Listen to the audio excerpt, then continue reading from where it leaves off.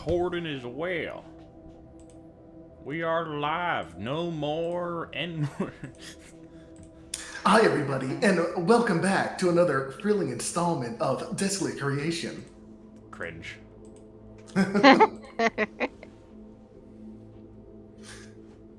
Today, we want to introduce you to our new sponsors, Raid Shadow Legends. No, To introduce you to our not new sponsors, sponsored. Raid Shadow Legends. No.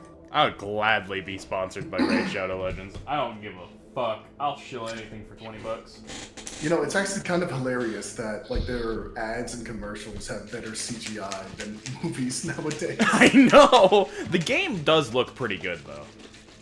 Well, yeah, but Don't you want to climb the Tower of Doom? No. With your skeleton then? I already played a gacha game. I don't need another. I don't like them very much. That gacha game being Warframe. oh right, but it kind of loses its luster after a while, honestly. I don't know. I can only collect so many waifus before I get bored. Jacket, are you logged in? Well, I'm about to be. Alright. It took me exactly how long I thought it would to eat, by the way. Yeah. Neat. How efficient. Anyway. Oh shit, I need to get a pen and paper. Oh, that reminds me. Thank you for that. A little something I whipped up for all of your convenience. This is a notepad which you all collectively have access to edit. And you can write down notes. It's a big old notepad that is shared between each of you. So if you wanted to write things down, something that everyone can reference at once, you can use this. I'm better at physically writing than typing, so I'm just gonna stick to writing. I mean, that's fine. I mean, you could have your notes there and then duplicate the important stuff onto here, or you could just not use it at all if you really don't want to, but I'm not going to force you to. It's a tool to be used. It's a take it or leave it sort of thing. It's a good idea. I appreciate it. Thank you. Yeah. Same. I'm not using a half-broken pencil. I'll be right back. I'm gonna go grab my sister's good pen. What do you mean you don't write with charcoal? Haley, the pen goblin coming.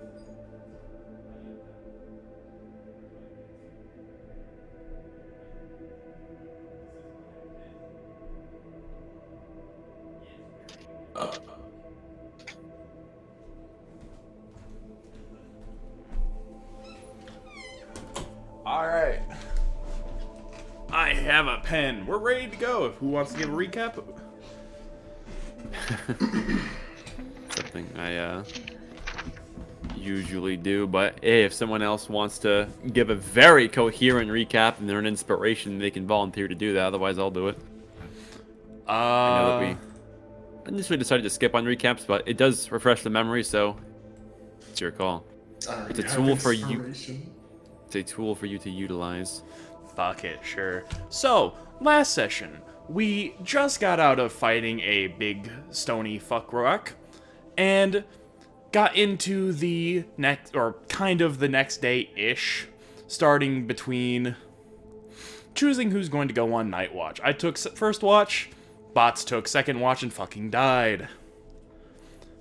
Big fuck-off monster decided to start attacking the place that we are currently residing. Didn't manage to get in, and then after it presumably left after a little while, Sadrius finally dropped out of whatever fucking factory reset mode he was in, and told us that the god of our world basically told us, we're fucked, stay alive, stay in here, not a good idea to leave. We all got wacky dreams where Dagny got her two brothers fucking stabbed. I had to fight a big fuck-off monster.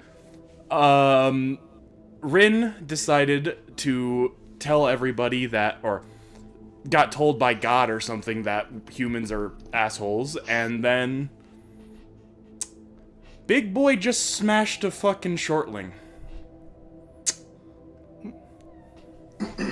Dagny tried to open the door, and 2 said no.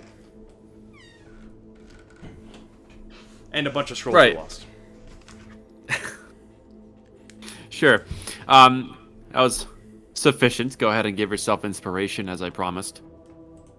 Sure. But to re-specify on the words of Sadrius, he claimed that he firsthand heard the voice of Zula, and it was evidenced by the intense clerical aura that was radiating off of him when he was in this trance, which was distinctly different from the nightmares / vision / whatever it is that you all had, although this all did happen around the same time. And he did emphasize the message was effectively, at least from what he was able to decipher, to get back to Highshire at all costs and revive Obosh. Because, more or less, the direction of humanity may entirely pivot on our ability to do that.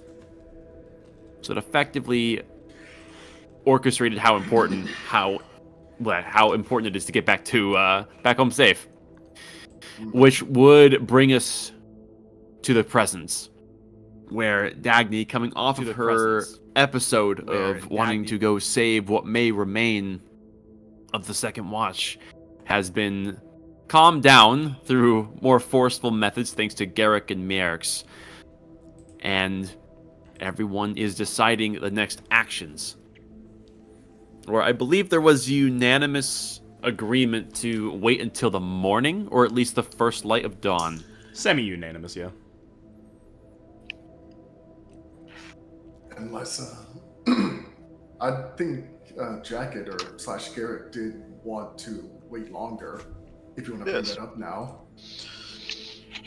I mean, at the very least, we wait until the morning, but I would say we wait longer.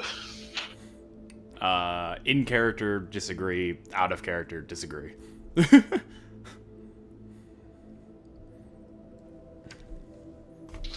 We have more than enough supplies for at least a couple of days, and out of character, we don't have to roleplay out all of those days.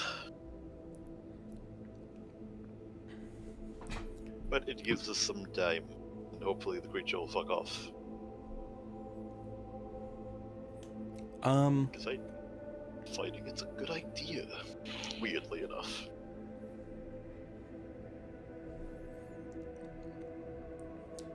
That's a conversation for the morning. Yeah, I'd say we just kind of, unless NPCs or someone wants to say something directly, just kind of jump cut to a more daylight area. Unless something happens. Alright, so as far as getting a consensus from all of our players here, I'm seeing 2 people are advocating to, wait for the morning? Did I get that right? Wait for the morning and then talk about it then. Okay. Anyone else has anything they want to put input? Yeah, if you want to have the conversation at the crackcast of dawn. Yeah, I'm fine with that. Yeah. It'd give Dagny a chance to be able to roleplay instead of scream. Well, then she'll probably have gone. I mean, have you untied her yet? I don't think you did. We'll untie. We would have untied you in like an hour, or 20 minutes rather. I would. I feel bad now. I would feel bad even more so later. Basically, the moment Dagny stops sobbing. I don't know. I feel like that's gonna happen for a while. I think that's more on Amazon or Dagny. What do you? I mean, like, I think she would calm down. She's just kind of catatonic in a way. Basically, the moment you calm down a little bit is when you'd get untied. I'm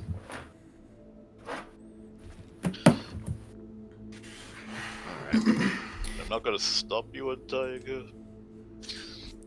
But there's that very obvious disagreement with you doing so early.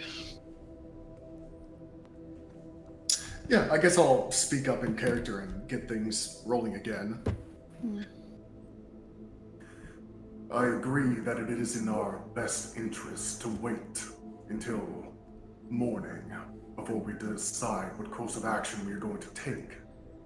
Let us take the time until then to calm ourselves and plan ahead. As for I did have a question for those who have been here the Crucible the longest. Are you certain there is no other openings at all large enough to fit in this device? As I'll tap the drone. Aragar, the one next to you from Patrol 63, would be the one to speak up. We've had a few days to scope the place out, and there is effectively nothing. Minus the only front door, this place is rather airtight. I think that is the only way in and out through and through. Unless, of course, you feel like you can knock down a wall.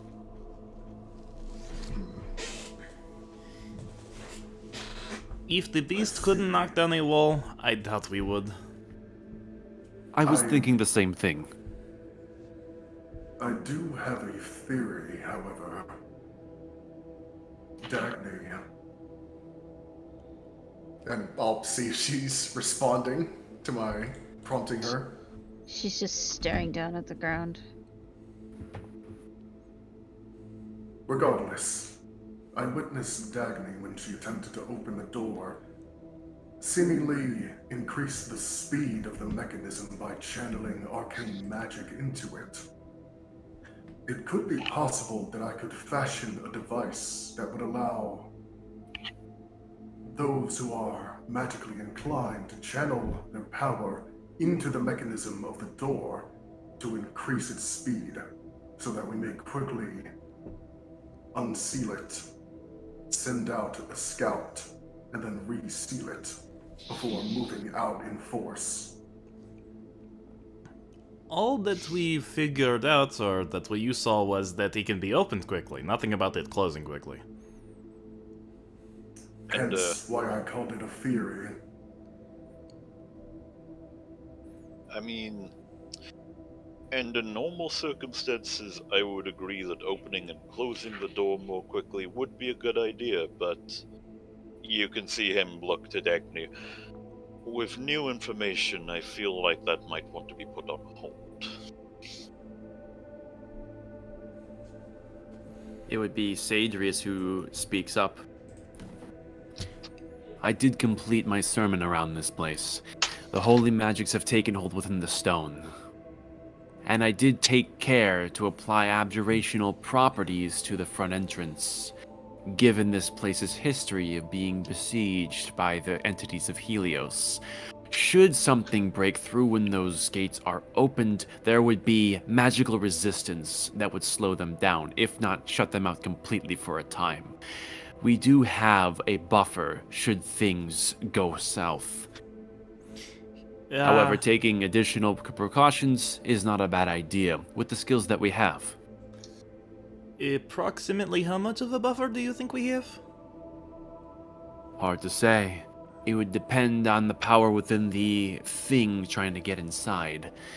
However, to anything our sized, attempting forced entry against the barrier we've created, it would certainly be stopped for quite some time. Well enough for us to assail it or deter it.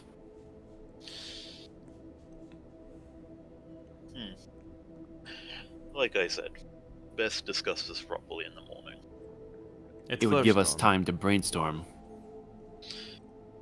And a few of us still have to recover from that creature before. Of course. Troubled minds and weary bodies is frequent among all of us. I am well rested given my experience with Zula. I'd be more than willing to keep an eye on everything and awaken everyone if anything erupts. That is, of course, if it doesn't awaken you on its own behalf. One question before we do sleep then. How is everyone's food situation looking? And water? Did we receive rations before we left? I do not remember. Didn't ask for him, didn't receive him. So how I work rations is after like you make it to morning, you will subtract 1 ration, essentially depleting an entire day's worth of food that is on your person. Bit of a meta question. s- We start off with 10. How many do we have remaining since we kind of went on an adventure before this? I mean, you started at the beginning of the campaign south and made a beeline straight for Highshire and spent your time since then there. And you went from Highshire to here, which was not even a day's travel. So currently you haven't lost any rations. Okay, just making sure. Yeah. I would say that there would be like food provided when you got back to Highshire to avert losing that first ration. Okay. Thank you. That answers that quite well. Alright then. Well, that's just something that I wanted to make sure we're not overlooking. I'm going to go to bed. I'm gonna untie Dagny. Please do not do anything stupid. She does not move when you untie her. Rin, before bed, I do have some tinkering ideas that might be beneficial for us. Or me specifically, rather. Oh, Alright. And he's just gonna get a piece of paper and a pencil. Do you have anywhere where you are set up currently? I'll lead him back to my workshop at the Heliostone table over here, where the resources I gathered previously and some of their tools and such is still laid about. Alright. So, I've kind of thought of an idea that might be beneficial. It is, you know bolos? The things that you throw? Yes. Do you think you could help me design something to shoot those in some fashion? My arm is good, but not as good as a crossbow.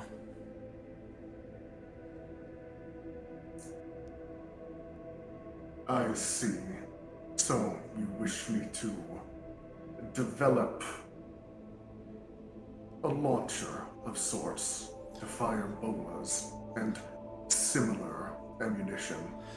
There is a type of ammunition as well that I was specifically looking into. And just kind of starts sketching out basically a hooked ball. Ooh. Yep. They would be laid out before you Rin. And as far as you're concerned, it seems simple enough for you to make immediate sense of. If the creature tries to move, if it doesn't try to take out directly, it will dig deeper. And it could restrain its movement if done correctly. I see. I'm uncertain if I will be able to create this with the supplies on hand. It does not have to be today. Just a thought for future use. I will keep it in mind. Thank you. As he's just going to leave you with a little bit of rope, just in case you need it. As he's just going to wander back to his bedroll.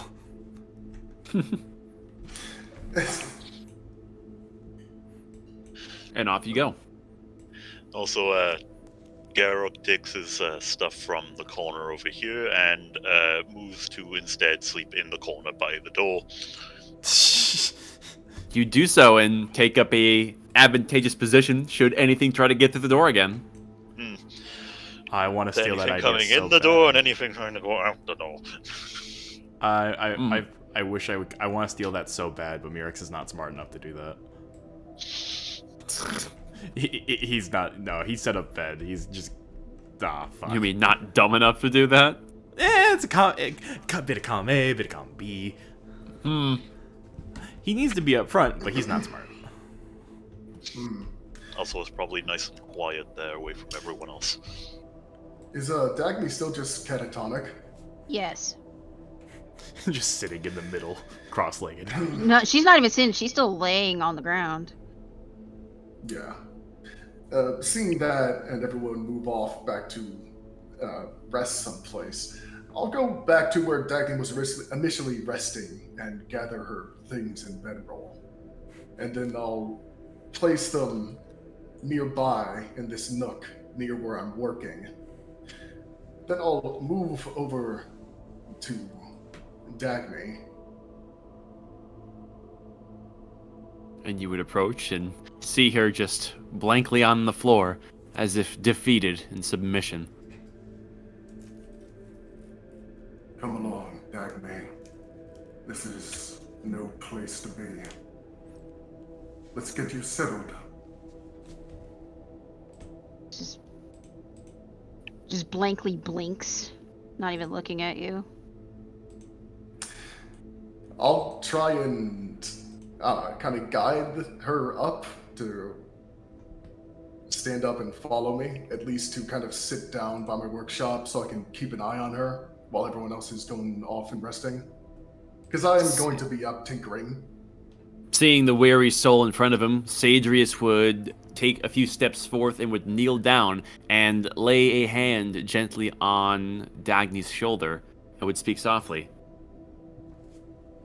I sense your troubled heart, Dagny. You must have faith in those as they have faith in you.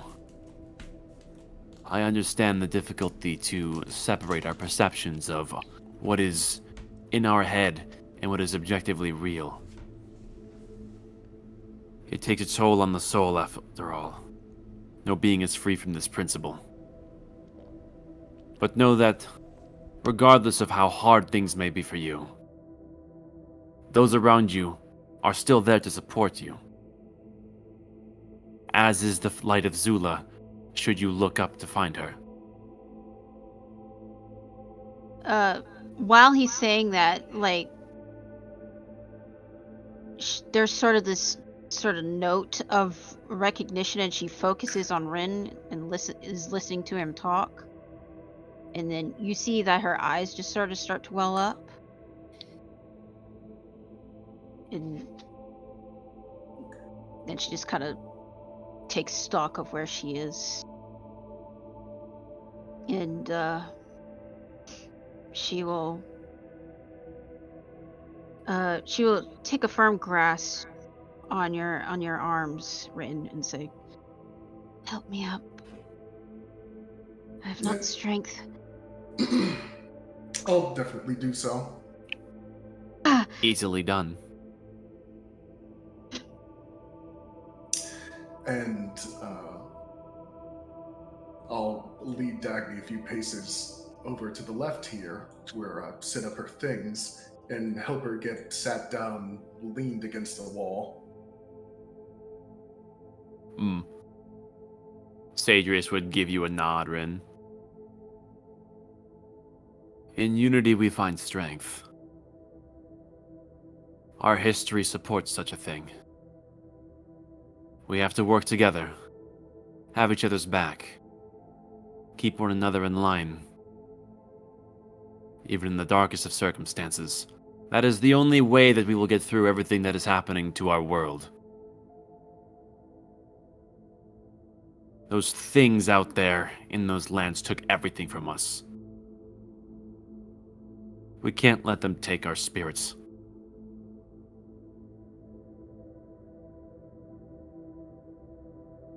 She just kind of looks at Sadrius.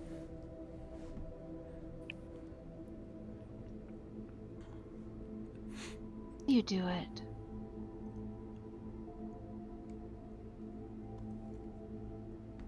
How do I keep moving forward, do you mean? No. How do you talk to her? I never have been able to. Until now. She spoke to you. Yes, she did. I have no doubt. What did she say?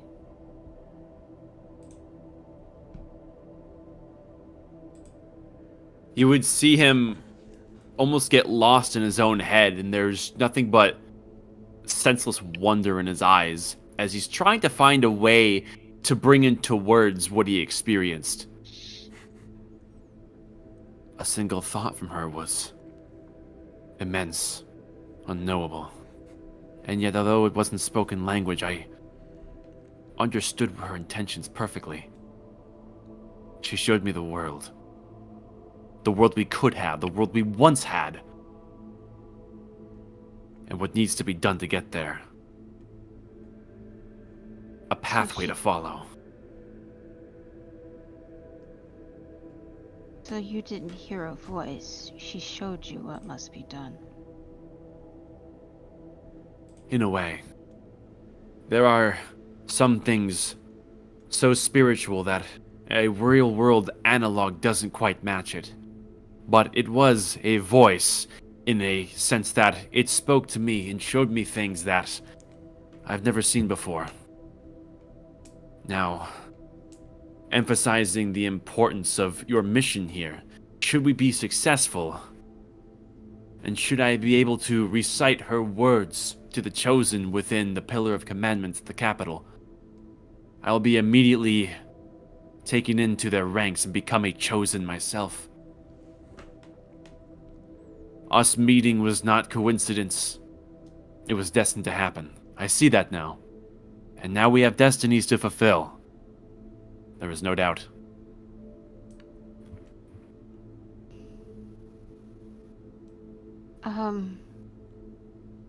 I was told that only the chosen are able to hear the voice of Zula, but from what you're telling me, there wasn't a voice at all.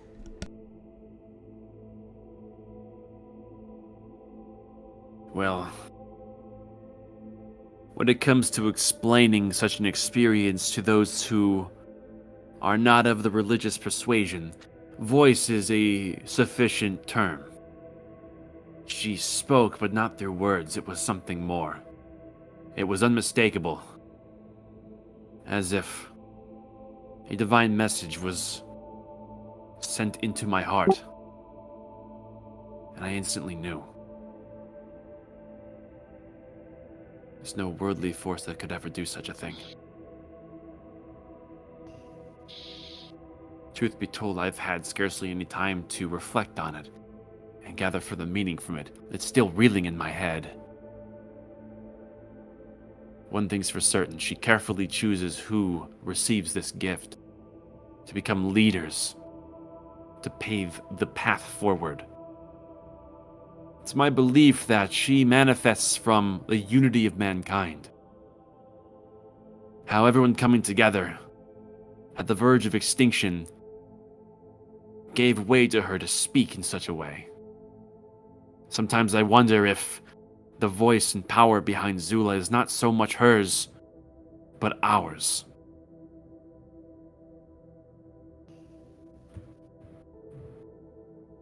It's impossible to say. But whether you are a chosen or simply a devout follower, she is there, and the power she can bestow upon you should you be open-minded to accept it is very tangible. Look to the Helios stone around us. And he would point around, and you can see if you look at the stone now, where there was arcing green veins spurting power from the stone. Previously, there was a more auric and elegant fluttering of light that is passing through the stone, almost as though clouds. It has this almost golden glow to it, and minus the low light of the candles inside of the crucible, that power going through the stone is actually what's causing the illumination that's keeping this place from being in total darkness. It's this angelic glow that had originated from his clerical power. And focusing on that gives you a pretty significant, not so much a picture, but more so a sensation of where he's coming from as he's trying to translate his experience as best as possible.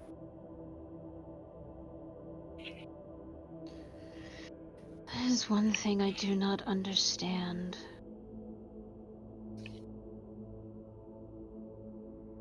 What might that be? If Zula is able to show you without words, and does not dare to even she won't voice it in a language we all understand. Like, when she says that, she's kind of looking at the Heliostone and kind of admiring the artwork in the Heliostone. Mm-hmm. And then she kind of looks him straight in the face and says, "If she does not speak, then why did she scream?" I don't know. The world felt it. Her pain. And then everyone felt it firsthand when people started dying. It terrifies me.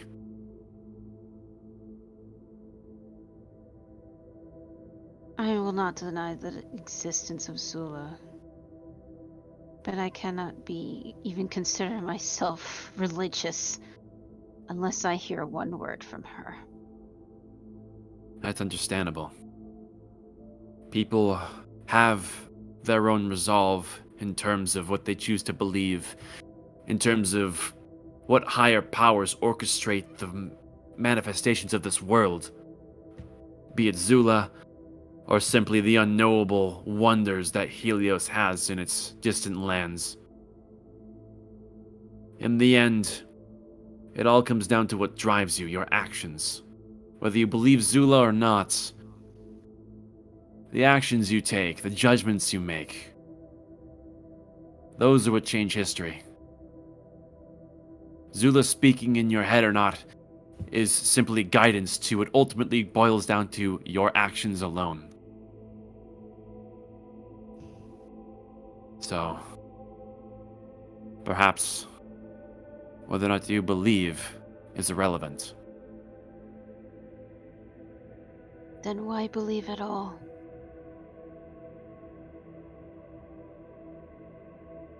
That is something you must figure out for yourself.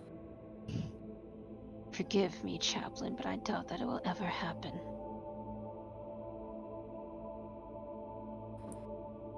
I understand.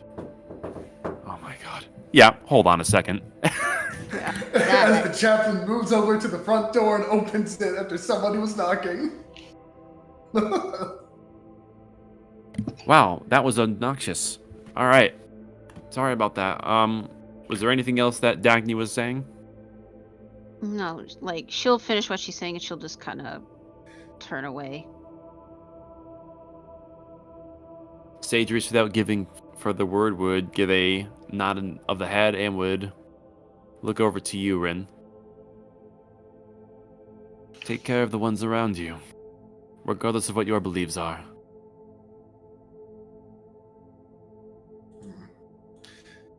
I'll give him a slight nod, then I'll turn over back to my workbench here and begin a new project.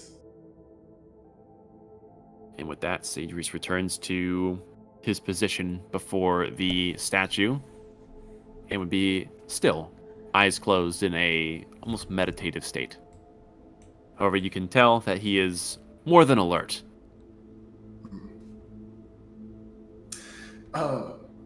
I did want to immediately set to work on something, what I mentioned previously. Okay. I wanted to use the leftover resources that they were initially using for their electric fence, as it were, that they had stockpiled back here. And I wanted to create, using the wiring and the like, essentially a device that would adhere to the door that would be essentially the output for arcane energy. And I wanted it to be a long length of wire that conducted such energies, leading to a input device that, when touched and magic channeled into it, would lead through the wire into the output. He wants to make a button. something that like actuates a magical pulse per se to move the door. Is that what this is? I'm essentially just making a magic extension cord. You ever seen Redstone? Yeah, but no, it's literally just a magic extension cord Huh. that, you know, people can be a good distance away from the door, channel their magic so it opens and closes faster. Like with what Dagny did prior. Okay. I'm just trying to physically get an idea for what this thing looks like. Redstone button. No, like is it is it like a series of like wires or just like a metal apparatus that like would latch onto the door? Well, that depends. Obviously, I wanted something that would adhere to the door. And you did mention the fucking wires and such that are here were used for those devices outside, and they did channel the energy from the crucible to those machines. So I imagine the wire itself is capable of channeling magic. It is, although I'm trying to wrap my head around how a wire channeling raw magic is going to move pieces on like specific pieces on a door. Yeah, you still have to touch the door to open it.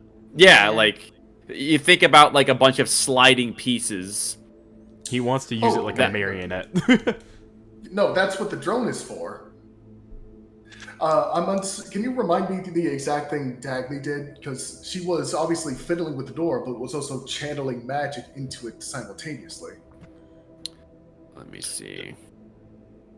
Well, what I don't did re- was an intelligence check to see if I remember the pattern, and then I did an Arcana check to allow me to channel my magic through the door since it was reacting to magic.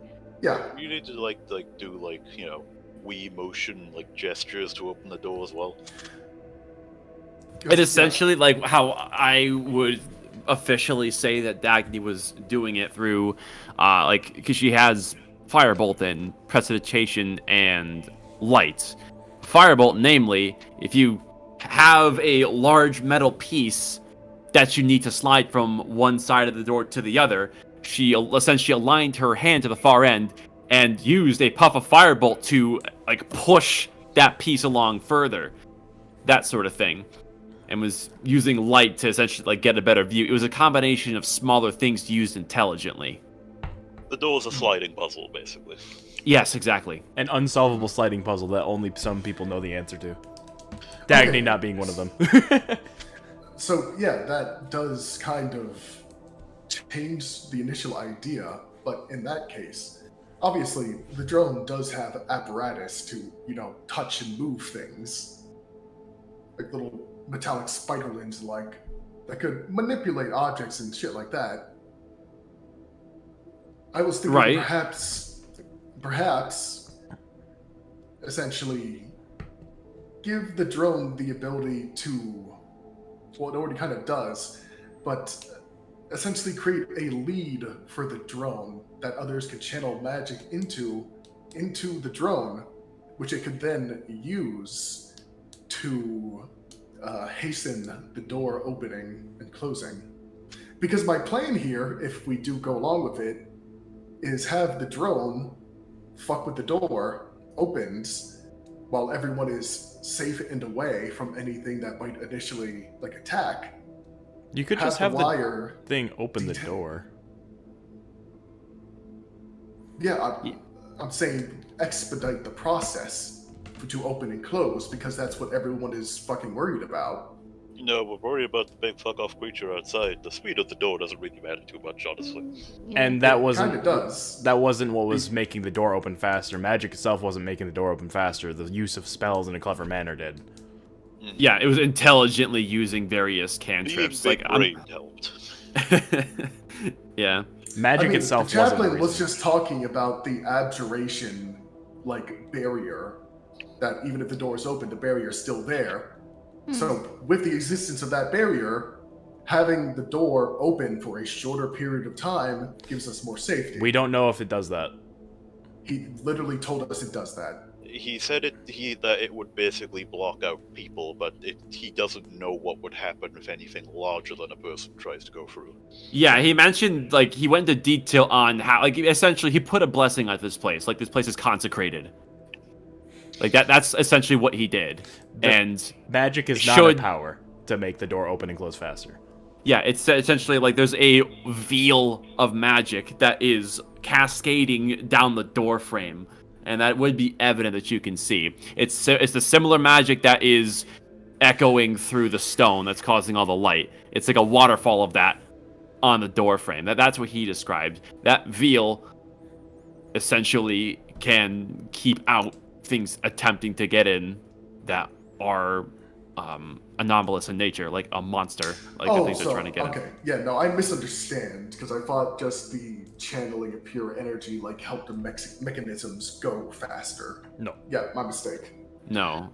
Like, the wires and whatnot on those machines, you would know, is able to carry out the energy that's in the stone. It's essentially, like, it's mimicking the properties of the stone, where it's like plugging in an extension cord from the crucible to those machines, so this holy energy makes it into those devices to then be essentially channeled however they want to. They can redirect it.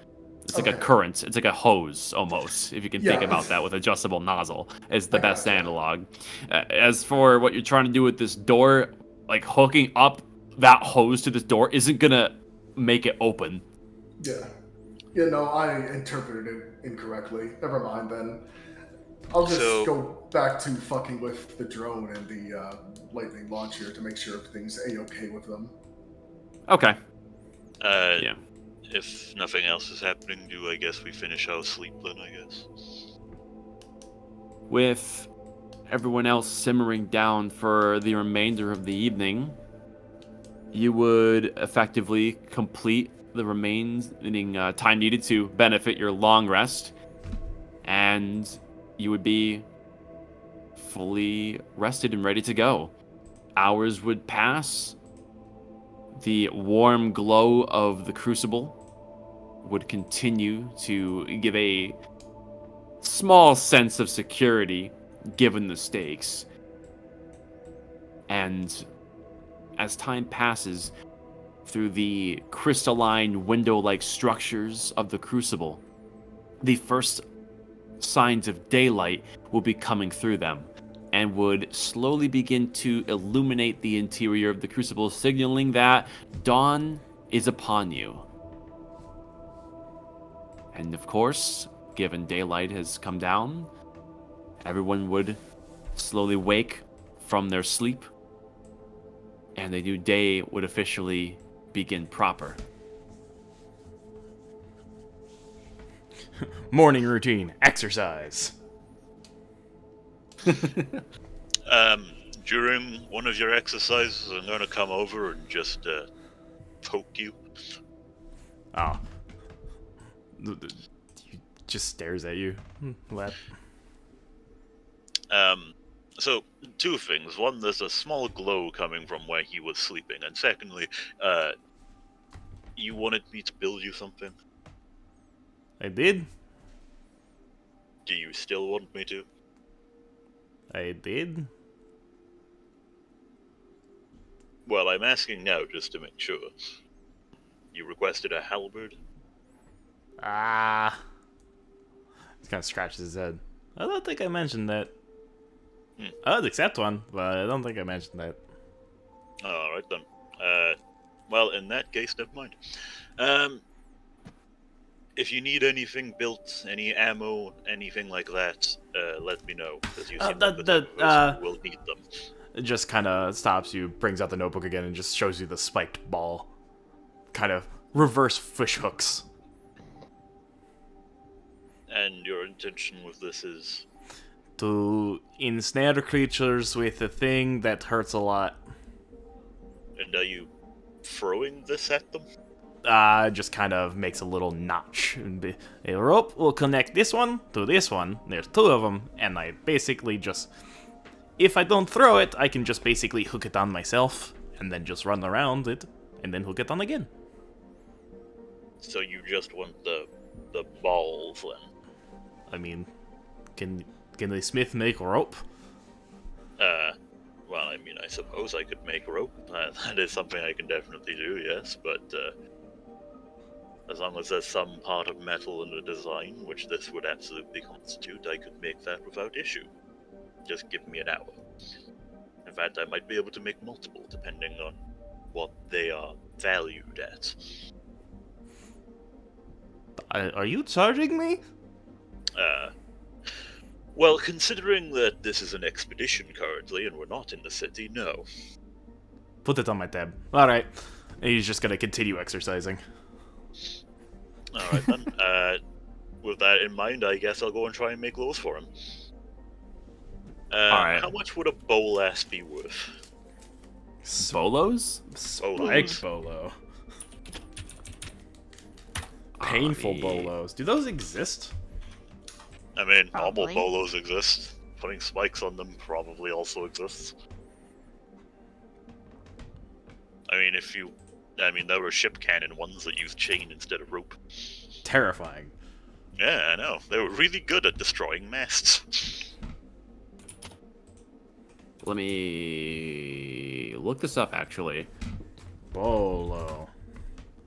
A bolo does. It's because I'm spelling it wrong. Bola.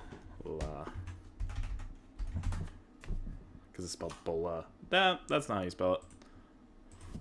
Bolas. Is this what you're talking about, Jim? No. No. I'm gonna say, here we go, give the average for that. Each set of bolos with like the spikes, made sturdy, made to last, that can take the abuse of battle and is not just cheaply made, would be about 8 gold pieces per bolo set. Then I'll come back to you. How many do you want? Just interrupting his exercise again. What? My smithing is based on an amount of currency. How many can you afford? This just kind of looks in pouch. Shows you empty gold pouch. Was it, did Mirex was the one that gave me the, suit of armor that he wasn't using? Yeah, the scale mail. How much is scale mail worth, actually? 75. Alright, cool. I believe I haven't used any of it for crafting yet, so in that case, what's 75 divided by 8? Because as long as it's an equivalent cost, it can be used, basically. Roughly 9. Then I'll make him 9. 9 point something.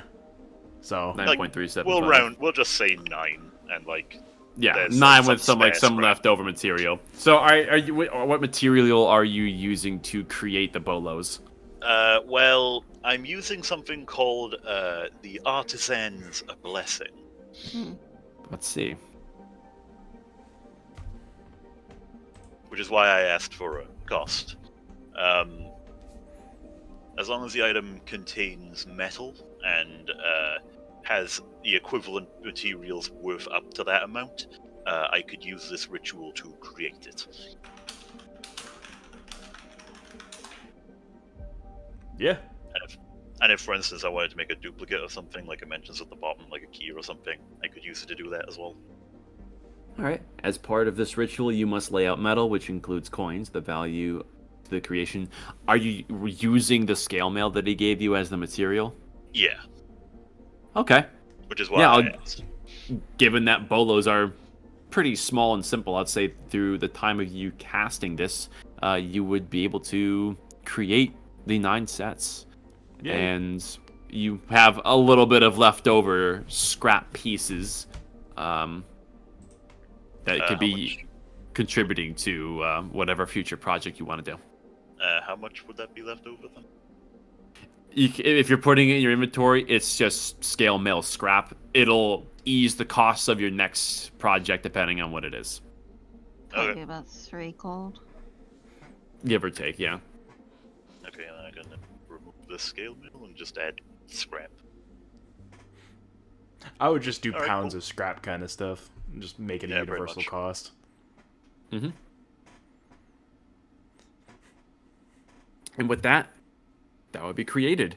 And you have these which are simple enough to make, and with the material, they are mostly made of metal, sturdy, and you would test them, kind of smack it against the helio stone a little bit just to make sure that they are They up to don't snuff. crack.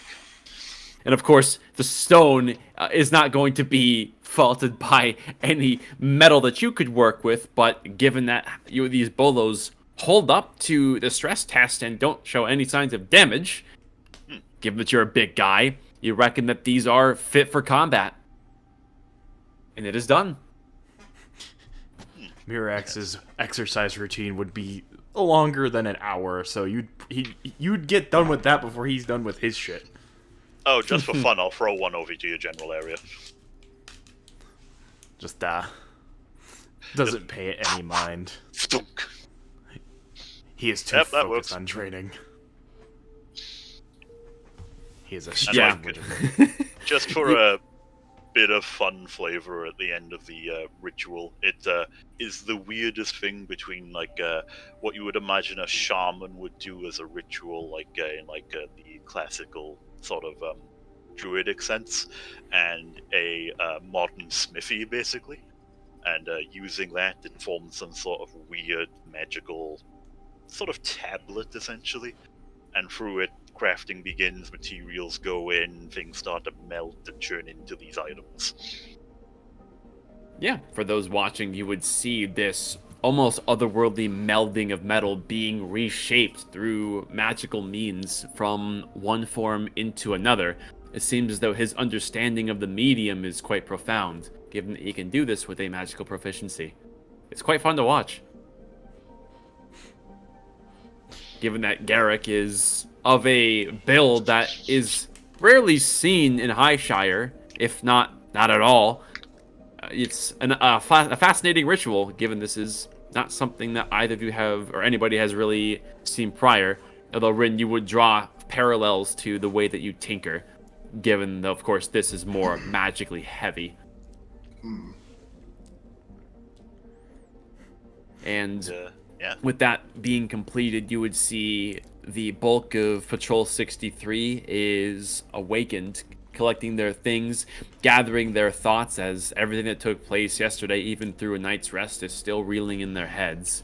And Morthos would come from the north and would kind of just awkwardly slide past Mierx, who's doing his morning routine, and just kind of, she's averting her eyes because she just doesn't want to deal with you. Bro, he gotta stay in shape, bro. He's doing jumping jacks at this point.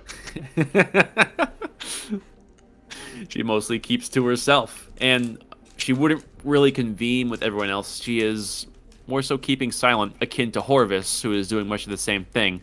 The other four, however, are chatting it up. They're collecting their things and making their judgment call and their final notes on this place. You would see Aragar essentially is denouncing the fact that they ever found that stone to begin with. Most of them seem to agree, although Jin does speak up and protest, saying it was things that we don't understand, we shouldn't make immediate judgments. And the conversation kind of seesaws between those 2 points. They seem to have a hard time getting over it. And they also seem a little bit troubled that, are their minds their own? Are their thoughts their own? That would also come up, and they don't seem to come to any conclusions, seeing as they essentially did exactly what the stone wanted them to. They can't decide whether or not they decided to do that or they were coerced. Just And- casually sliding over. Yeah. And you would ease in as they're in the middle of the heated debate, and Vela would be the first to speak, and she would say, look, everything makes sense in my head still, in terms of what we're doing for humanity and everything that we're supposed to accomplish out here. And we need to accept that we're going to see things that we aren't going to be able to explain. It'll make us question things. That is the nature of what we're out here to do. The fact that we're finding these things is a good sign. To find some sort of progress, some answer, some anything. It might not be without risk, but to experience what we did, taking minimal casualties, she kind of looks down at the ground saying that, I'd say we're at least off to a good start. We just need to be smart about it. Caecilius, the dwarf, would shake his head in protest. I don't know about that. Ugh. Yeah, that's some nice theories you got, but I mean, you saw what was in it. Big old monsters coming out of stone. What are they? What's next? Are they gonna come out of the little blades of grass? They're gonna come out of the smallest of, I don't know. It's just weird, you know. I don't know. I don't really know what I'm saying. It's hard to really put into words. Our group saw a tower go into the sky. All our eyes would go to you. What? A big storm happened. A tower actually kind of similar size to this one, just kind of lifted off, and then we got assailed by what looked to be humanoid skulls that looked like lightning. It was a very interesting day, but nonetheless, mistakes are made. Interesting things will be seen. There's an amusement on Jin's face as you see a smile and nod. He just says, cool. The fucking building stole my materials, and I'm still upset about that. I will find that building. So, you got mugged by a castle. Yes. Precisely. Well, that'll make a good drinking story. But, beside the fact, you did make a mistake, but I assure you it was out of just curiosity and just trying to make sense of it all. Your minds are your own. You were just listening to what you thought was correct. Yeah, I think you might have a point. Not all manipulation of the mind is through magic. Even though that stone was pretty magical, I can't help but wonder.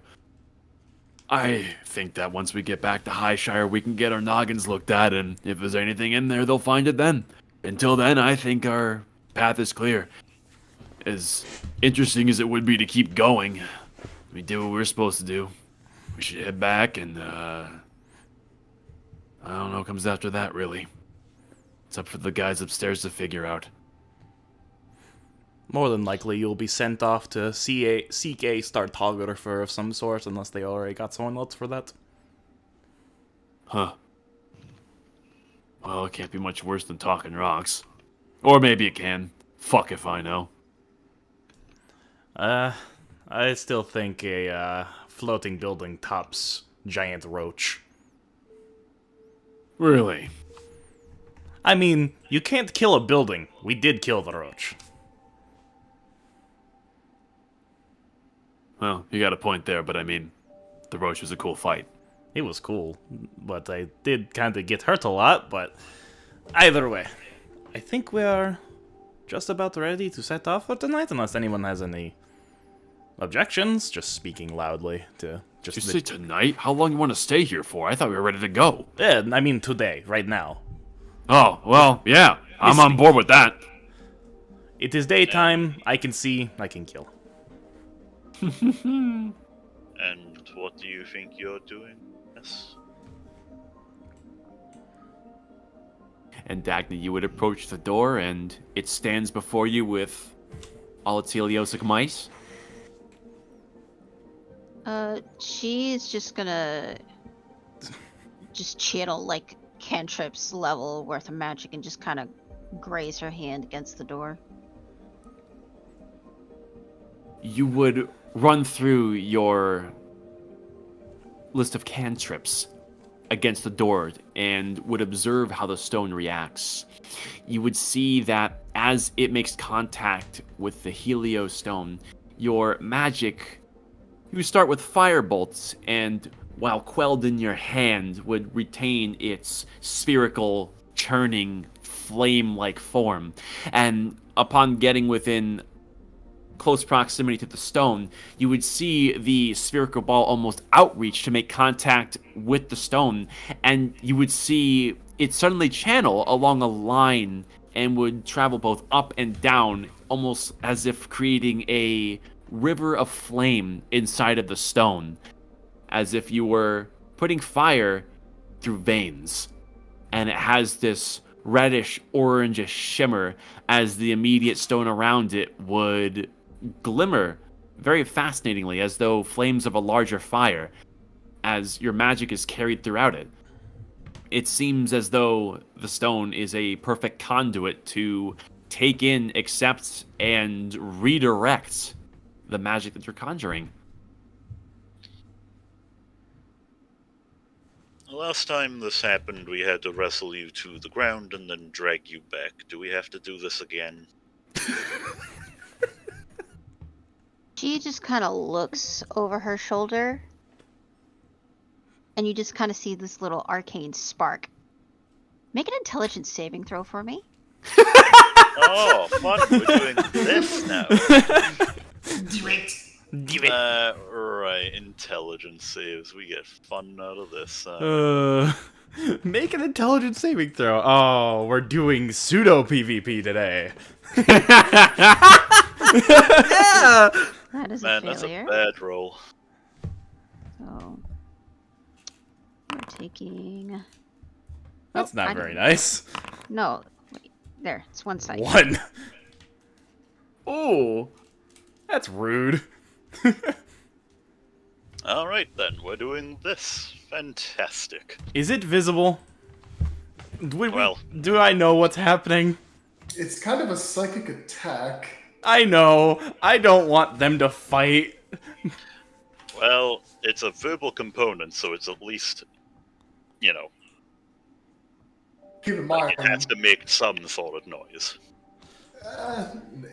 it's rather her saying something, and you guys are like, what is that, like 100 feet away from everybody else? Yes. It would just be loud. It would just be loud enough for him to hear. Yeah, that wouldn't be like echoing through the chamber, especially with other voices actively talking quite loudly about events that are going on. Oh no. Well, I mean, that is a spell, and I was attacked. Turn the other cheek, my friend. Yeah, like she does that, and then knowing that it connected, she just turns around fully to face you. Let's What see. are the effects of that be, man? Like, that psychic attack that only did 1 damage, what that feel like? I It just suppose? feels like an insult. So, Yeah, so Garrick, upon examining Dagny with her experimentation on the door, you would see motion in her hands, arcana well up, and there's a sudden pain shooting through your head, and it would kind of echo through the rest of your body a little bit, like you just suddenly had a terrible headache, as though someone had taken a needle and had punctured it through your forehead. And given Dagny's presence in front of you, it's no secret that she was responsible, as you can feel there is a clear ringing pain still through your head even after the fact. I see. Well, in that case, because we're definitely friends here, how about... Oh god, how mean do I want to be with this? Well, I mean, it's to a be fair, cantrip. you did kind of just stride up and immediately insult her. Oh yes, and that's grounds for me to Giving be you a slight asked. headache. Okay then, I'll respond in kind, I guess, because that seems fair. Make me a wisdom saving throw. Oh god, no. This one's loud, at least. Yes, exactly. 21. Is this a save or suck one? I think it is save or suck. Oh, let me double check for you guys. It's save or suck. Yeah, it's a cantrip, so. Yeah, if they succeed, and nothing happens. It's Saber Suck. Yeah.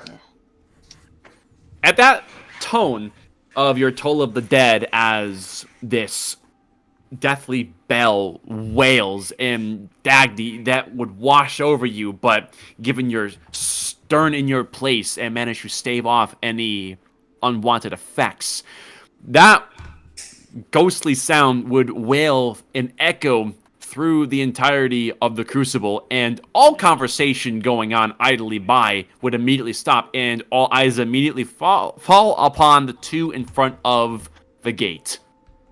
As you would see them both staring each other down very intensely, Garrick towering over Dagny, who is standing her place in front of the door. There is very clear tension. Just kind of motioning to Rin. We kind of have to do something about this.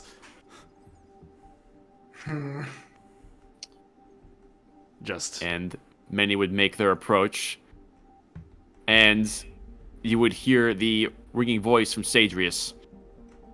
What's going on over there?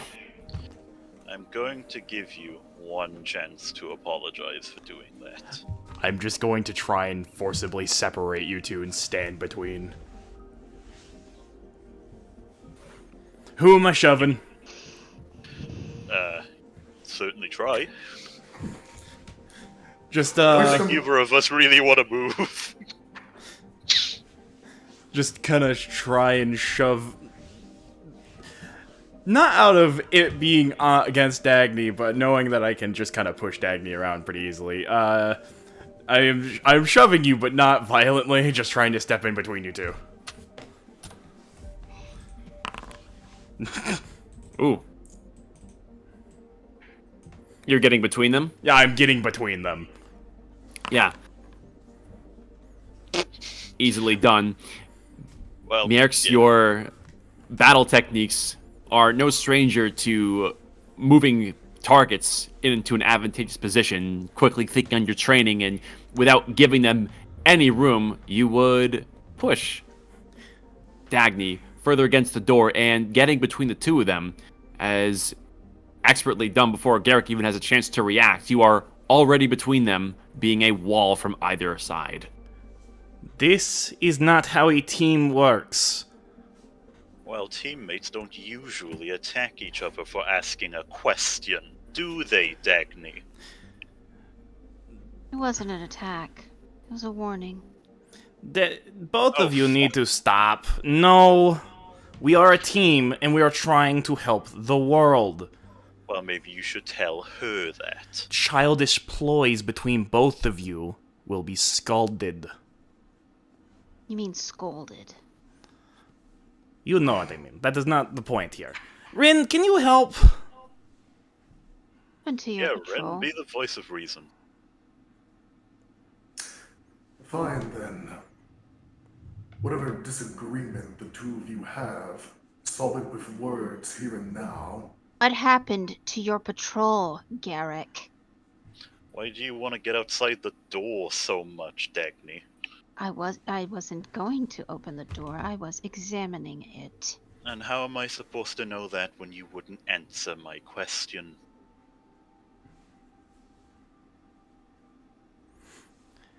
It needs to be a little bit more of a wall between you two. I'm not going to attempt to shove you, Garrock. I'm just going to push you back slightly. Just please step back. With all due respect, I don't know who you are. I've been traveling with you for but a couple of days, and you think for some reason that I should answer to your every whim when you don't want to answer mine? How is that fair? You've already almost gotten me killed once trying to open the door last night, and yet you think you're the right person in this situation? I don't claim to be a leader. I I only didn't cared about claim those you who were were. either. I only cared about those who were outside. And after the dream I just had, it was harrowing to feel that way. And when I had the strength to try and go to save them, I took my chance. I respect that, Dagny. It is valiant, but Stupid. That's the words I would use. What you did was right in a sense, but there's no need for hostilities either way. Now, Garak, please back up a little bit. One more step, if you will. I'll listen to you, since you're one to cooperate. But I would suggest that, since you're part of her team, that you convince her to not do things on a whim like that. Because it will get us killed. We've already determined that we are a team. We are going to vote on everything. Acting rash is a thing that will happen occasionally. I am not one above acting on a thought. The rest would know. You have to respect what she did, but we did stop her.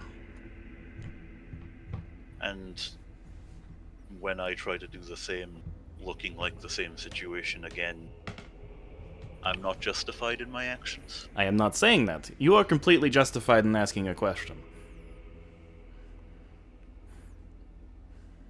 If she apologizes for attacking me, I'll pretend this never happened.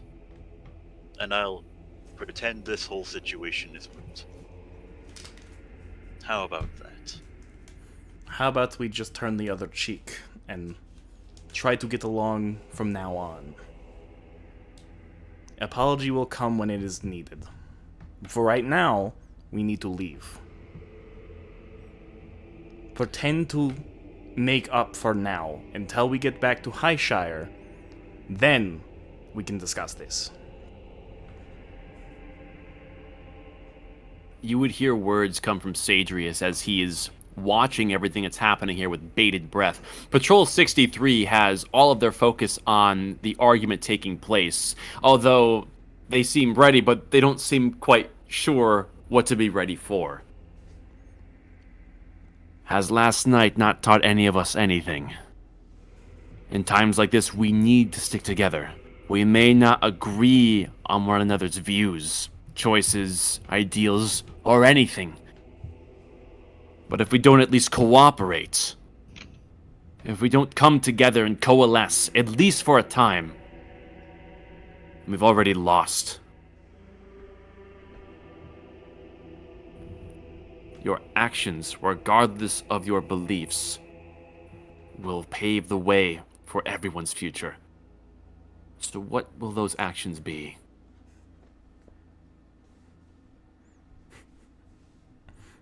She reaches into her bag and pulls out the tome of chocolate coins. Pulls out one of the coins and offers it to Garrick. I'm sorry.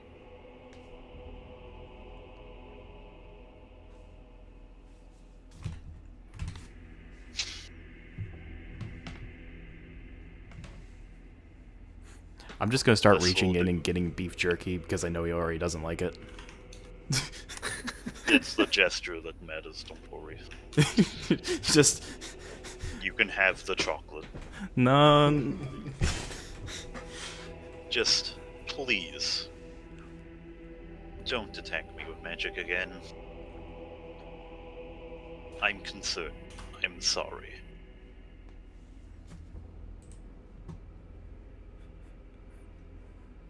She's just standing there with the coin still in her hand. Mirex is just Hello. gonna take it. Yeah, if you weren't gonna take it, I was just gonna pass it to you anyway. Mirex is just gonna take it and pocket it and just. It was a good effort. We should just gonna gesturing towards this way. The plan? I still don't think leaving it first dawn is a good idea, but if everyone else feels it is, then I will go along with that plan. Do I have your permission to open the door? Not just yet, please. I would prefer to go first, or Rin, or anyone but you. Just kind of gesturing towards your size. It would be ideal to send the drone out first. and scour the perimeter for any and all threats. How While we expendable is remain that? Here, How extremely expendable. Okay, I agree. Very And well. we will remain here, use the defense of the abjuration veil the chaplain has mentioned, as well as the choke point that the door provides. Once the drone has finished its sweep, we can move out in mass. I also believe it to be prudent that we search for any sign of the three on watch last night.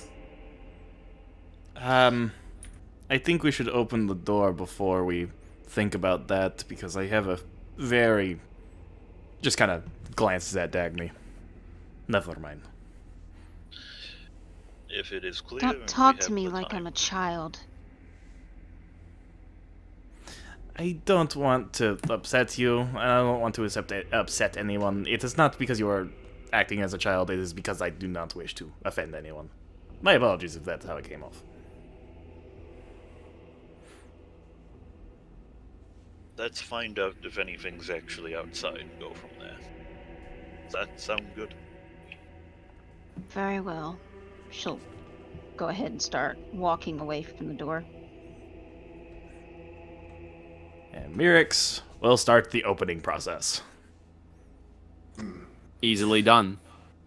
The drone will be waiting above him, ready to shoot out and do its job.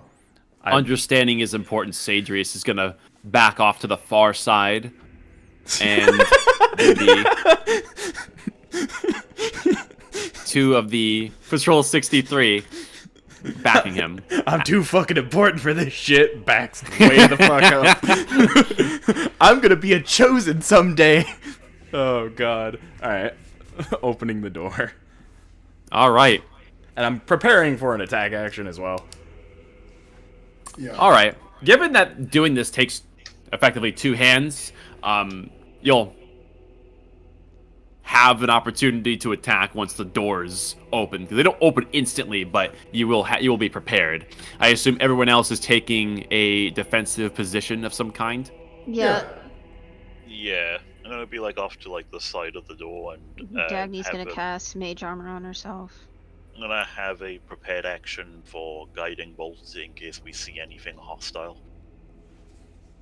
I got my lightning launcher primed and ready to fire. Please don't As hit does- me.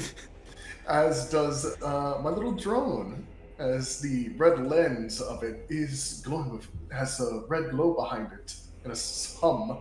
As you imagine, it is primed and ready to shoot something too. It's set to tase, boy. Anyways, open. Sesame. Backs up. Everyone is prepared, and Mirix would begin the sequence.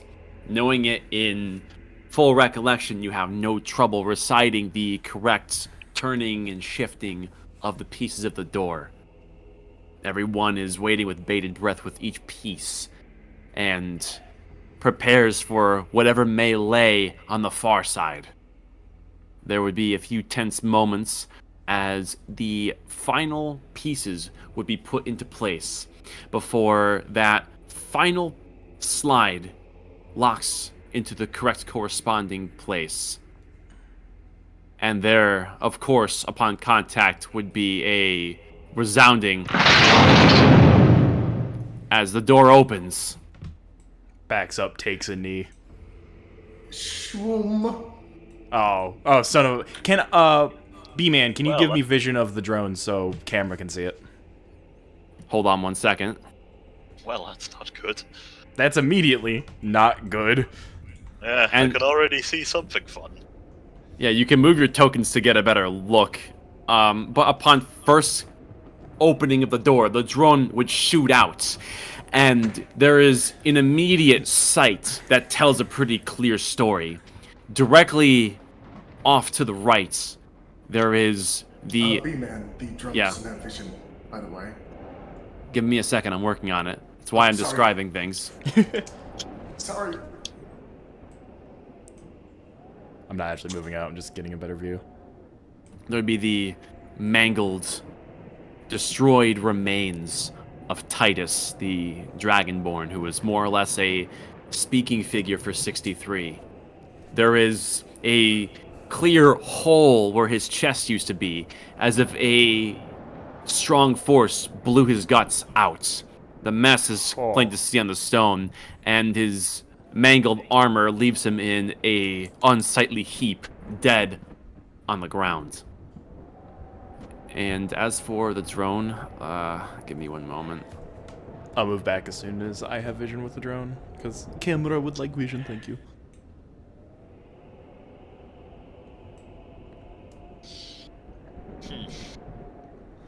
But take your drum, baby. Yes, but the stream might want to see. I'm gonna give observer permissions for everyone on the drone. They should allow you to see. Let me see. Did that work? Everybody has to highlight it to be able to see from it. So just unhighlight your character if you're highlighting it. Okay. How do I do that? Just there it is. basically click and drag anywhere other than your character. That work okay? Yep. Yes. As long Nice. as you're not focused on a single character, it does work. Well, there's one observable corpse. And yeah, that would be plain to see. There was definitely signs of significant struggle out here. You would notice over towards this spot here, there is an impact mark and scoring along the rock that is synonymous with something arcanely innate. As if a powerful magical source was directed and impacted into the stone. And your seeker drone would inch outwards and would begin taking further sweep, assessing for further details of what took place here. Roll perception for the drone. Yeah, definitely. I wanted to check out the immediate area to see if there's any tracks of movement of where the other two may have went. And after that, I wanted to rise higher up into the air and begin kind of orbiting around the crucible and the surrounding area to look for anything of note. Okay, So roll. perception. While that's happening, oh Jesus. I want to use my inspiration on Seeker, if that's okay. You can. Can I use my inspiration if it sucks further? God damn it. Roll the 10. You would begin your sweep, and what are you gonna go, like clockwise, I guess? Sure. All right. You would begin your motions. You can see that the machines are relatively untouched. There's still even into the morning, the smoldering remnant magic from the stone that is burning off of the metal. You imagine, given your acumen for everything you learned about these machines, Rin, that these could be like that for several days before the latent magic fades completely out of the material. Essentially, that metal has been soaked with the energy from the keystone. You would continue along here, and you notice, granted there's high winds that you're on top of the mountain, but you would see, especially around within here, there is a few shredded tatters of a cloth that are kind of stuck between a few crevices on the stone, and they're further off in this direction. Are you going to keep moving, or are you going to look around here further? I'll prod and see if there are any more remnants with the cloth, or if they lead anywhere. Okay. Continuing on with your action and looking further into what you find here, given that you spent a lot of time with the mage that was out here, his name was Catharon, you would be able to recognize that the tatters here are strikingly similar to what he was garbed in. And upon getting close and trying to make out any details, any maybe signs of blood or looking at how it was shredded, you would see that the material is surprisingly loosened, as if it had been subjected to incredible age in a short amount of time, which is a bit strange. You almost second guess yourself if this is even his cloth. Maybe this is a different mage that happened to have similar clothing. But no, it's still very similar. It's hard to be certain, though. The cloth has this loosened, aged look to it and is a bit powdery as well.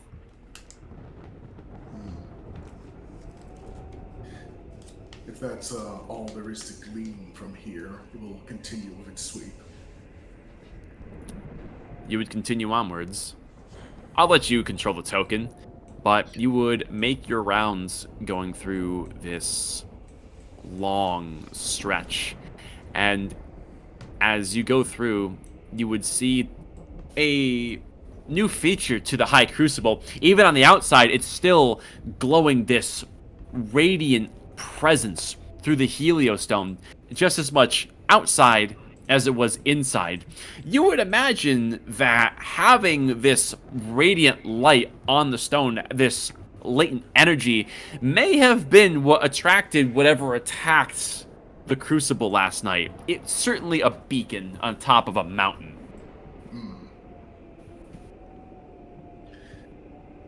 I have good news and bad news, I suppose, as he looks out the gate. That is not very appealing right now. Well, I'm going to call it like I see it, unfortunately. Titus appears to have fallen. Rien? Can you see through its eyes? The drone? Yes. Just kind of gives a little tip of his head, just like, okay. Fair I'll enough. stop it where the drone is right there. Yeah. So you would continue making your rounds, and you're examining the trees, the grass, the stone, anything that may resemble signs of a struggle in terms of tracking where something may have come from or where someone may have went. You would search this entire long loop through the buttresses and trees, and despite your greatest efforts, stopping at multiple points to examine patches of dirt more closely, you would turn up completely empty before continuing on over here. And there would be just a faint glimmer, a shine that comes from this patch of grass right here. An alive and well thistle? It'll move closer to inspect. You would peer into the shrubbery here, and you would see the glint of the familiar golden gilded Highshire Elite armor. And you would go even closer, trying to part the tall grass. It's difficult because of the wind. You almost have to nuzzle the drone right against it to make out what you're actually seeing. And as the final blades part, you get a striking view of a mangled, shredded Highshire Elite helmet that is discarded within the shrub.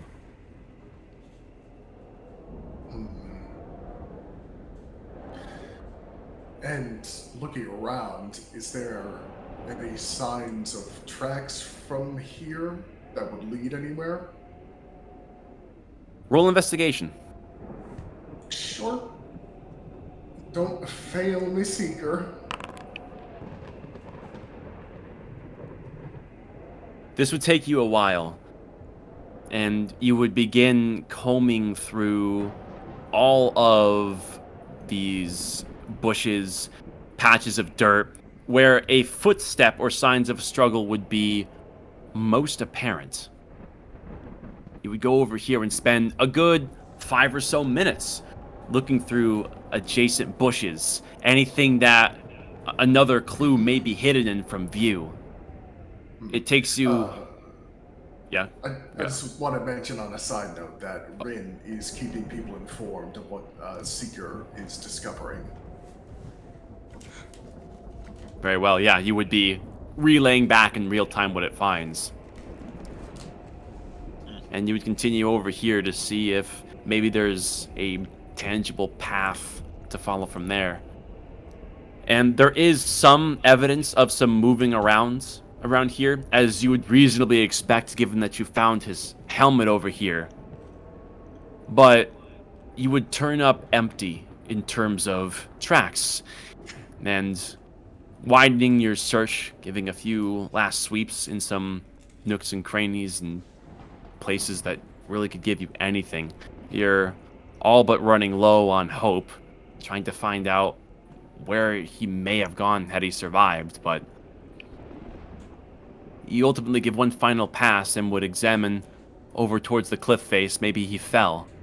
And as you do so, there would be yet another familiar glint as you would see coming over the edge, resting upon one of the beams to the pylons, is a unhelmeted, barely alive Thistle. Hot damn! I didn't lose my shit, is basically what he's thinking right now. Oh, I'm joking. Do we go out and get him? Seeker is immediately zooming over to him. And, would you say, I know for the homunculus, it says it can't talk, but can it make noises? I suppose it can make some limited range of mechanical noises. Not like beeps per se, it's not like a robot, but you certainly can make it give a small racket. Yeah, definitely try and give the machine, I don't know how to describe it except the broad term of non-threatening.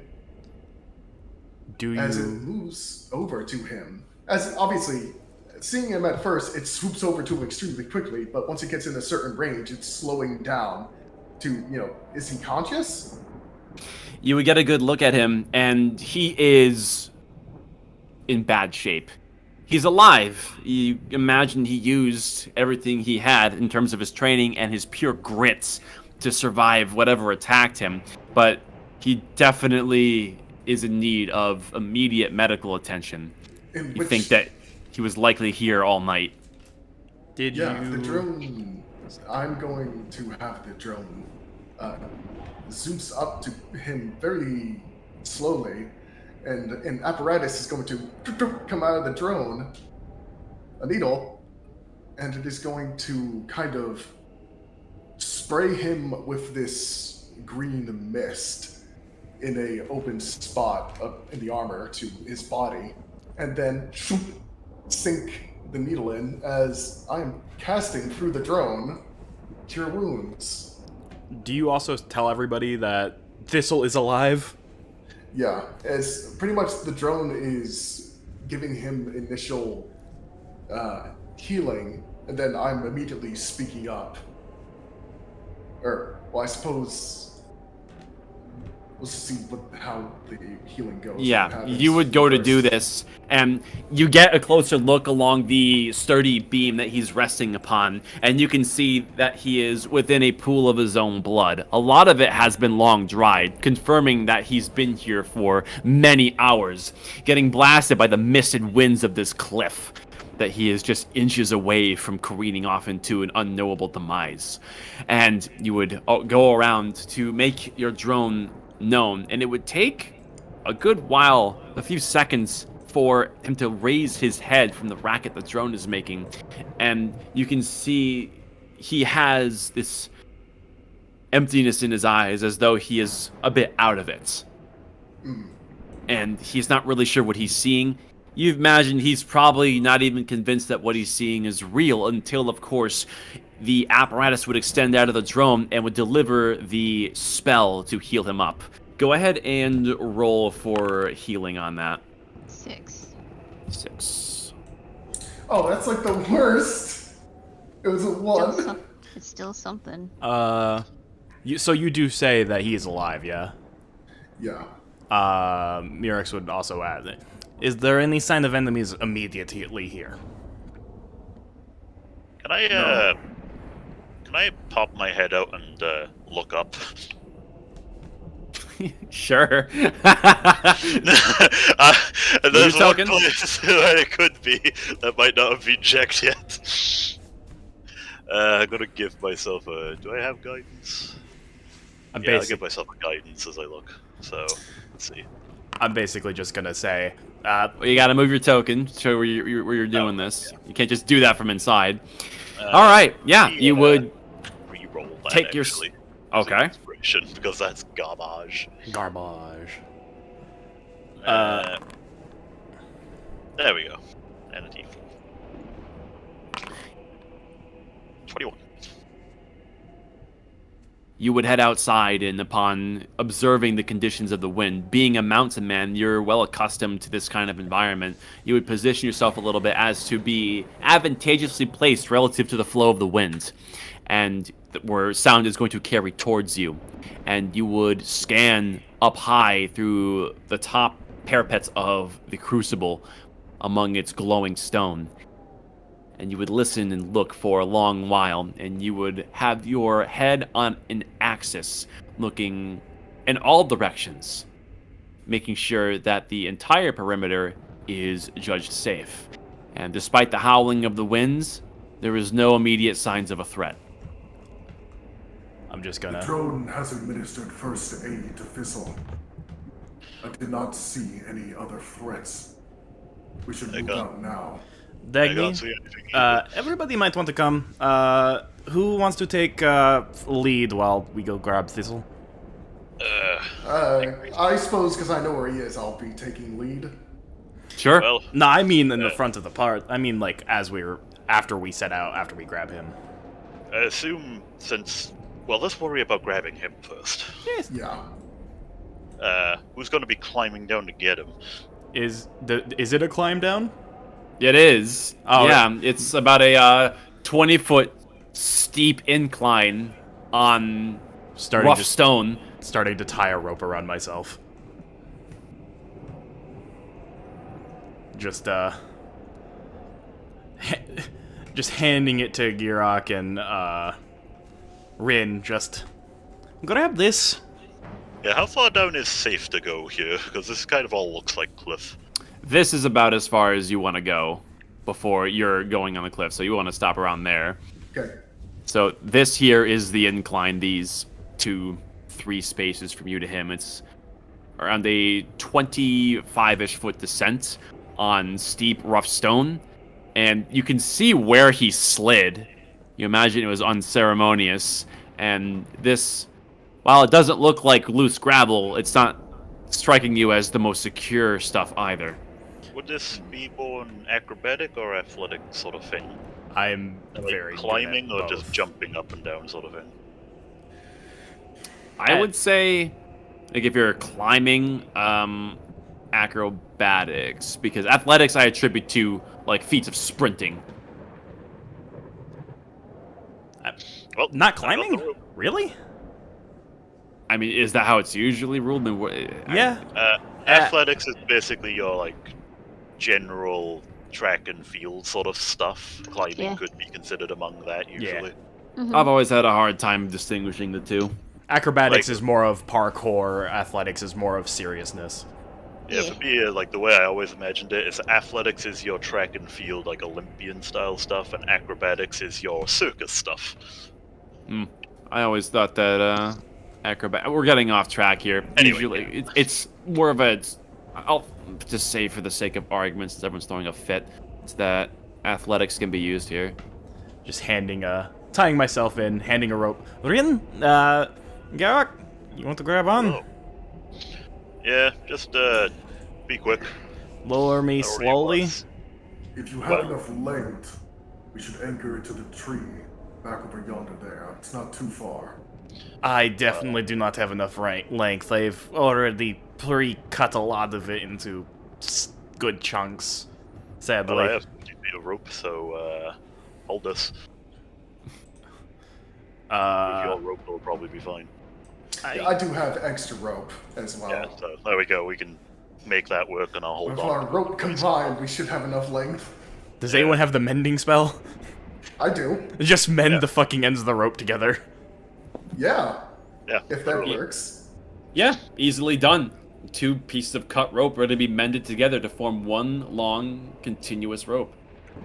As I just say, lower me down. I'm going to take a little bit extra with me and tie him as well, and I'm going to grab him and shimmy up while you drag me.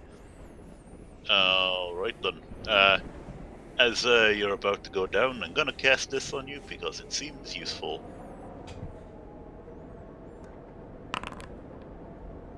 Enhance ability.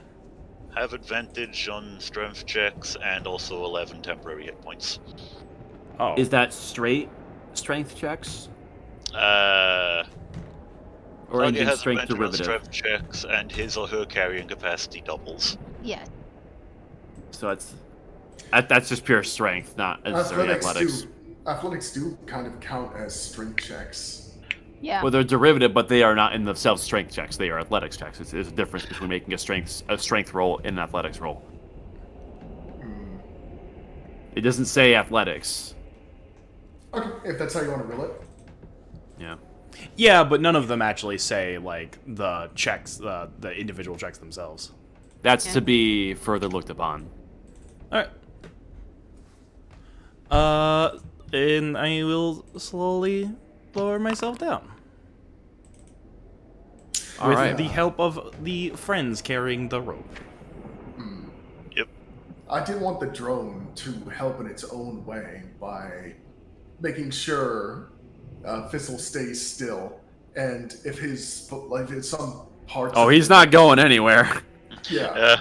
I don't Like, think if the any robot parts would be of- able to stop him anyway, if he Yeah, was. I want the bot to kind of, if it's needed, to nudge him more securely onto the beam, like in case he's like half hanging off it. you Just know? tase him to make him move in. And he's not dangling. I mean, he managed to get himself seated in a place where if he like slunches over, he's not gonna fall. But it's not exactly a preferable It's like, place to be in either.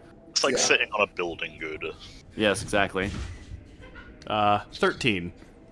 All right. And with that roll, taking enhance ability into consideration, you manage to begin your descent, and you take extra care to firmly plant each foot into the ground before you apply weight to it going down. And easily enough, with your passing check, you would get down onto the base of the beam where you would meet Thistle. I'm just gonna say, And- do not fucking attempt to stand. And Thistle, through his pain, would look up to you. Is everyone inside of the Crucible all right?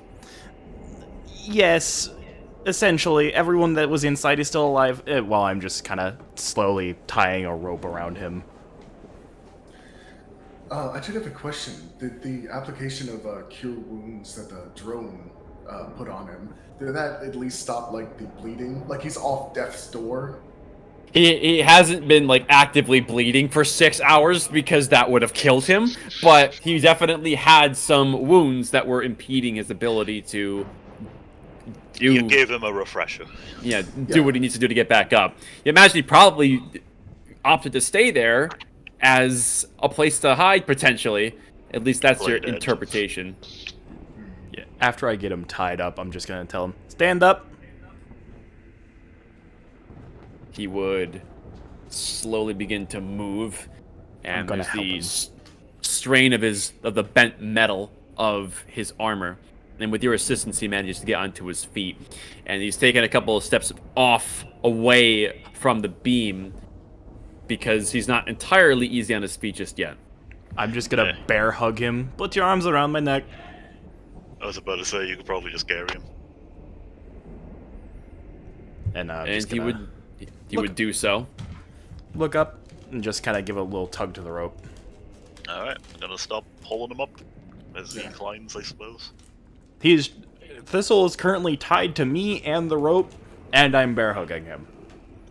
Fair enough. All right. Up you go. And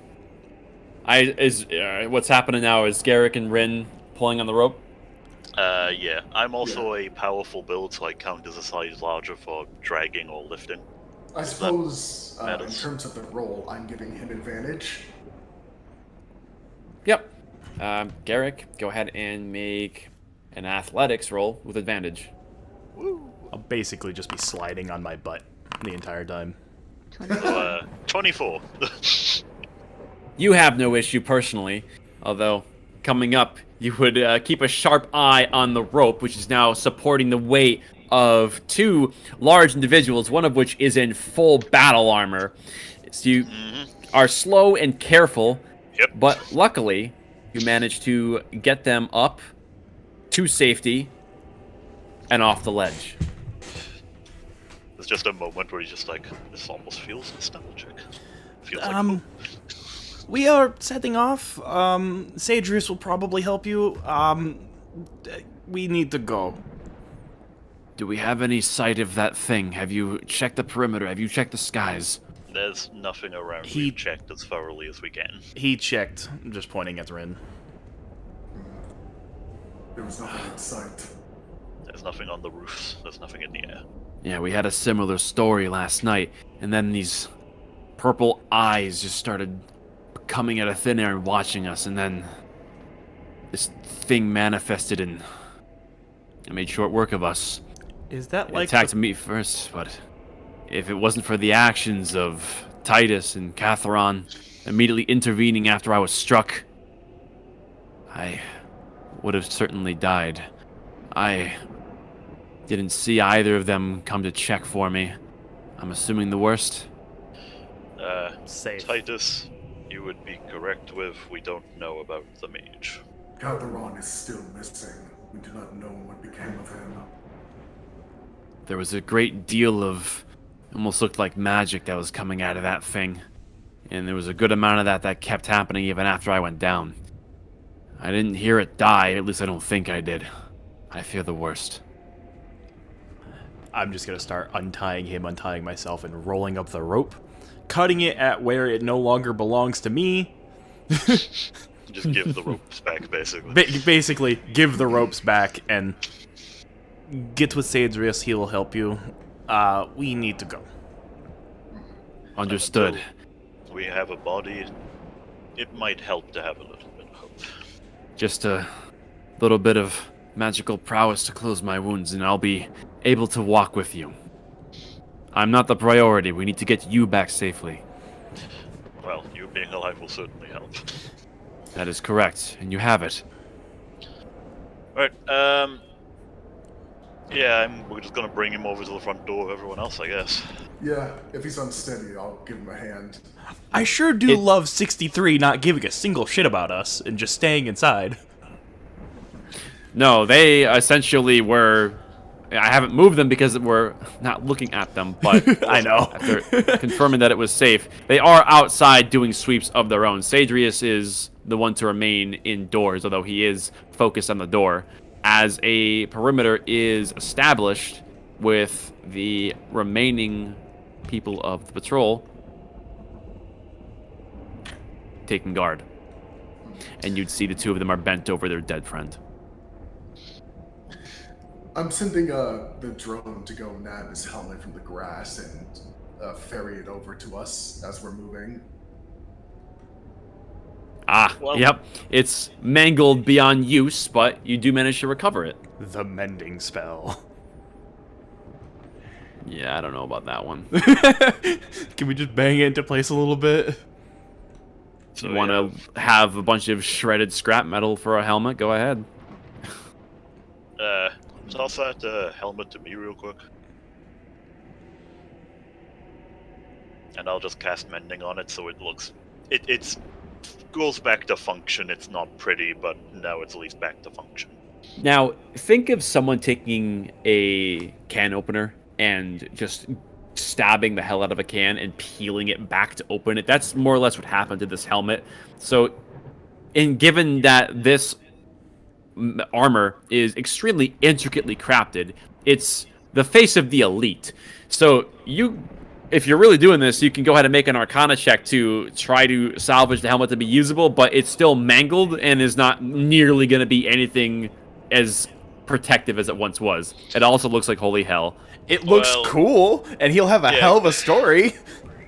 Garrick's a person of function over aesthetics, and whatever tore through tightest, at least a little bit of armor is better than nothing, so we'll do an Arcana check, sure. 20. So about that, I am a master artisan. About that mangled Bastard. bit. Now you're gonna have to be you're gonna have to be working on this as you travel, because there is a lot of intricate work that needs to go into this helmet.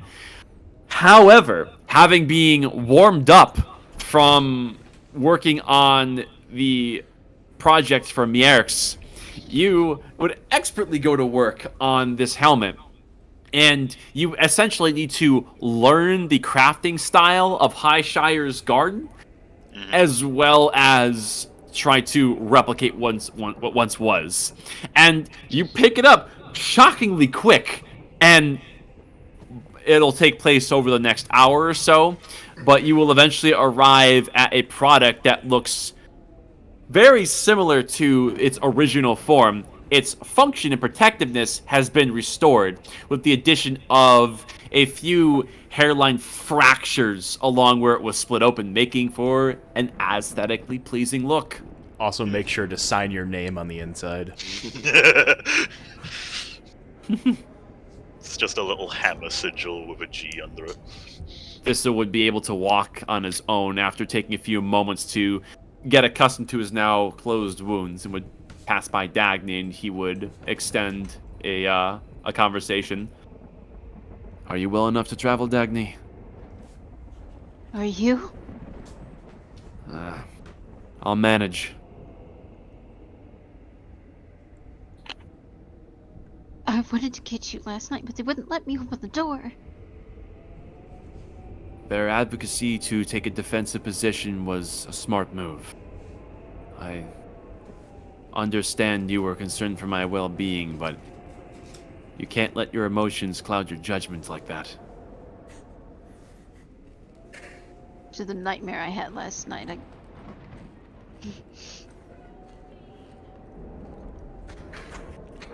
Yeah.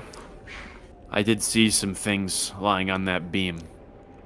I was wondering if I was actually dying or if I was dreaming some kind. It was strange, but it's irrelevant now. The focus has not changed. We need to get you all back safe. Especially Sadrius. Yes. Mirax is just going to give a loud whistle and do like a roundup motion. Everyone would file in. And the last two exit. You can see, looking back inside, Sadrius was giving final touches, or at least so it looked like, to his consecration of the stone before emerging and taking count of everyone, plus the newly rescued Thistle. Given the circumstances, I'd say we do have some luck yet. If we make a straight shot back for Highshire, I imagine we can be back within several hours' time. Here's hoping. Mirax is just gonna make sure you heal him up to tip-top shape. He is the only one that survived, for the only one we could find, and he's the only one who has the information on what attacked. I see. He's essential now. I value all life. I'll do what I can. And Thistle would approach, and Sadrius would begin his work as he casts Cure Wounds at this level. Give me a second. Come on. By the way, with with what he said of kind of coming out of the sky and purple eye kind of thing, would I be able to recognize it being the fucking weird eye thing that stabbed a deer? Or would it be something else? So that was just a vague description. It's not entirely unreasonable to make that connection. Although you didn't see that thing casting any sort of magic. You more so saw it use more anatomical measures to take down its prey. And the behavior of the eye creature you saw back then and whatever attacked the Crucible now is two wildly different sets of behavior. Yeah, but I do know of the magic hand thing that tried to take over the mage hand at one point. So I wouldn't assume it's directly that creature, but I would assume it's like a magical facsimile of it. There are connections, yes. You would be able to gather that. Okay. Just making sure I'm not just completely off basis. I did want to clarify. We're essentially on top of a mountain. Yes. Yeah. And I don't imagine there's a lot of traversable ground around the Crucible. Not easily. Now, there is if you have the know-how. Essentially, I'm just trying to ascertain, just like, Catharon is not going to be found in the immediate area here. Yeah, you've done all you can. You've looked for evidence of footprints or things like that, and you turned up empty. You would imagine if he was well enough to escape that he probably would have come back by now. Or he just said fuck it and he decided to head back to Highshire. I mean, it is a valid option. It's a valid option. He could have. Well, Possibility. he's not here, and we're not going to find out where he is by standing here, so let's get going. Who wants to take points?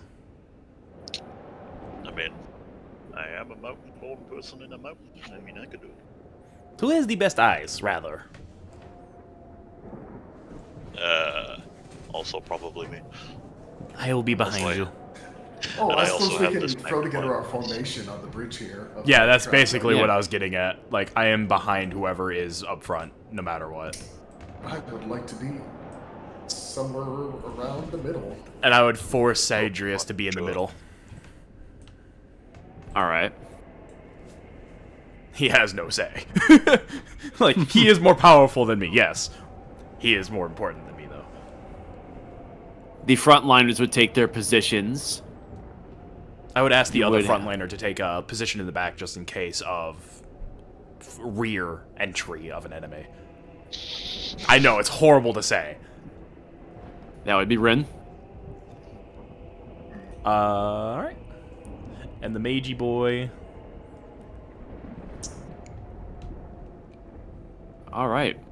Oh, I suppose I would want the drone to be essentially hovering over the center of the group, 30, 40 feet up in the air to get a good vantage, and just moving with us, but it's on a swivel of looking around for external shenanigans.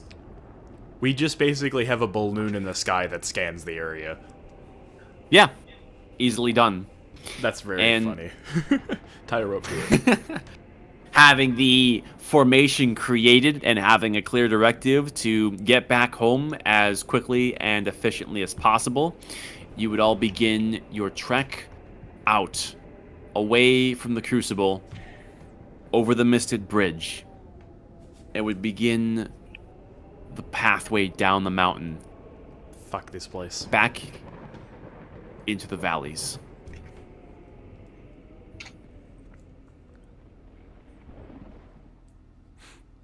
I would like to, if any perception checks are needed to be made, I'd like just to give Garak advantage. We will do so in a moment. I would like to take this opportunity to take a 15-minute break. Piss break, boss. Time. Also, this looks fucking amazing. Holy shit. Oh, yeah. Yeah. Yeah, we saw this one before. It was very nice. Yeah. Yes. It was pleasant before, it's pleasant again. I have to piss. I'm going to write down the 10 time. minutes, you said? 15. 15. Let's do 15. 15. Okay. 100 minutes. All right. 100. I know what you're talking about. Alright. I'm gonna go take a piss. who wants to entertain anybody that could be watching. I will be back. Hey,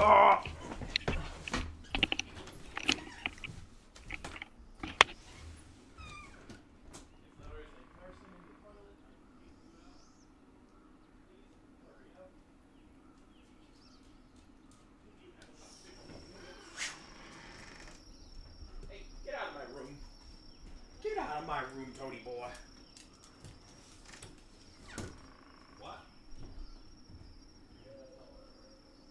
No.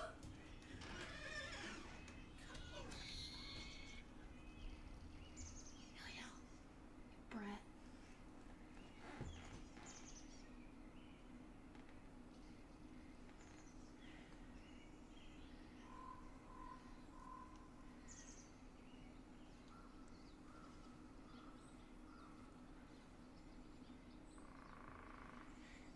Bracket. I hope that's muted.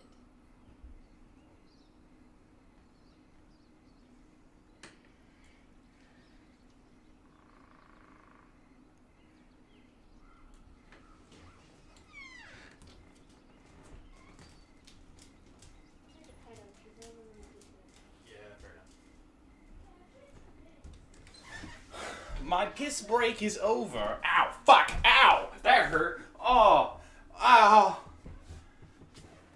Oh, that didn't feel good. Oh, I might have broken my finger. Oh. Hi. Are you okay? I slammed my finger in my door. Oh, did you break it? I don't know, it hurts a lot. Like a lot. What finger is it? This one. Yeah, it doesn't look broken. Ow. That's getting red. Fuck.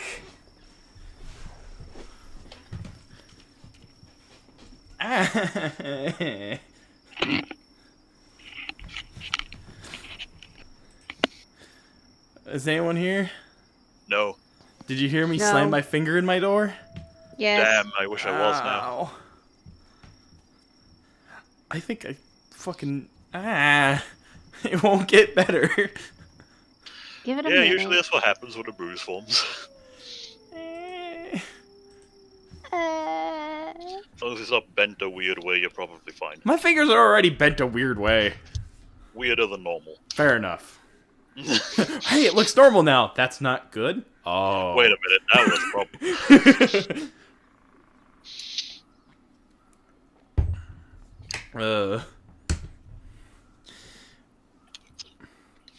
Thistle's alive.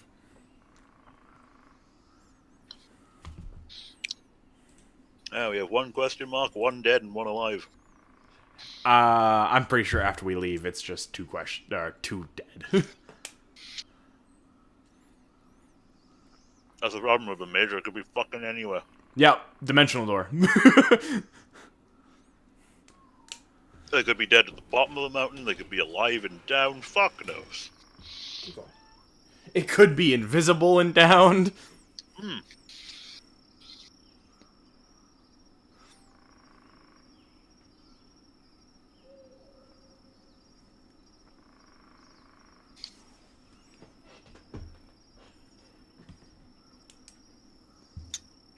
I see someone has already written in the notes as well.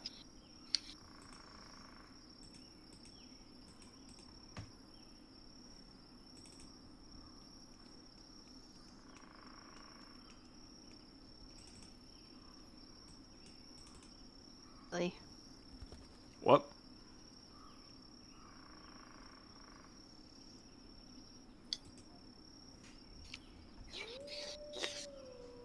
So, what are you eating? Cereal. What kind of cereal? Shreddies. Some shreddies? Mm-hmm. Are they good? Yes. That's good. That's gross.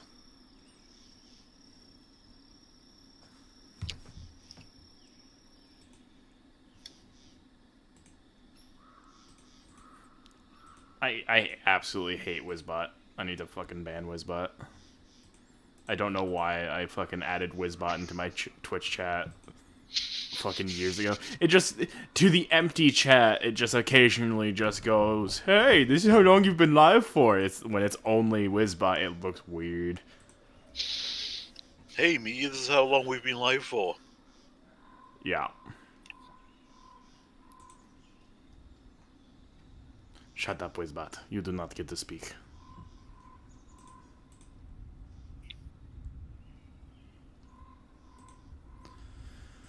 Oh.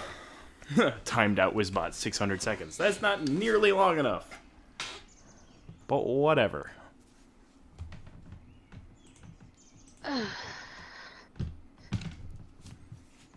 You got any good snackies, Amazon?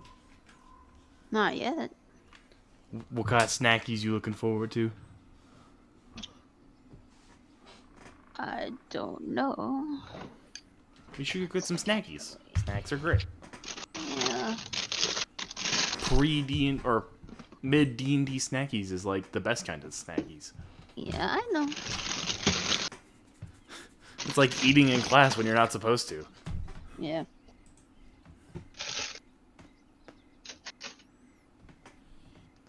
I'm just looking at my I'm looking at my messages that I've gotten while we've been while I've had my Discord muted.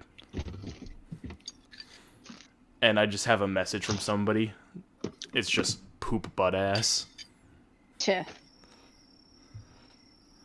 And a picture of a ceramic Mogus. Don't you fucking dare, Jackie. I'm currently looking. You did it wrong, too. There's no space in between butt and ass. I know. Poop, butt, ass. Oh, hold on. Let me put a full stop in there. There we go. Period. Oh, wait. Got a capital P poop. It's Senior Poop Butt Ass. That's Mr. Dr. Professor Poop Butt Ass to you. Mr. Dr. Professor, Colonel Sergeant, Corporal Butt Lord Ass, Mayor. President. Cheeto President. Oh God. CEO. Poop Butt Ass. Certified homie. Do he keep his jeans for the homies low? Bro, he do. Oh, certified homie. Certified hood classic. God damn it. Bro, you just gotta give easy access to the homies. Mm-hmm.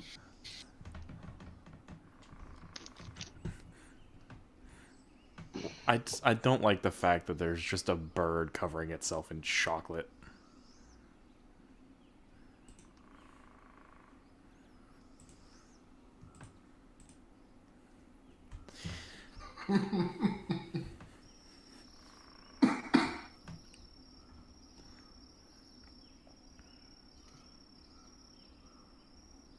He loves it.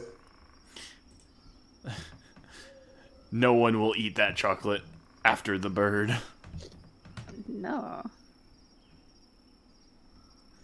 It is his personal chocolate. Isn't chocolate really bad for birds? Yeah, for most animals, yeah. Is cocoa bad? Mad? No, bad. For birds. Yes. Birds have a hard time resisting chocolate and chocolate containing foods. However, even in very small amounts, they can be toxic to birds.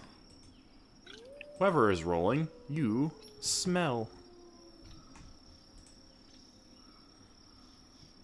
I have a feeling that was B-Man. You can't prove that. Bearing the fact that I cannot see who is rolling. Alright, we good to restart? We're about a couple minutes away from the time. I imagine Goat is inhaling an entire carton of cigarettes. Hi, Go. How are you doing, buddy? Oh, there. All right. Is everyone here? Yes. Yes. Jacket, say words. Jacket is here. He's just being a cock. Wow. Sorry, my mouth is full of food. The world ceases to exist around me.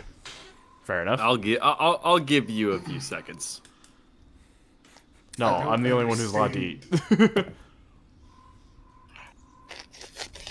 That would explain why you're so fat. Bro, he's fucking skinny. I've seen him. I'm talking about you. Oh. I have no rebuttal. Accurate, one would say. Rude, another would. True.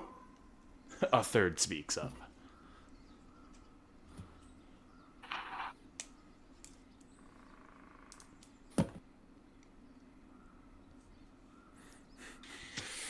Meanwhile, Gorok just has a slightly bleeding skull. It's fine.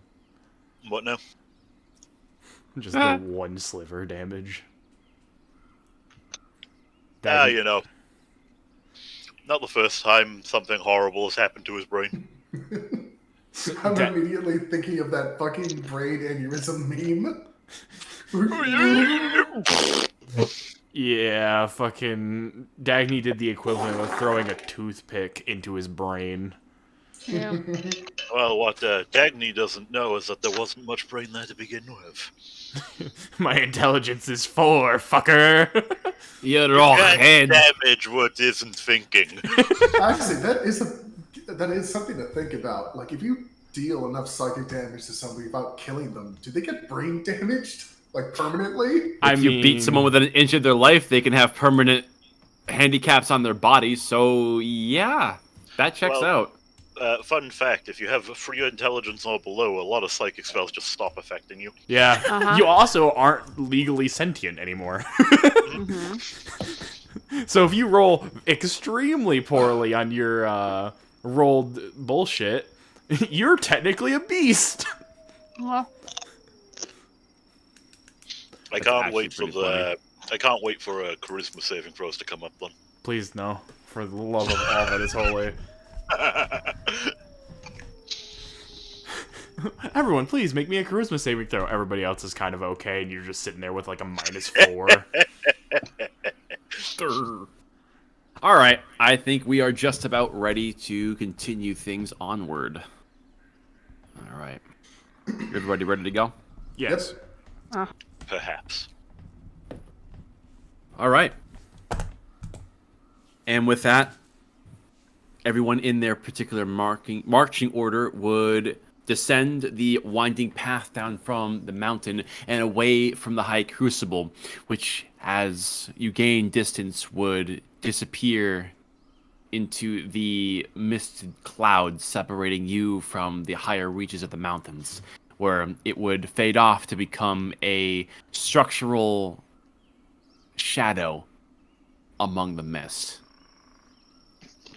And making your way down, you would take a similar approach to get back to Highshire, taking the path most advantageous to have a defensive approach to the way you travel, which is alongside the mountains, essentially hugging them along the entirety of the valley to eventually arrive back in official Highshire territory.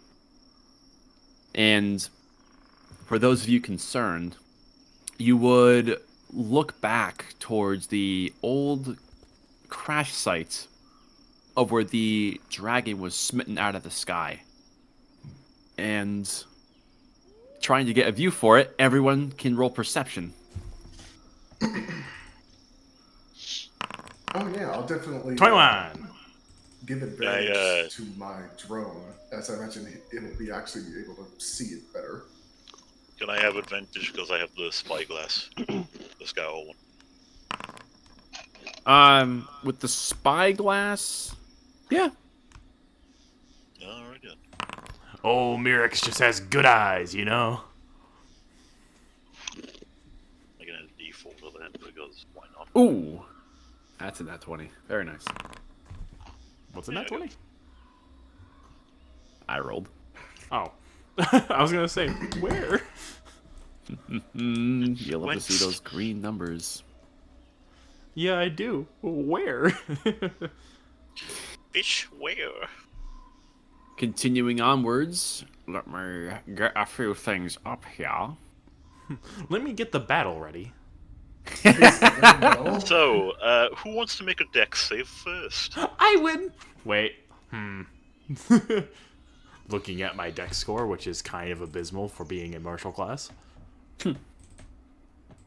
There would be luckily a parting in the mistiness of the passing rainstorms that you're traveling through, and there would be a clear view out into the southern horizons that lead in the direction of where you would once traveled out from the Startographer. And you would get a good look at the fields where that dragon had fallen, and you would see that the corpse is not present. There's definitely evidence of an impact site. However, there is no little red dot among the greenery to be seen. You would suspect that it wasn't killed outright. Ah. Just, Mirix making a side comment to the, people who decided to shoot it. The lightning bolt of power did not kill the dragon, it seems. Caecilius would speak up. If we didn't shoot it and it saw you, it could have attacked you, I guess? That is fair, but it also could have issued a warning. Aren't just kind of directing towards Sadrius. Aren't they really smart? They are known for their high intelligence.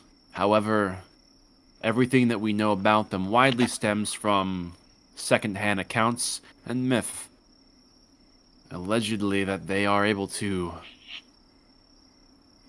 become tactical in their approach towards their enemies. Almost militaristically so. So We had suspected that they were among the tacticians that made the monster's assault on humanity over a century ago so well executed. So probably not friendly, but not one to piss off. I can't imagine it was friendly before we shot it out of the sky.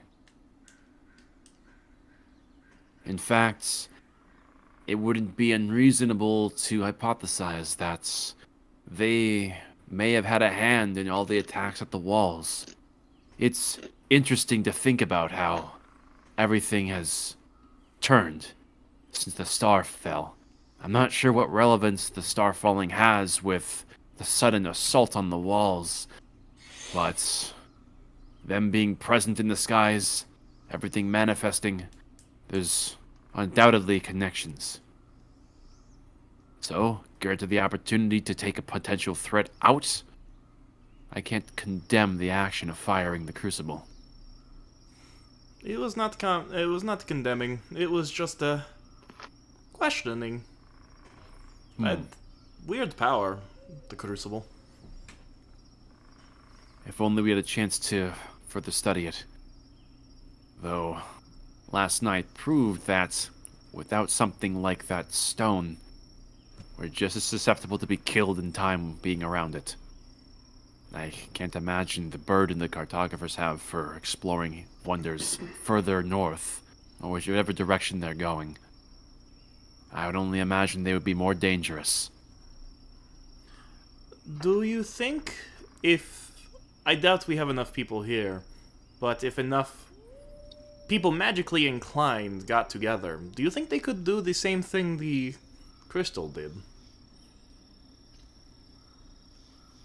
It's not clear. It was definitely a source of incredible power, but as that beast came out, it makes me wonder if the stone was responsible for all the power within it, or if it was simply the creature.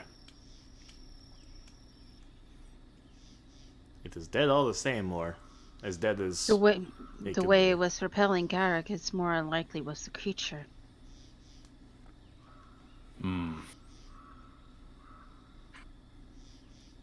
Sadrius is silent. He's continuing to think about it. And continuing onwards, everyone would be having hackles raised given the sight of the lack of a dragon corpse. We would continue. There would be, with the continued parting of the clouds, there would be sunshine that would come along the valley, highlighting the greenery of the landscape of Highshire's homeland. Passing by, you can see there's a fair amount of ruins. Remnants of things that at another time could have been powerful holds. They're not too dissimilar to the castle you would come across during your first night following the Startographer experience. However, a lot of them are decimated. These buildings likely have not aged past 1 or 2 centuries. You would think that the damage that was done to them was the work of the human genocide at the hands of everything that was attacking humans. These may have been early attempts to establish themselves here before ultimately settling what became Highshire. Very few ruins that you come across actually are intact. And seeing everything that's destroyed on this side of the valley only makes you think that you were even more lucky to find what you did a few nights prior. Continuing forward, you would notice that along the sunshine that's coming down through the valley, a particular spark of light would catch your eyes. It almost looks as if though there's a star out in the middle of the day. How you about make me suspicious of a fucking light? Because it's suspicious to see a light in broad daylight. What's more is, I would imagine this would be Garrick to spot it, given that he has the spyglass. You notice that this star is glowing a bright white and is in motion. It's streaking across the sky. And what's more is, given its altitude, it's not all that high above the clouds either. This would continue forwards over the distant ring that is looming over Highshire proper, and would descend below the clouds and would descend towards the far mountains on the opposite side of Highshire's territory. You watch something fall from the sky. So, I have a riddle for everyone. I don't like riddles. I am not the best. Just while looking up at the sky with the spyglass and obviously observing something moving. So, what looks like a star, can be seen in the daytime, falls from the sky and crashes into the earth? I don't like riddles. You Oh, would no, hear it's It's You more hear- of a matter of fact, too. You would hear Aragar pipe up. Is it something like those?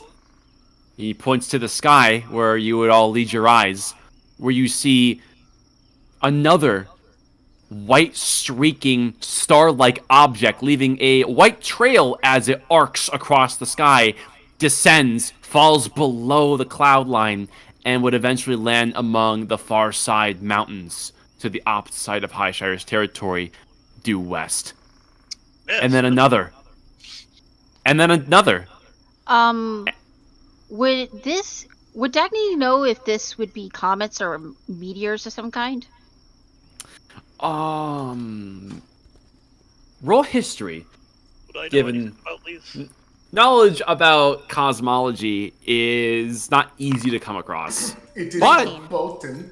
You've read a lot of books in your day, and from what you do understand about comets and shooting stars and things of the like, those very rarely actually land among Helios. Those typically stay to the sky. And these are very clearly in an arcing pattern from farther north as you get a good sense of direction, and are landing towards the southwest of Highshire's lands. In total, there's about 7 of them, and they all would arc across the sky and fall within a span of about 20 to 30 seconds from each other. Why do I I'm get the just- feeling that we are going Yeah, I'm there just gonna keep an next? eye on that area for like a minute. You would all focus, given your good perception rolls, and you would look towards the far mountains where you perceived these falling stars to land. And given that this is the far side of Highshire, even though the clouds and mist have currently parted, it's really hard to make anything out. The mountains are all but just silhouettes to the sky. But keeping a sharp eye out for any anomalous activity further, you would see that there is nothing. We need to get to Highshire now. Who wants to take bet on with coin on where we're going next? You know, I get the feeling that it might be useful to know what those are. That is why. However, I I'm not looking forward to actually going and finding out. Dagny just starts walking forward. Maybe it'll be a rare material. Maybe it'll be some horrifying creature. Who knows? Nice bets on the second one. I don't know, I feel like it could be both. A horrifying creature made of a rare material. Wonderful. I mean, this land is known for its creative atrocities. Desolate Man. would speak up. That's one way to put it. Your optimism is well placed to be a cartographer, but not at the expense of taking caution, especially for you.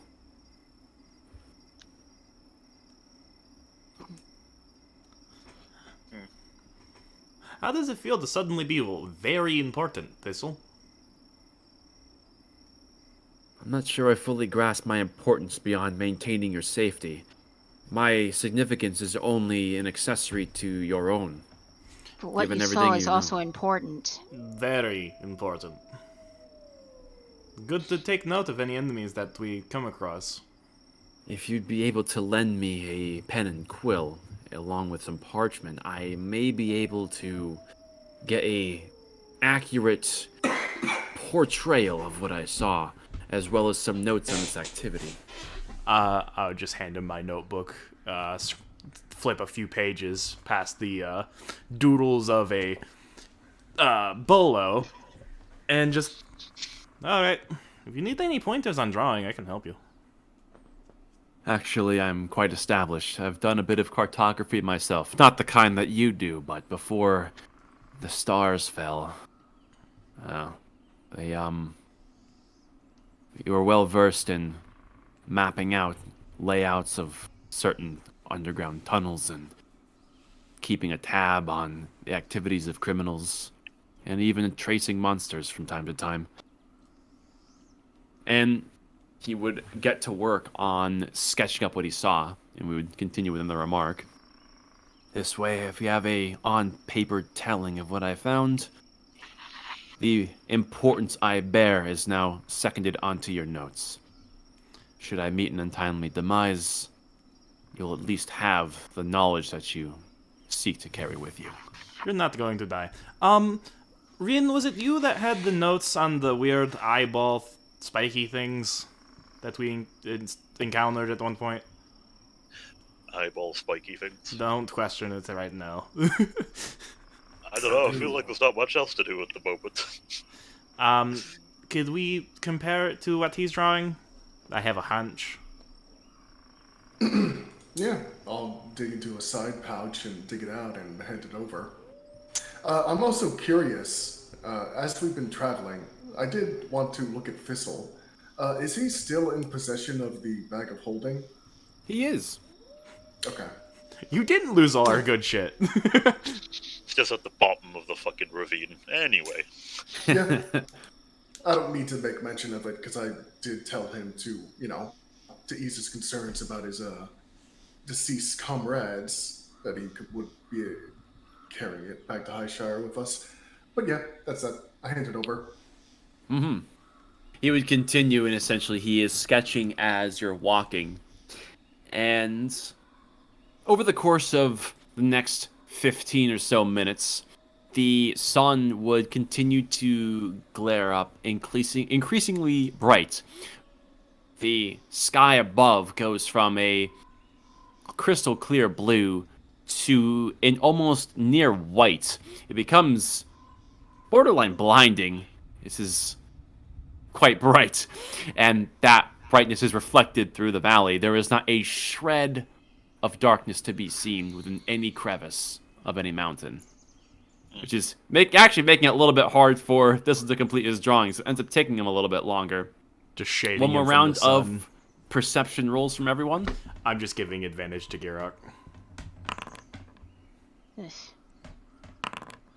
Myself let you 4 to 20. Seeker, I'm giving advantage. That does nothing. Doubles Yahtzee! Wait, no, wrong game. Also, I imagine by this point I've probably fixed the helmet. Oh, absolutely. Yep, you have in your possession a badassly scarred, but impressively rebuilt, with now its own unique aesthetic helmet. I like to imagine that where the mending had to take place because of how the Highshire Guard have their armor, instead of it, I believe it's like a technique that the Japanese used for fixing their shit, where they Kitsuge, put I gold think it's inlays called. in it. I think it's called Kitsugi. So I'll have done that with a spare gold coin or so just to help the mending process, and then I'll hand it over to him. I think this might help with seeing in the bright. It creates these fracture-like weld lines along where the helmet was split open. Think of how a banana peel splits open. Essentially, the visor towards the front of the helmet is where it was essentially peeled. And you would have lines running from the edges of the visor point, and they'd run along towards the back of the head. It actually looks pretty cool. It's gonna And be you would- so fucking sad when they take it because he doesn't fit fucking work attire. Well, You would know, hand that's it- still work attire. You would hand it back to him, and Thistle is effectively completing his drawing, and he would see the work you've done, and he looks at it, and his eyes widen with substantial shock. This is... How did you... This is remarkable. Your skills with mending hard materials like this. You even incorporated your own craftsmanship. This is truly impressive. But you didn't have to do this. Well, consider it a gift for keeping us well protected. I'd do it all again. Thank you. This is unexpected. And I suppose you can have the honor of taking first peek at what I've sketched here. No. I don't know how familiar you are with all of the atrocities that skulk through our hills, but this is more or less what we had saw. And of course, it's not actually in color, but you get a pretty well detailed drawing as he turns out to be quite the artist. And you would see his sketch of what he saw. Oh, son of a bitch! That's, Be not afraid. be not afraid. Or in this case, be very afraid. I believe there was a term that comes along with a drawing like this. Is it fuck that? No, it's called unnervingly accurate. As anyone who studies this sort of thing know, there's what people like to imagine things look like, and then there's what it probably actually looks like. And I think this fits into the latter of something. I don't know where I'd put it in, to be honest. Saying you've seen something like this? I seem to believe him. I haven't seen something like this, but the symbolism... I don't know why, it seems familiar. I think I've perhaps read it in a book. From my old clan, perhaps. That's why it's familiar. Thistle would further inquire. Now, forgive me if I'm prying, but I believe someone at one point had mentioned that you had spent time outside of Highshire, far beyond the walls. Is that where you saw things like this? I didn't personally see things like this, but when you live outside the walls, as we can all attest to, you see strange things, and my group was no exception to that. I think something like this was noted down at some point by someone who was hunting. We didn't believe them, of course, but this gives me a bit of pause. Your previous cartographer corps that you had been with, the patrol that you were a sole survivor of, were they killed by something similar to this?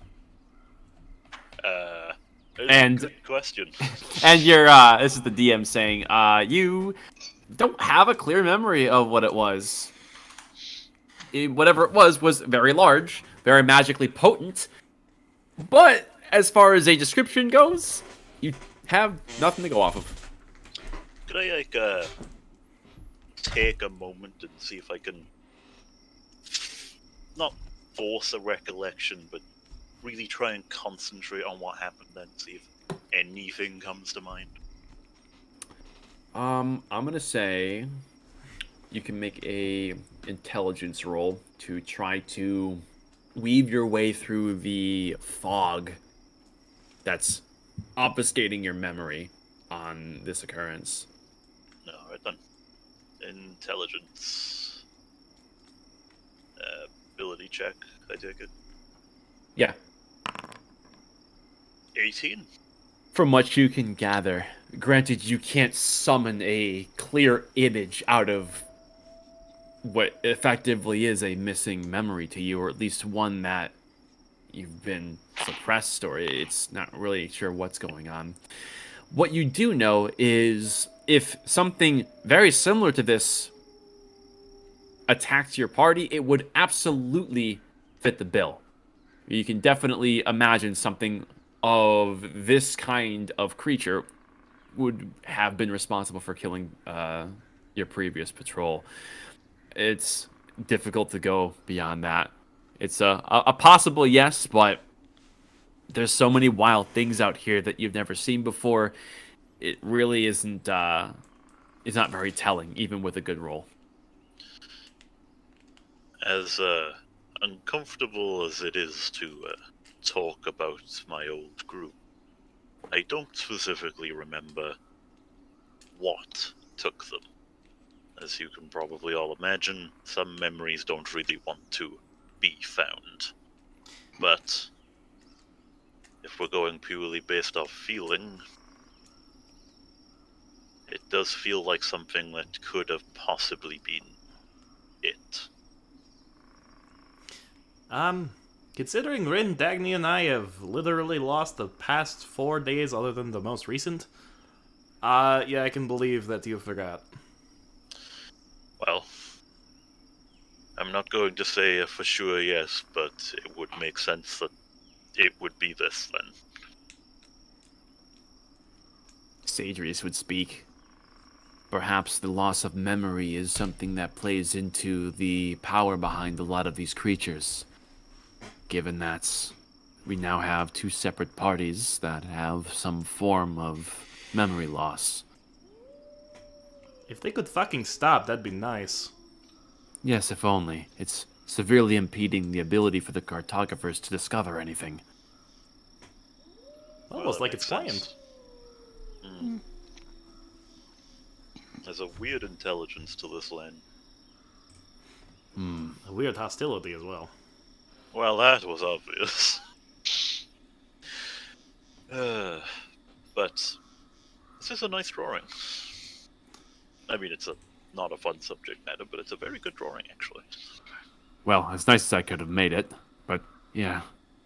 As long as this is useful to the Inquisition and Highshire as a whole in some way, we at least have some form of log of what this thing was.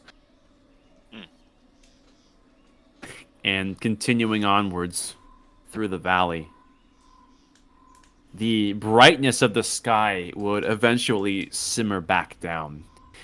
And it's curious, given off the good checks that everyone has for the second round, you would pick up on a curious, though subtle detail, where you have a bright source of light now effectively dead ahead, which to those who are distracted talking about other things or looking at Thistle's drawing would pass off as the sun until you realize that the sun is directly overhead. There's a secondary, almost blinding light just over the horizon of humanity's homeland to Highshire. And you would focus your eyes to see what's going on. It's almost like there's 2 suns in the sky now. And after a moment, you would realize that the source of the secondary bright flare is the heliosic ring overlooking Highshire proper. It's radiant. That's unusual. That's not good, I'm assuming. Everyone from 63 would be looking at it. And Jim would speak up. We've seen some weird stuff out here. Has that ring done that thing before? Has anyone remembered? I'm assuming not in my life. Would I remember any accounts of the rings having actually moved at all? Well, the ring hasn't moved. I don't know if that's what you gather from it, but it's shining extremely brightly right now, is what I was describing. It's almost as if there's a second sun that's so bright. But Okay. if you're kind of thinking back to the history of how the rings behaved in terms of how it interacts with the aura of Helios, you can roll history, and that'll be the tell. 9. Could I also roll a history? History, 15. We'll go off individual checks, I suppose. Yeah, Garrick, if you want to roll history, I suppose. You all think on your own separate lives. I'll add my guidance to this. Oh, hell yeah! A 4! Yeah, I suppose I'll shoot my shot as well. Mirat's got brain. Mirat's very smart. So, going off of the group putting their heads together, Dagny, this wouldn't be familiar to anything that you have read up on the landmarks of Helios, let alone the rings, which are the most closely studied, given they're right within Highshire. As far as Garrick goes, you have no idea. This is a weird plan, a weird land where weird things happen.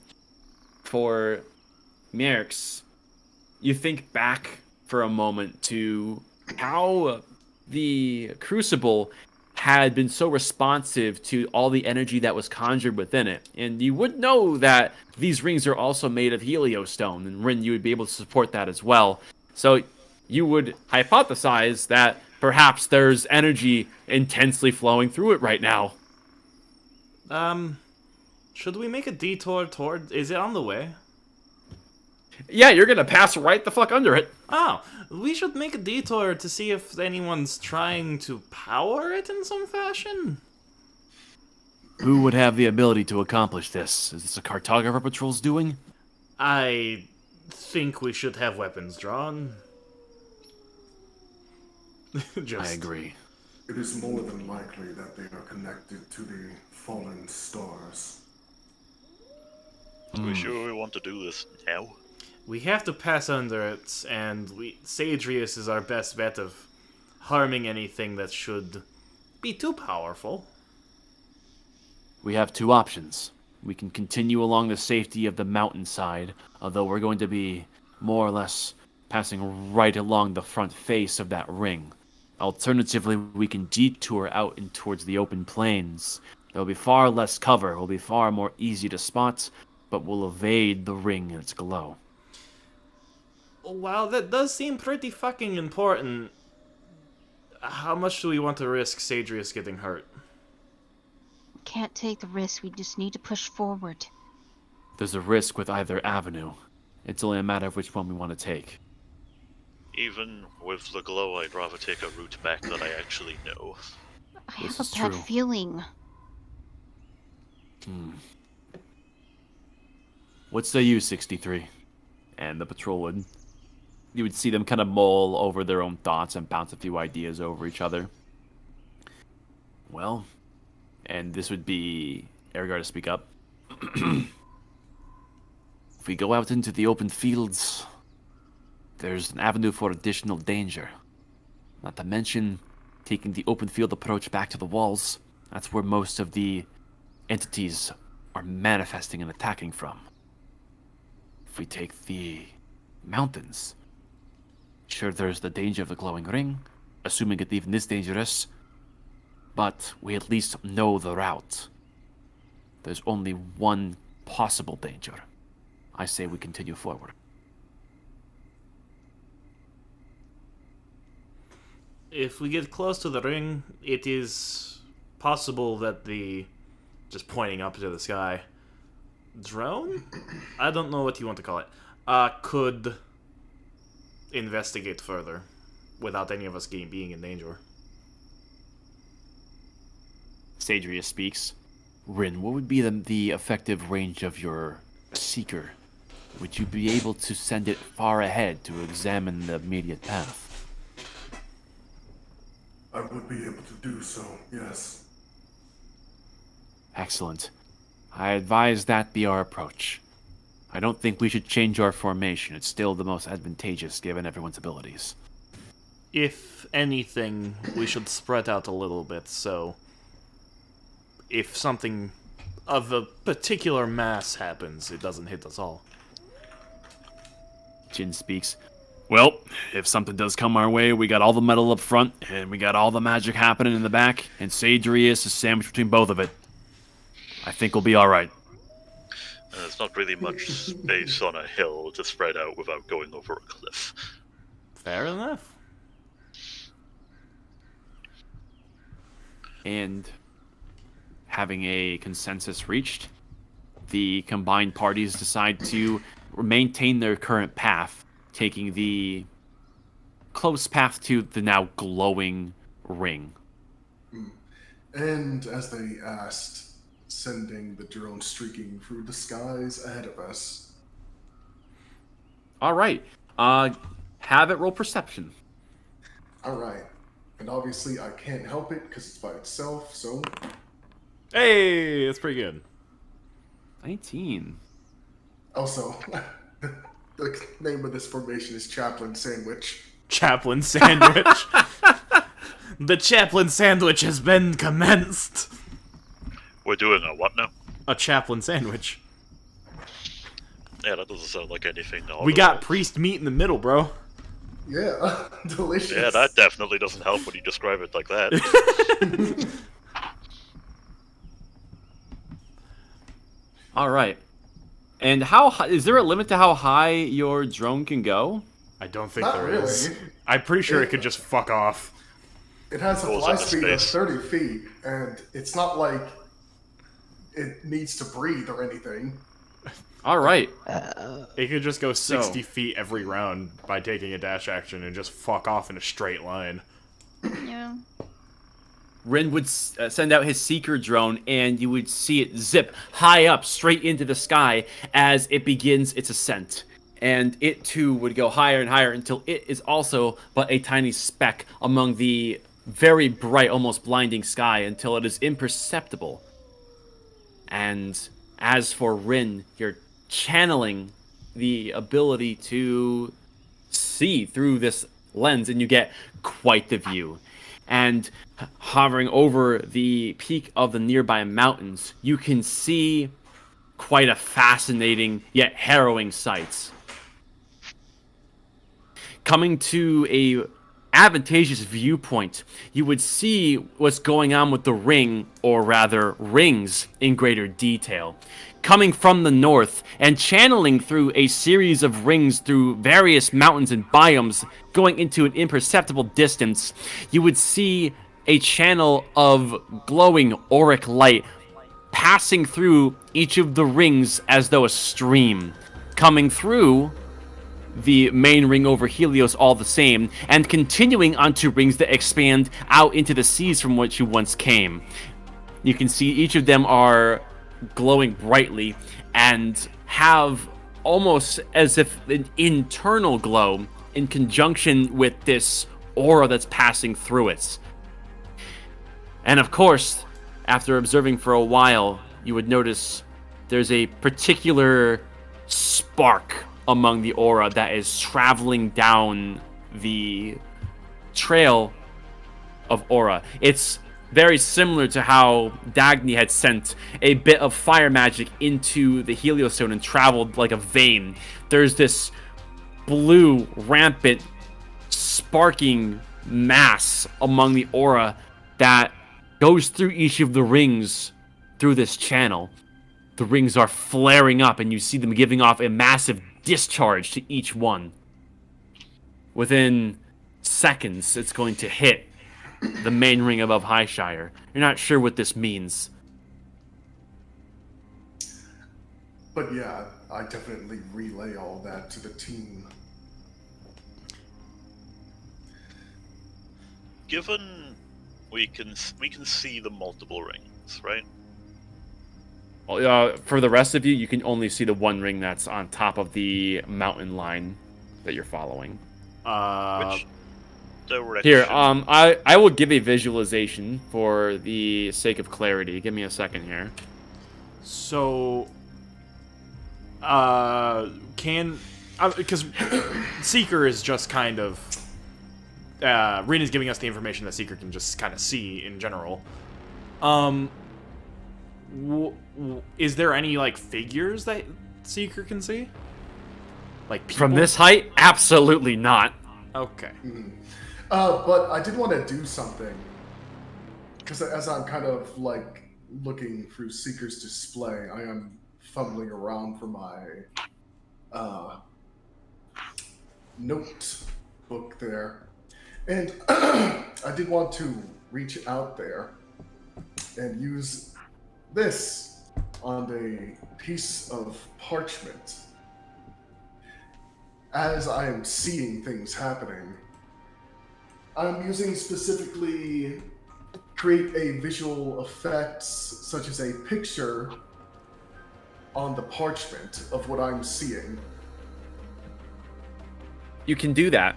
And you have notes on your previous observations from when you used the cartographer course. So you're referencing the notes of the landscape that you've jotted down, and you're creating a visualization through that method. And essentially, you're seeing a large auric line of mysterious energy traveling like so, which goes through the ring and nearly over Highshire. You imagine the total travel distance for this strange phenomenon must be hundreds of miles.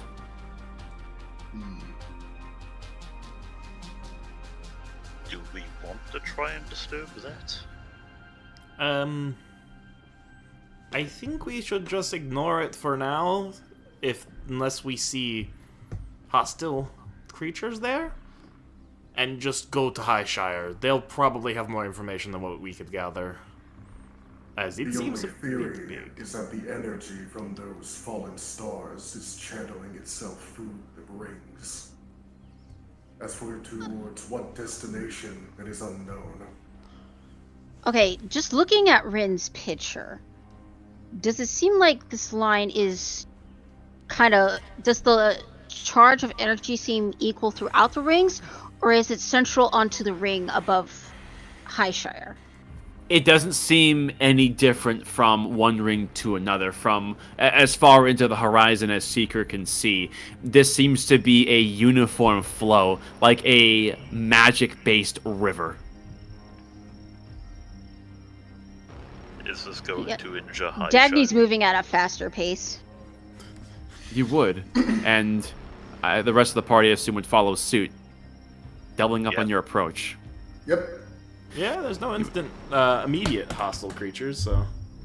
You would continue onwards, and you would all make great haste, seeing that things happen quite fast.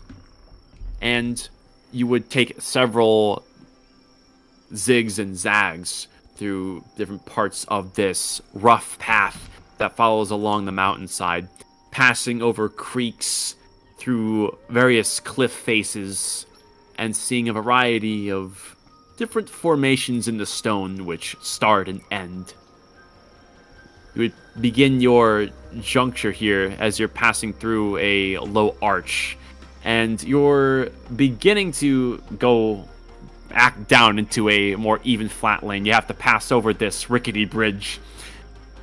And as you're making your way, you would all suddenly feel a bit of a charge begin to build in the air. This happens in a matter of seconds. And before anyone has a chance to speak up about this, you would all hear something. As you look up in the direction of the ring, now closer than ever, there is a blinding, twisting, bluish light that is quickly getting bigger, and it would dawn on you that this is some form of auric shockwave that is coming straight towards you. And before anyone has a chance, You fuck. it is upon you. Everyone makes strength saves.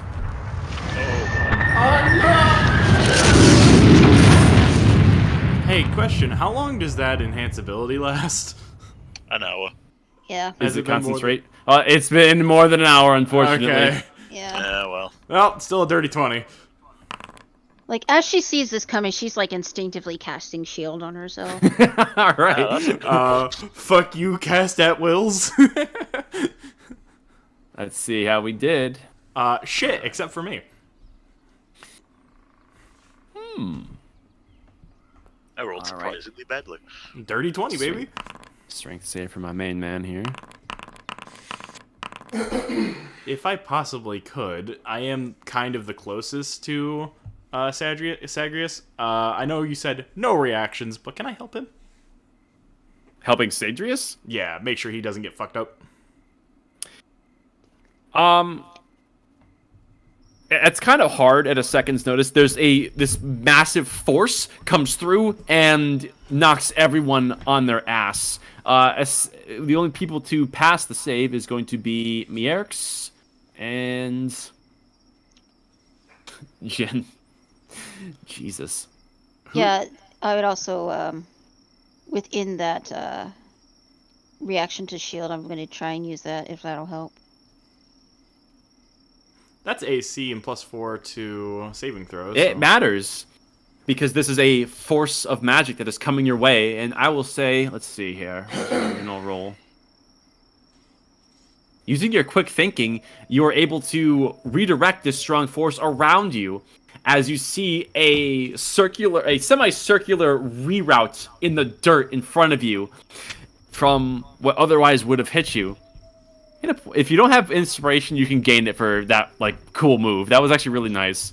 Yeah. As for everyone else, you would be knocked back, and everyone would take, I'd say, 3 bludgeoning damage from being slammed against the ground. And oh god, all right, let's see what happens here. You would, if you pass the save, you don't take the damage. Alright, I got a 20, so I'm assuming I pass. Yeah. Okay. And in the immediate following aftermath, everyone is knocked down and disoriented. And you would hear a considerable crashing of auric energy slamming into the mountainside, as well as the turning of a lot of stone and magical sparks. It's hard to see where that's coming from, but that is echoing through the mountainside in the immediate following seconds of that blast hitting everyone. Yeah, Dagny is running at full sprint. Let's see. How big is Sadrius?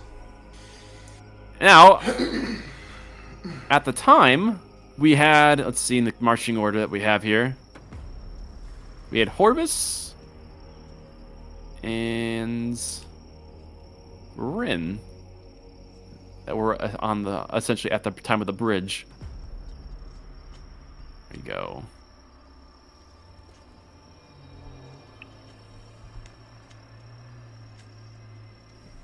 All right. And this rickety bridge that Horvis and Rin would be on, of course, would snap. And the fall damage would be taken kind of hitting the side of this small little indentation here as you would tumble down a good 20 feet as you kind of slide down this intense slope where the bridge was created as you land in this stream. And you are prone in the stream, Rin, as well as Horvis, as well as Morthos. Are we supposed to be seeing something? You will in a second. Okay. Just making sure, this seems like a battle map. I don't see a battle map. Well, about that. As for everyone else, there are a few people who are on the coming side of this bridge. There are a few on the far side. Most of everyone had crossed towards the back. And to everyone else who is not now in the water, you can see that a lot of the energy that had swept this place is dancing among the stones and the dirt. And you can see it's animating the stone as there is a great deal of motion as this raw energy coalesces into several forms as the stone exposed to this energy is given life. And you would see several figures begin to rise from where they were birthed. Not terrifying at all. That looks friendly. It's nice, I swear. Give him a kiss. I'm gonna give him a kiss. Why am I up front now? Or not up front. Oh god, that's a lot of them. As life is given to the inanimate, and these spectral things would coalesce. Oh fuck, why am I so far in front? Uh-oh. You're knocked around quite a bit, so the marching order has been somewhat scrambled. But suffice to say, you would see these things rapidly materialize, and within seconds, you can see that they are able to perceive their environments, and they would all fall onto you all at large. They don't seem friendly. I'm gonna throw a In javelin. fact, they are rearing up in a frenzy, giving their life to attack. Oh, Roll for initiative. So I don't get to throw the javelin before that. No, you were Damn. knocked on your ass. Well, actually, you weren't, but still, this is a bit much. It's all happening very fast. I'm going to use my inspiration to re-roll that initiative. All right.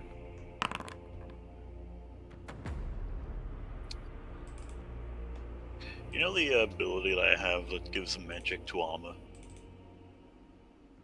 All right. Let's see. This is a lot of rolling I have to do. I need you to remove mine as well, so I can re-roll it. Give me a moment.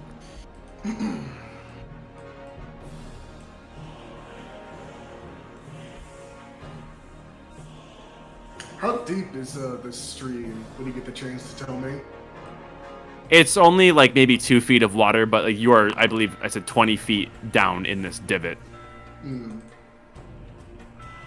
So 2 turns, unless you use an action to dash. Holy fuck! This is a large scale battle. I'm afraid. Holy shit! Not enough people died. That's a lot of fucking low rolls, damn. What the fuck is this? That's a lot of fucking low rolls. 8, 8, 8, 8. All right, we're gonna begin. I need you to remove I'll go. me.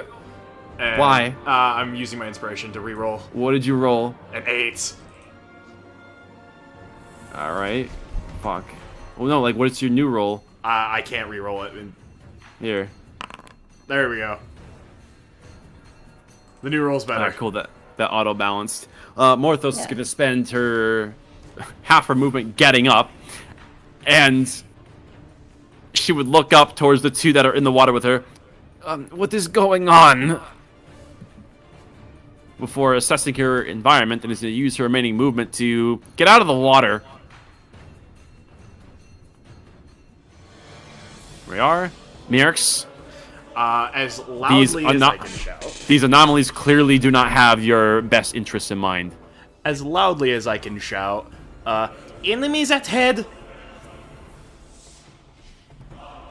And, I'm gonna walk forward while also saying back up to Gorak. Alright. And are you preparing an attack or anything like that? I am going to prepare a... no, I'm just gonna fucking chuck a javelin. Yeah. Through your battle instinct, you know 100% a fight is imminent.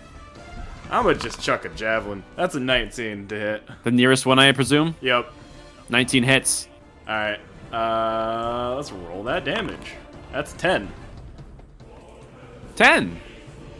10 good. piercing, if that matters. Alright. Anything else? I was here. I'm just going to take a step back with this man's. Alright. And that was my turn. That brings us to our first Basilisk, who is going to move forward and is going to town on our main man here. Oh boy, here we go. And you see, as this thing goes to attack, having just come out of the ground, it is teething with this auric energy that had been bestowed upon it by whatever blast originated from the rings.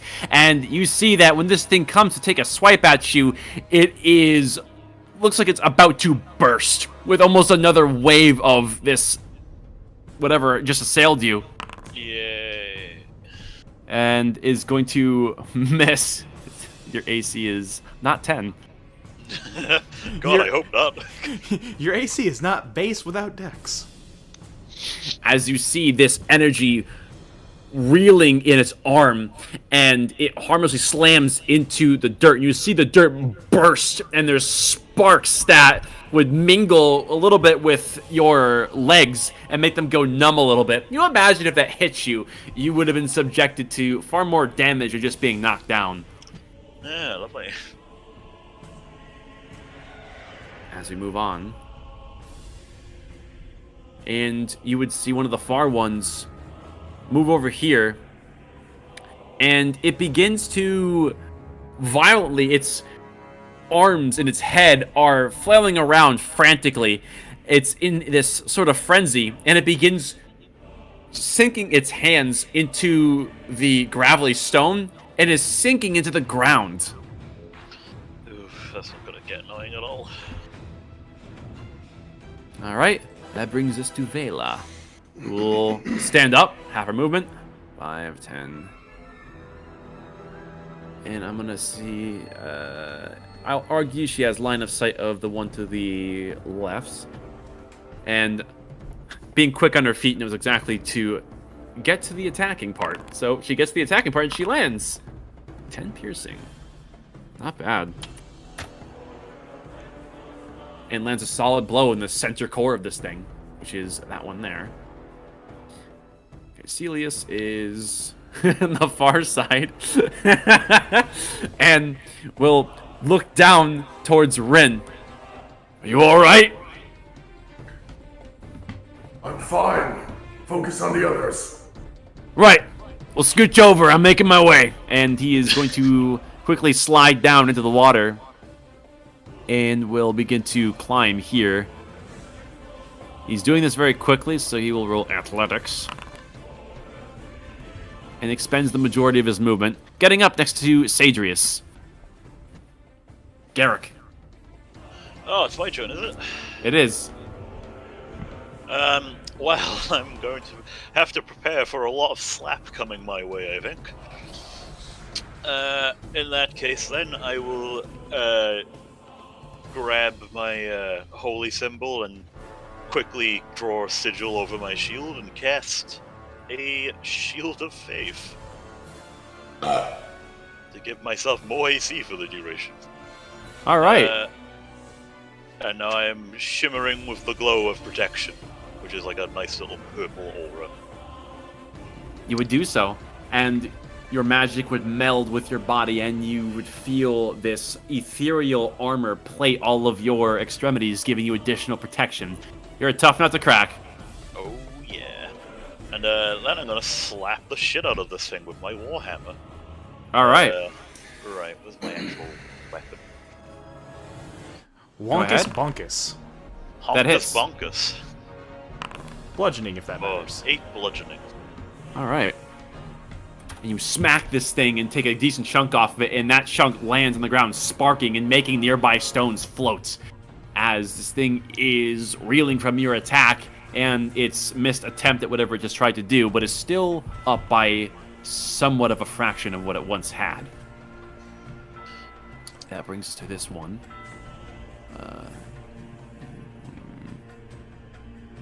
Let's see. This one will... 5, 10, 15, 20, 25... is going to recklessly dart forward. Oh, here we go. And it would be quite reckless in its approach as it kind of bumps into nearby boulders and slams along the ground and scrabbles to get back up, and would spend its turn getting up to you. Orvis is also in the water, and seeing everything that's going on, quick thinking, will climb. Just kidding. He's a little bit of a small guy, so he's struggling. He would get most of the way up, but he's having a hard time. Dagny. Alright, gonna go ahead and start moving. So 1, 2, 3, 4, 5, 6. Let's kind of get a better view of things. Oh wait, what am I doing that for? That was the wrong thing. Okay, well, I mean, Magic missile. Magic missile. yeah, at this point, she's just gonna go ahead and, yeah, she's gonna cast Scorching Ray, and aim one on this one, and this one. This one. What was the third one? This one. All right. Go ahead and make your attack rolls in 3. We will go top to bottom. Yeah, top to bottom. Yeah.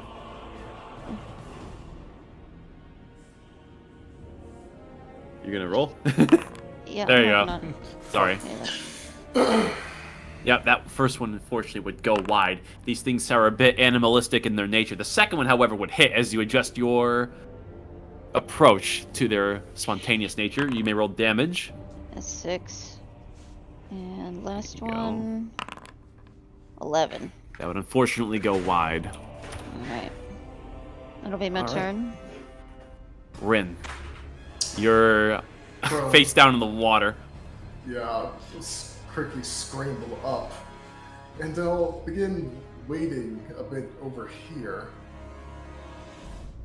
Am I able to see them from here? Not really, no. But I'm gonna stop you there.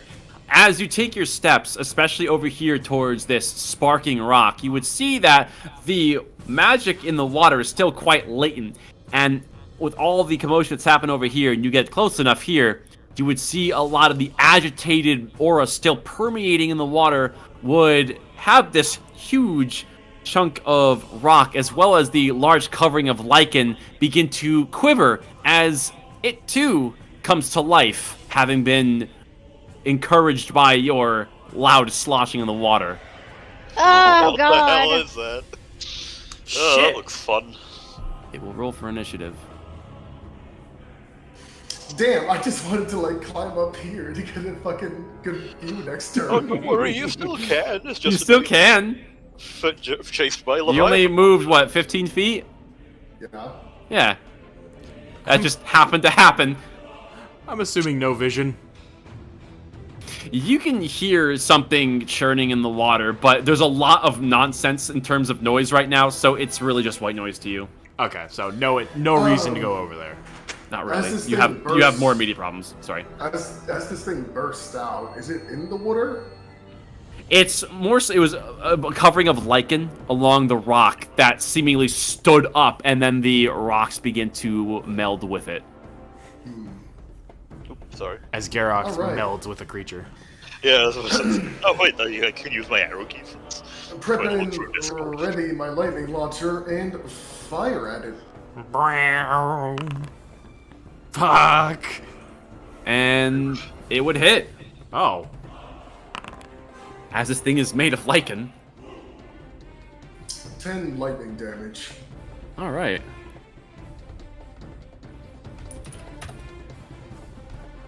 As a bolt from your lightning launcher would pierce through some of its tendrils, and this thing was still in the process of forming, not necessarily focused on you, but after the attack, it would wildly reel around and would lock eyes with you. You have its attention now. Alright. Seeker could use some backup. As he flies up over here. Well, Seeker is in this place, but, actually, no, he had plenty of time to get down. Never mind. Yeah, he's among you. Zip. He's 400 feet in the air. He takes 17 turns to get here. Yeah, he got briefly knocked out from the auric nonsense, but miraculously, he's still up. Alright. He zooms his over up here in the air, and he then fires at the lichen fucko. Okay, So I fired. hit. Can a homunculus attack on the same? I thought you had to give up your actions making a homunculus attack. It's a No, bonus it's my action. bonus action. It's your bonus action? Okay. Yeah. Yeah. And you deal additional damage. Which brings us to this one here. You would see, for those of you up on the far side, this basilisk would move in and is going to join the other one that is melding with the ground. And you would see here there is a mess of animated stone and energy that's churning almost in a gravel-esque whirlpool. It's not clear what's going on, but there's a tremendous amount of discharge taking place there. Sadrius, stronger than ever, is going to, let's see, 5, 10, 15, will move forward to assist the front lines. However, upon stepping upon this glowing patch that he failed to notice, he would see, as he takes a step here, a large chunk of the road would give way as something animates. It almost looks like a piece of the ground comes up and envelops him. Fucking Move this strangling moss. Let me add this one, because that just happened. Stay away from the glowy bits, he says, meta as fuck. As it will go for its attempt. Let's see. Amazingly, having Sadrius among his wits would quickly sidestep this thing. And is going to essentially stop there, not to get too far into the front lines. And is going to attack the now present foe directly in front of him. Let's see how he does. Alright. One would hit. As he lands a good meaty blow into this now living blob. Alright. It's Thistle's turn, who in immediate response is going to cut this thing up. No questions asked, no nonsense. That's meta. That's too meta. Never mind. And would land a single hit on this thing. And cuts into a good amount, taking off several pieces. It's a lot of initiative, Jesus Christ. Alright. And that would bring us to this one, who is going to attack our frontliner friends. With a 16, it's probably going to miss, given your AC is now, what, 20? Who? Who is he attacking? Jacket? Okay. What This now? one. Never mind, you're fine. Okay. Aragar is going to move up. What can he do? Magic missile. He's going to shoot the moss that was previously assailing Sadrius and lands the hit. This sentient moss is now sufficiently messed up, but still animated. This one is going to move. 1, 2. Will recklessly move to meet the frontliner. That's its turn. Jin joins the fray. And is going to do what he knows best. So I swung. But I missed. Fuck. Hobby initiative. Morthos is going to continue to climb. 5, 10. Gets here. We'll go for the moss. As she would throw a spectral dagger, which would land. Dealing significant damage to it. It's already mostly disseminated, although it's clear that there's a lot of unrest among the environment. Mierks. Going to how tall is this rock? Am I At its capable? peak, it's around like 7 or 8 feet above. So it wouldn't be too hard to go up and around. Yeah, you could clamber over it given your prowess. It's not like an actual obstacle, really. Alright, he's going to javelin in one hand, trident in the other. First swing at the boy he hit before with his trident. Okay. It would clang against the hard stone, not penetrating. Second with a javelin. That's gonna hit. That doesn't seem right. That's a D20 of damage. Yeah, that doesn't seem correct. They Yeah. deal a Maybe D6, right? Probably. D8. Or do they deal a D6 or D8? I think it's a D6. Check. 5e javelin. It is 1d6. Okay. That doesn't seem right. 6. Can I keep the 24 damage? Yeah, nah. 24, that's the attack. And that was the attack roll. Oh, okay. Never mind. You I derp. click. I am a dumbass. So that's 11 Yeah, piercing. bro. You roll a 6 on the d6 either way. That's 11. And you would Yeah. strike it right through the heart of this thing as it would disseminate into sparking gravel and energy. However, the pulse of energy as it goes away it seemingly goes into this guy, and you see him get stoked as a result. These motherfuckers. Well, this is gonna turn real fun real quick. All right, which one is this? All right, he will move up, making an attack against Mayarks, and you would see this one kind of conjures a lot of its own discharge into this one rake of claws as it comes down upon you with a 20 to hit. Before it can hit me, I am going to reaction hit it. With a basically a brace. 19. That'll hit. Plus a d6 of 15. You instinctively give an attack, hit it right in the core, twist it with your trident, and rip up as you split this thing's head, essentially vivisected in half, only for all of the energy you just released to rake down upon you as this attack lands. And you take 9 bludgeoning and 1, 2, 3. I still fucked it up. Yep. What the fuck? Jesus Christ. What a roll. That's fucking bullshit. 2. That's fucking bullshit. 3d6 and it rolls a 4. Come on. Anyways, you take 4 fucking lightning damage, and you need to make a DC 14 strength saving throw. Okay. You are not knocked prone, but you are stifled by the amount of energy that goes through you. You think most of it discharged in your spear that was going through it as a safe alternative route rather than going through important things, as you feel like that should have done a lot more. I feel like it should have done a lot more, as in it should have done a lot more. Yeah. The You DM would sounds see angry.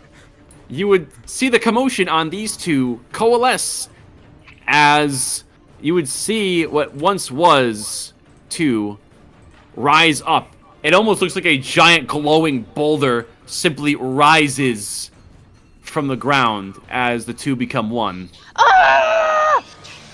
Fuck!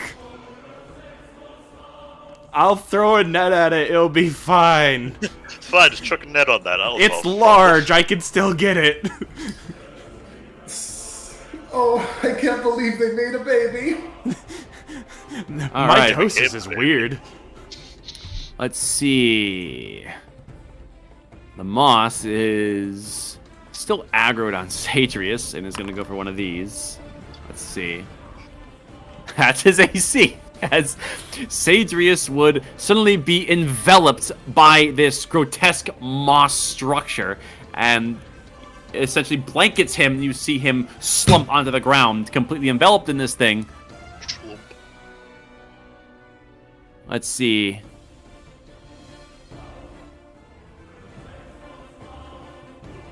Okay. I'll have to remember that formula.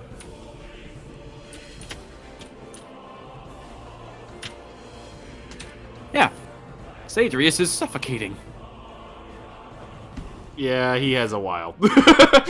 Yeah.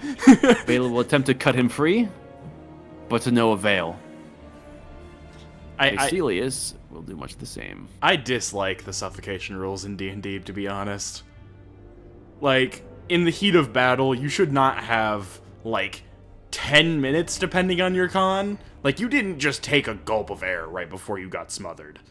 To be fair, you also usually in real life aren't superhuman like most D&D characters. Yes, Yeah. but it makes suffocation null most of the time. Well, to be fair, it's not meant to be a Oh, and Caecilius would land his blow and would nearly free Sadrius, but he's still smothered. As It's for this huggy time. As for this thing, oh boy. As Rin stands his ground in the water pit, this thing would move through the water, serpentining as though it were a wave unto itself, before it would lurch up and slam down for a crit! Uh-oh. No. This is Oh, not the monster you boy. wanted to have crit. Oh, Christ. Uh-oh. So, Rin, you take a grand total of 19 bludgeoning damage as you are having a hard time seeing this thing. It's as if it's nothing more than water and leaves itself once it goes below the surface. In an instant, it comes up at your waist, clamps down on you, lifts you up in the air a good 15 feet, and would slam you hard against the rock. As it would break a lot of the stone, the additional rocks would hit you on the head. You're completely dazed and overtaken, surprised by the power of this thing. It was 19, you said? 19. Ow! Fucking crit on its first move. That'll be Shit, its turn. 30.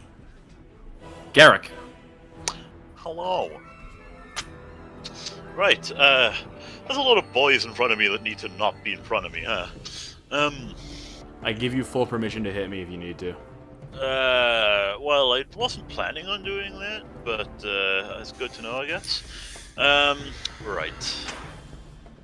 What do we do first? So, bonus action, spiritual weapon. Ooh. Wonkus bonkus. Honkus bonkus. And we'll have it, like, appear, like, here. Oh, that's cool. I Yes. didn't even know that was a thing. Awesome. All right. Yeah, that's a thing that it can do, apparently.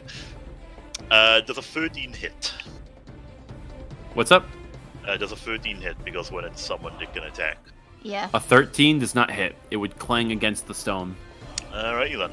Well, in that case, I'm gonna take a step up this way and slap the one that Mirks has been attacking.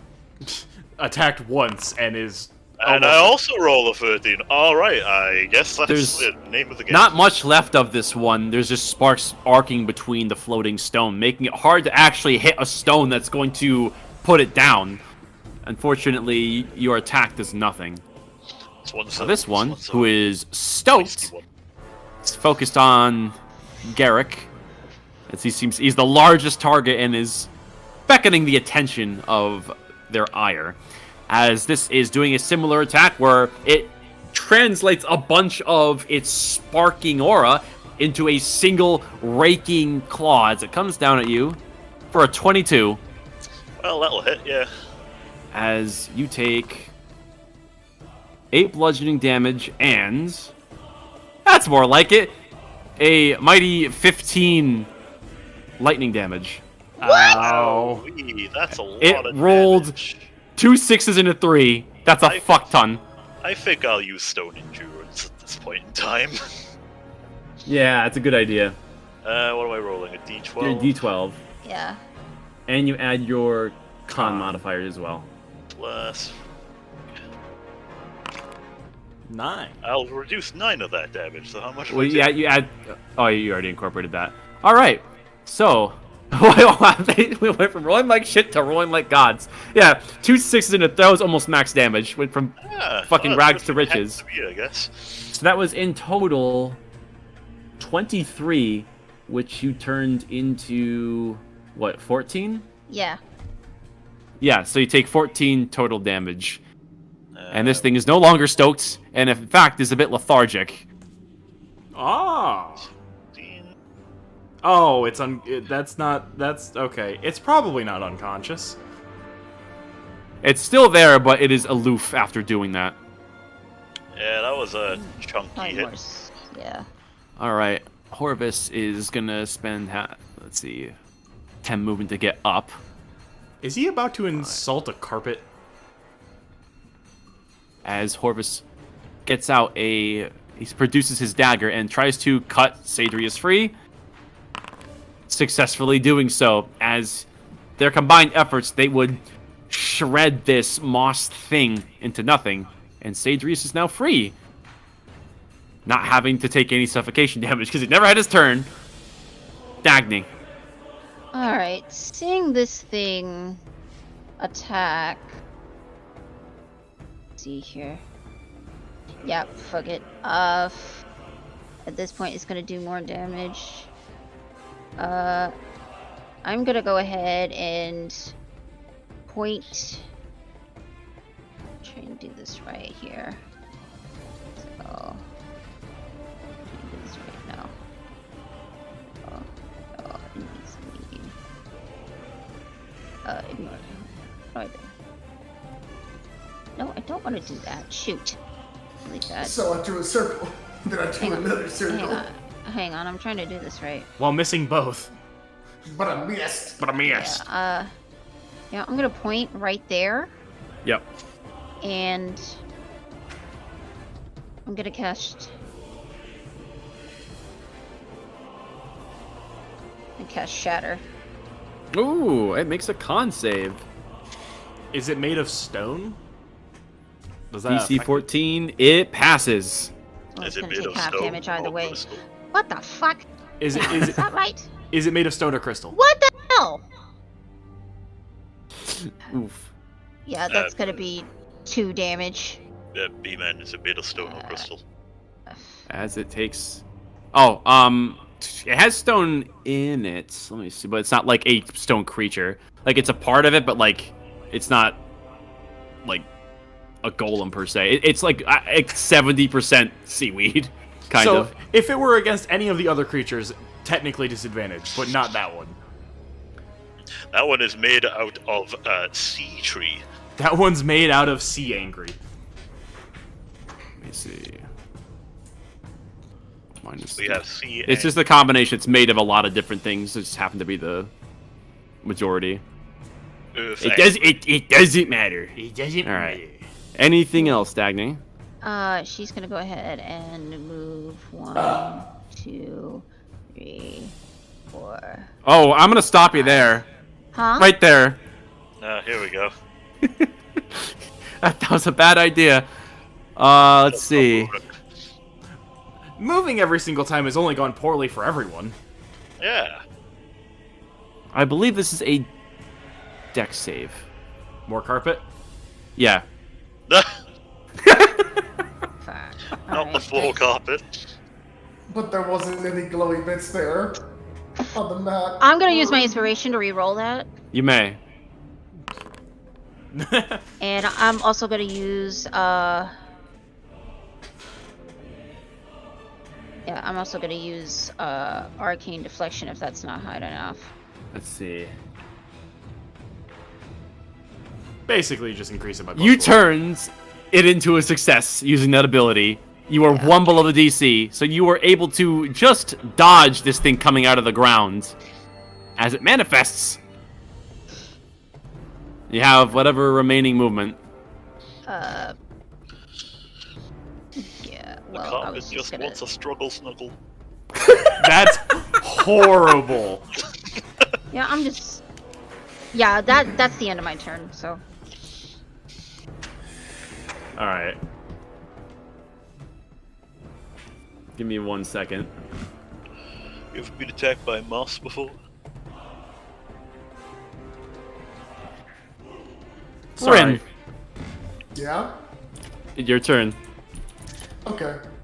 To clarify, this one over yonder seems taller. Is that Yep. one visible from where I am? I'd say, given its stature, yes. Okay. So that gives me more incentive to use this spell. As I am outstretching my hand, a port of my armor is going to open, and then a stream of acid is going to shoot out. Wait 1 second. Let me see the range of this. I doubt it's 100 and something feet. Oh, that's It's 85. not. Never mind. That's not. Let me see. I'm still doing this attack though. As I'm casting this spell. He's shooting his goo. Oh, see. I fucking love that spell.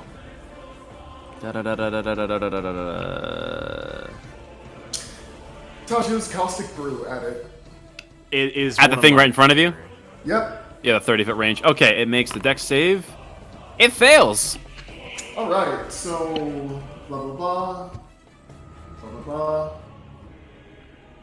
Starts taking 2d4 on its next turn. Yeah, it takes 2d4 at the start of each of its turns, as it is now covered in acid. It has to waste an action to become not covered in acid. All right. And You would imagine it doesn't bear the intelligence to do such a thing, so you think that is going to be a solid flow of damage in the foreseeable future. Or go ahead and roll your base damage. it's at The base attack. Oh, it's the start? Okay, we'll roll it now just so we can reference it. That's 6. good. That's All not right. bad. And then Seeker is gonna fire off a shot at its booty. Zap. All right. 22 will hit. For 5 damage. Enough Nice. that the same damage as a level 2 spell. You get a solid hit in this thing. You're withering it down, but it seems pretty tough. Yeah. That brings us to the big boy. The Oryx Sentinel is going to come barreling down. Oh no. Let's see. How you doing, asshole? Have I gotten my turn in between now and then? Well, this thing Yeah, rolled for you're- initiative when they merged. Let me see. Oh.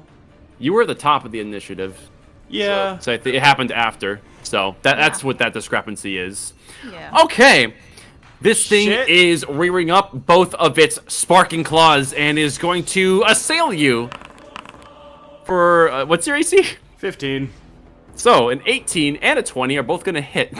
Yeah. Unless you have any tricks up your sleeve. I would, but I don't. So, the first attack, you get raked for 10 slashing damage. Okay. And the second one takes 9 additional slashing damage. That's it. Alright. And that is the end of its turn. Chaplain Sadrius, no longer having to be assailed by the snuggle struggles, will move forward and will immediately target the big guy, given that it's the biggest threat. Rears up his hands as his eyes would glow white. The halo adorning the back of his chest would glow a similar halo shine to when he was being spoken to from his god. As he will upcast this yet again, his now signature move. As he upcasts Guiding Bolts. And the hit lands. And this thing takes 21 radiant damage. As a beam of decadent light would come from his staff, go shooting overhead from the two frontliners, slam into this sentinel, and the blinding white light would overpower the blue light sparking out of this thing momentarily. It's as if it was dazed by the divine power. And that would bring us to Thistle. 5, 10, 15, 20, 25. Alright, he has to dash to get to the front line, but he will get here, at least. And we'll end his turn there. Aragar is going to try to help the boy down under. He So comes from a land down incredibly out of under. position. Clearly the worst position. As he is also going to cast Shatter.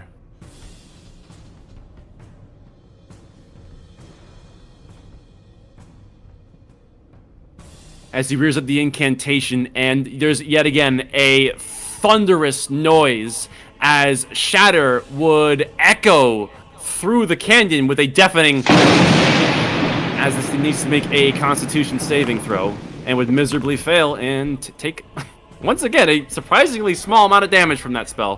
What the fuck, man? People. However, need to you can cast see Shadow over there here. are entire tendrils of this lichen seaweed that are falling off as its form under the continued assailing of the party is beginning to fail. However, it is still up and is still covered in the acid. Which brings us to this basilisk, who is still angry and is going to make a supercharged attack at Thistle. Now. Let's see how he does. Yeah, that's boy. going to hit. 2, 3. As he takes a grand total of 15 damage, taking a mighty blow from this enraged thing. And he needs to make a strength saving throw. Will pass. as the might of the stone comes down upon him, but he's made of sterner stuff, as he plants his feet in the ground and shoves off this thing, as it too would lose its stoking and become a bit lethargic. He won't take that. He took a solid hit, but he's got plenty more in him. Jim will do what he does best. He will swing and miss. Ah, wonderful. Dumbass. Fantastic ability. Let's see. Morthal's continuing to help everyone out. Will throw a dagger at the one that she can see that is lethargic. Fortunately, it would clang off the stone harmlessly. Mayarks. Trident towards Big Lad. I will say, DM suggestion, this one is barely hanging on. Yes, while that is true, I'm hitting the Big Lad, and I'm going to use Distracting Performance until the end of my next turn. Everybody has advantage on him. I see. So, the 22 is going to hit. Roll your damage. Alright, and then I'm also... Fuck. I have too many fucking things open. That one was hit with a guiding bolt, right? Oh, yeah. Lord, you've been rolling max damage. Yeah. Well, I mean, I didn't... And it's an extra d6 on top of that. It's 1. All right. Everybody has advantage on it until the end of my next turn. Or until the start As of the my next combined efforts against this tall sentinel, you can see a lot of the ethereal light from Sagery is still wreaking havoc on the auric energy that is keeping it together, making it easier to hit, almost as if it's throwing off pieces of stone and giving this thing a hard time to move, and you take full advantage. And I'm going to javelin stab the weak one. So this is the next attack roll against the creature. Let me see. Does let me check one thing with Guiding Bolt.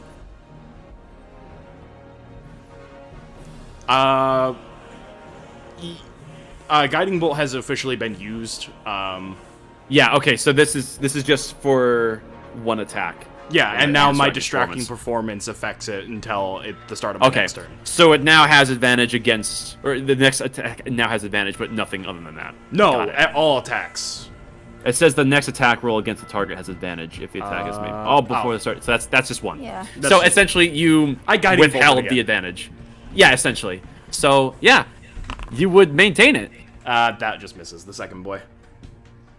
That would go wide, unfortunately, as this thing, once again, is dodging all the attacks, being barely together. You hit another harmless piece of stone that goes shooting off, but it appears as if that was the wrong piece of floating stone. It's still positively reeling with somehow, still enough energy to fight. And it will retaliate for an 18. Hits. As... Okay, this thing is not lethargic. You take 9 bludgeoning damage as this thing refuses to go down. This little fucker. Alright. And that is the end of my turn. And Yeah, is that the was end of that its thing's turn. turn as well. Yeah, All I right, kinda figured. which I brings fucked to Vela, who repositions and tries to get a shot on the weak one. Going for a longbow shot, she would unfortunately have a ricocheting blow that would glance off yet another piece of inanimate stone. It is See, still this one up. has the lucky feat. Ricochets off the enemy into Mirx's eye. If only. All right. Shut up, you're about to get hit by a fucking snake. You're getting beat up by a rock. You're getting beat up by weed. Yeah, Rex. Whatever you Caecilius say, will boy. take out his short bow, given there's a whole lot going on there. Goes for the weak one, and it still manages to ping off that attack. Can we kill it, please? We're trying. Actually, Garak, don't kill it. Because if you kill it... I'm not gonna... That's... Never mind. Too meta. As for the boy down under, this thing would rear up for yet another slamming attack, Net 20. and crit fails. Okay. It also As- takes acid damage. 2d4. Oh yes. Remind me how much that was. Was it 6? 6. 6. There we go. As this thing comes up with these strange lichen-like mandibles to repeat the effects of last attempt's slam, you would see one of the mandibles falls off as the acid would eat away at it and would harmlessly slam into the rock next to you, and it appears to be somewhat dazed, having hilariously rolled a 1. Garrick. Hello. I have advantage on the big boy, correct? On the big lad, yeah. Yes, the next attack has advantage. Alright, cool. I'm gonna fling a guiding bolt his way. Actually? Roll again, because you have advantage. You might be a crit. Sure. Let's see. This is It hits. Go ahead everybody and roll your damage. permanently has advantage on the big lad. It's fucking great. That's a solid strategy. Damage. Oh 6 shit! Christ. Man. Wabam! Wham! Wabam! I like this strategy. Channeling your own clerical prowess and connecting against this thing that has been assaulted by Mayarks. You would assert your own radiance into this thing, and the radiance that's already present within it, still from Sadrius, would meld with your own attack, as there is more white energy sparking off this thing than there is blue. And you would see more pieces of stone fly off, having been dispelled and assaulted by the two conflicting energies trying to take hold of this inanimate matter. It's quite the anomaly. Does anyone have the spell Dispel? And, Not yet. bonus action, hammer time with my spiritual weapon. Okay, what are you going for? Against it again. Gonna go for the weak Little one. guy. All right. Go ahead and roll your attack. Just use my own advantage on the big guy. I was gonna say, yeah, you should definitely use your own advantage on the big guy, because if I would, but I could also let other people cast more spells that just continue with advantage. yes, but not to get too meta, it's gonna get the fucking primal surge bullshit, and it's fucking huge. Yeah. But anyway, I'm gonna slap the small one. Fuck. Okay. What am I doing? Just casting this again? Basically. This thing 15 would against the small slam one. once again against inanimate stone that is floating among its form. It is somehow still up. It's collectively been attacked many times to the point where all of the stone floating around this particular thing is pretty much been hacked away. All that remains is a floating orb and a few jagged pieces of stone that vaguely represent either claws or teeth. Very interesting. Ah, it's ascended. And this one here, lethargically, is trying to attack Garrick as it rolls with disadvantage. And will miss wildly. Horvis, Horvis. Horvis, Horvis, All Horvis. right. Insult the stone. All right, let's see what this does. Your mother was an elderberry. Your mother was a hamster and your father smelled of elderberries. No, it's more funny when you do it wrong. If Your she hamster was- smelled of father, and your elderberry smelled like hamster. Shit. Let's see, 5, 10, 15, 20, 25. All right, Oh, we'll manage so- to get here. You see, Ah, about who's- time. and is going to lay a healing hand to Mayarx's back. Oh. Cure wounds. Oh, B-Man, sorry to interrupt, but did this thing next to me attack me again yet? I Yeah. completely blanked it. Did it miss? It missed. it It, missed. critically failed. Oh, sorry. Yeah, because I blinked out for a minute there, sorry. Mayarx, we regain 9 hit points Pog. as he gives you a nod. Perseverance, Mayarx. Strength in numbers. Okay. Thanks, Yoda. Thank you, Yoda. Oh, this thing didn't roll initiative, did it? Whoops. It's lethargic too. It was taking a nap. Whatever. Actually, Yeah. Arslump. Well, yeah, I'm just gonna channel Firebolt through it. Through what? Since with because Arcane Deflection, I can't cast spells. I can only cast cantrips until my next turn. So. Well, it is your next Okay. one. So I'm gonna channel Firebolt into this thing. Okay. That's a ranged attack. Isn't that disadvantage with it being next to you, or am I mistaken? That is ranged Yeah, spells. it's a ranged spell, so Yeah. yeah. Yeah, so you would roll this with disadvantage, unfortunately. Well, fuck that. I'm casting Mind Sliver on it. Saver sucked, bitch! You know what? Well- You'll make the roll instead. Let me see here. Saver sucks are really good when you have disadvantage, because I don't care about your disadvantage. Saver Wait, suck. hold on, let me I see wonder here. how smart the rug is. Okay, good. There's no intelligence requirement because it has an int of 1. All right. it's literally just a fucking... Oh, that's horrible. For some reason, the rug is not a higher life form. Whoops, I rolled damage for you by accident. Whatever. Yeah, it would take Yeah. the full 6 damage. And it gets a -4 on its next saving throw.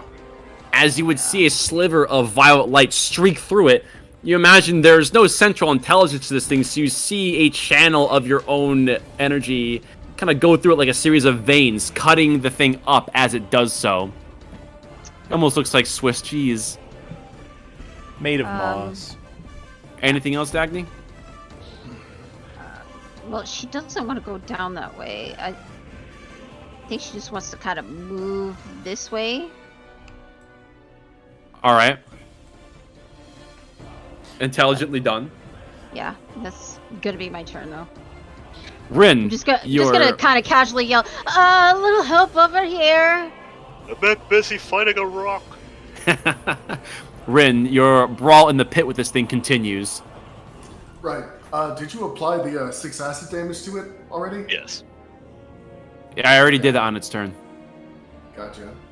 Because it's right next to me, I'll just... Here, I'll do What do this I- to as a reminder. I got a fucking bot in the chat. Ow. You hate to see it. Wow. But yeah, because it's dead center, I'm just going to give it a face full of magic missile. Alright. Show me your rolls. That's... Well, that's just Yeah, one. you get 3 more rolls. Yeah. Right? Oh, is that all of them? So, what did I get here? Is that correct? Well, You roll the start 1d4 and you land a 2. I don't know why it says 9. Yeah, I don't know why it says 9. Yeah, that makes no sense. Because Well, that was a plus it's- 1. Wait, it's saying 3. It rolled a 3 and timesing it by 3. That's Alright, yeah, that you rolled a 2. So it's 1d4 per magic missile, if I remember correctly. So the Yes. next 2, just do a solid blank d4 roll. Use the Okay. modifier on the bottom. You're gonna have to fix that later. yeah. Alright, let me just... So the first one was a 2 plus 1. So that's Is 3. 3, So 3 Plus the 8. and then plus 8. Yeah, so that's 11 total. 11 damage total, yeah. You can see several pieces from this thing are shedding off of it, exposing the more blue, iridescent core. It's definitely assailed through much of its own ability to fight. However, it is still remaining up and able to hurt you, even still. Seeker, I choose you! That'll hit. Hey! As this thing gets pelted from the back of its head. You can even call it that, and more pieces fall off. It's looking pretty weak. Perhaps a Yes. solid blow will finish it off. That is my go. Alright, that brings us to the big boy, who's only able to hit Mayarks. So that's what he's gonna do. As he comes down to you with 2 raking, sparking claws. What's your AC? 15. Well, I landed a 15 and a 17. They both hit. Well, The,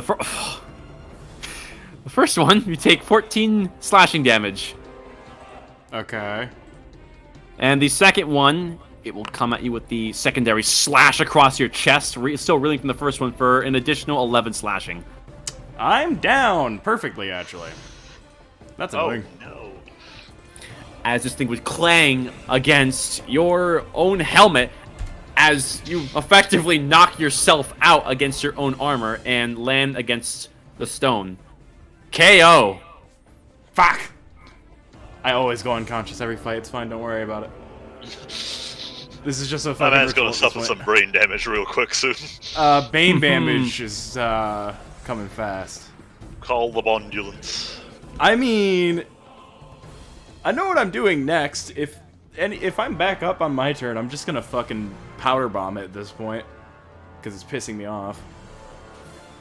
Let's see. Chaplain. Next thing still has advantage. Alright. Let's see how it does with one of these. As you would see Sadrius' staff illuminate a series of different winding colors. Come on. Let's see how it does. As he casts Prismatic Wall, it does nothing. What? It passed? How? Damn! That sucks. As Sadrius, having his newfound resolve in his arcane prowess, would attempt to banish the beast into oblivion. But this thing, churning with all of its energy, would somehow resist. I'm shocked. I am fucking shocked. Alright. And Thistle is going to double slash at the lethargic one. Not landing either hit. It seems to have taken a defensive position. Erigar is going to go and try to continue to help Rin. He will cast another Guiding Bolt. He has Guiding Bolt. He will cast that. You get a guiding bolt. You get a guiding bolt. Everybody gets a guiding bolt. You know what? Hey, whatever. It helps. Unfortunately, it would go wide as this thing is wobbling quite a bit, no longer being steady on its own body, and it would impact the stone harmlessly. This is the downside to Guiding Bolt being so fucking good, because everybody will always cast it when they have it. Yeah. I believe this one. Okay, this one's no longer lethargic, but this one is. Lethargic one is going for Garrock, rolling with disadvantage. Nope. As it lazily tries to swipe, which you easily deflect, but recovers from its fatigue. Jin is going for the one that it can see. Jin will do what he does best and will swing, and will actually hit for once. Holy shit! 11 slashing to the man at the far south, dealing a significant blow to him. Back to the top of the initiative. Let's see what she can do. Another ethereal dagger coming towards the one that's barely standing. Why are we going after that one? And finally, being little more than just a glowing orb surrounding by jagged stones, the knife would be expertly placed as though a floating bullseye straight in its core, and it would disseminate. And its energy would explode in a radius, giving you all a tingly sensation.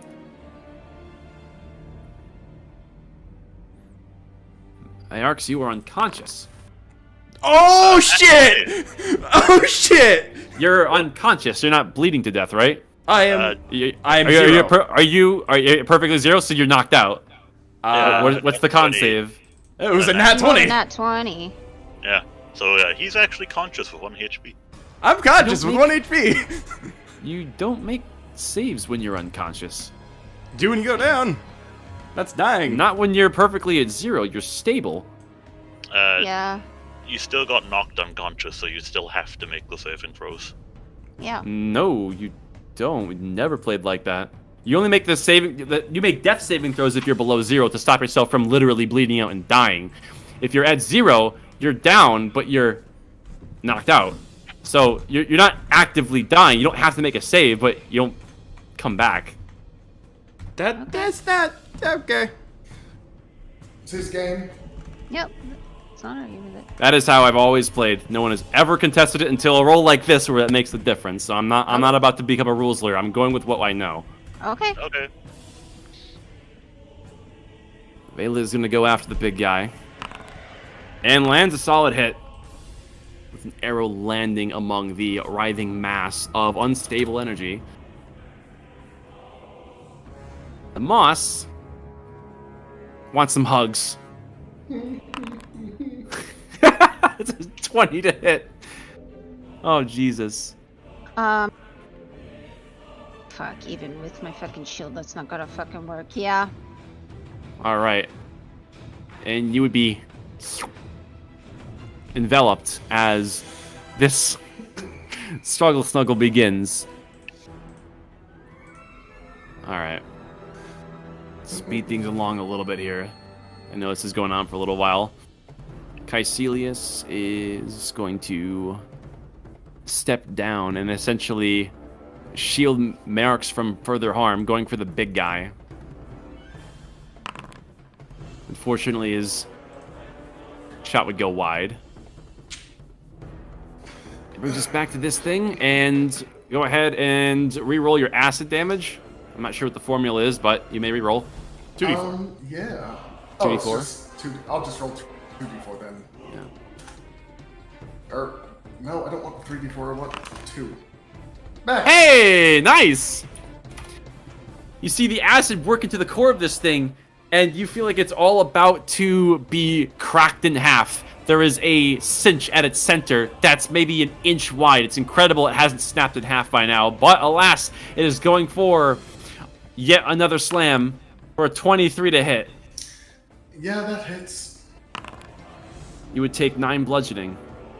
Okay, that's not as bad as the crit, thank God. That was 9 a... bludgeoning. Yeah. Alright. Wow, it rolled 2 1s and a 3 on the 3d6. That is insanity. Hey. The dice gods have favored you this day. Oh, so it was 9 damage, just to confirm? Yes. Okay. Garrock.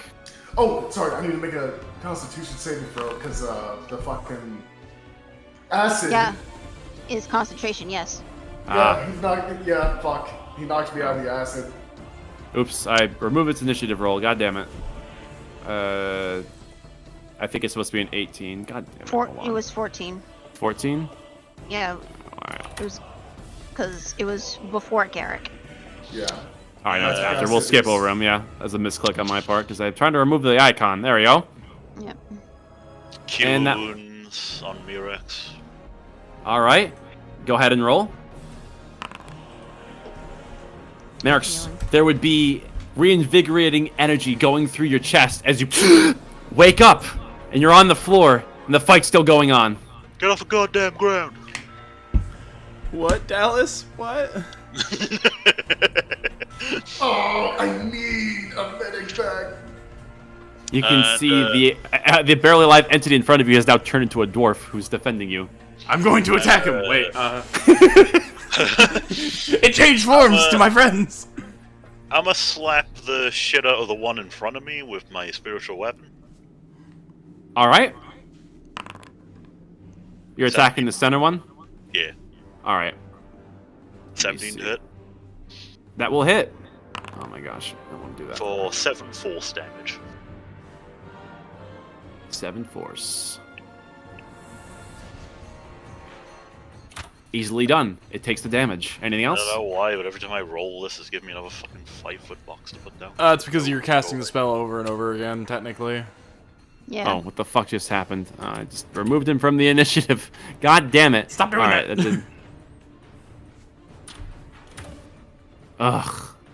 Christ. I tried to get rid of your little marker thing, and I guess I'll just re-roll that thing. It doesn't fucking matter. There's so much shit going on. We're just gonna leave the markers there. I don't want anything else to be deleted. That thing already went. This basilisk is gonna try to retaliate. And lands a 26 on you, Garrick. Yeah, I don't have 26 AC, funnily enough. As it rolls really high, and you take 11 bludgeoning. For fuck's sake. I mean, I'm still alive. Mm-hmm. Kind of. Let's see. The frontliner's looking rather damaged. So Horvis is going to... let's see here. Upcast Cure Wounds on Mayarks. Okay, I'm good. Let's see. Yep. And Mayarks, you regain 13 healing or hit points as Corvus would speak to you. Up and at him! What did I just say?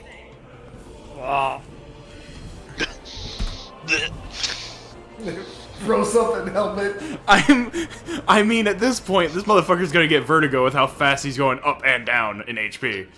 Dagny is participating in Struggle Snuggles, and you're going to take...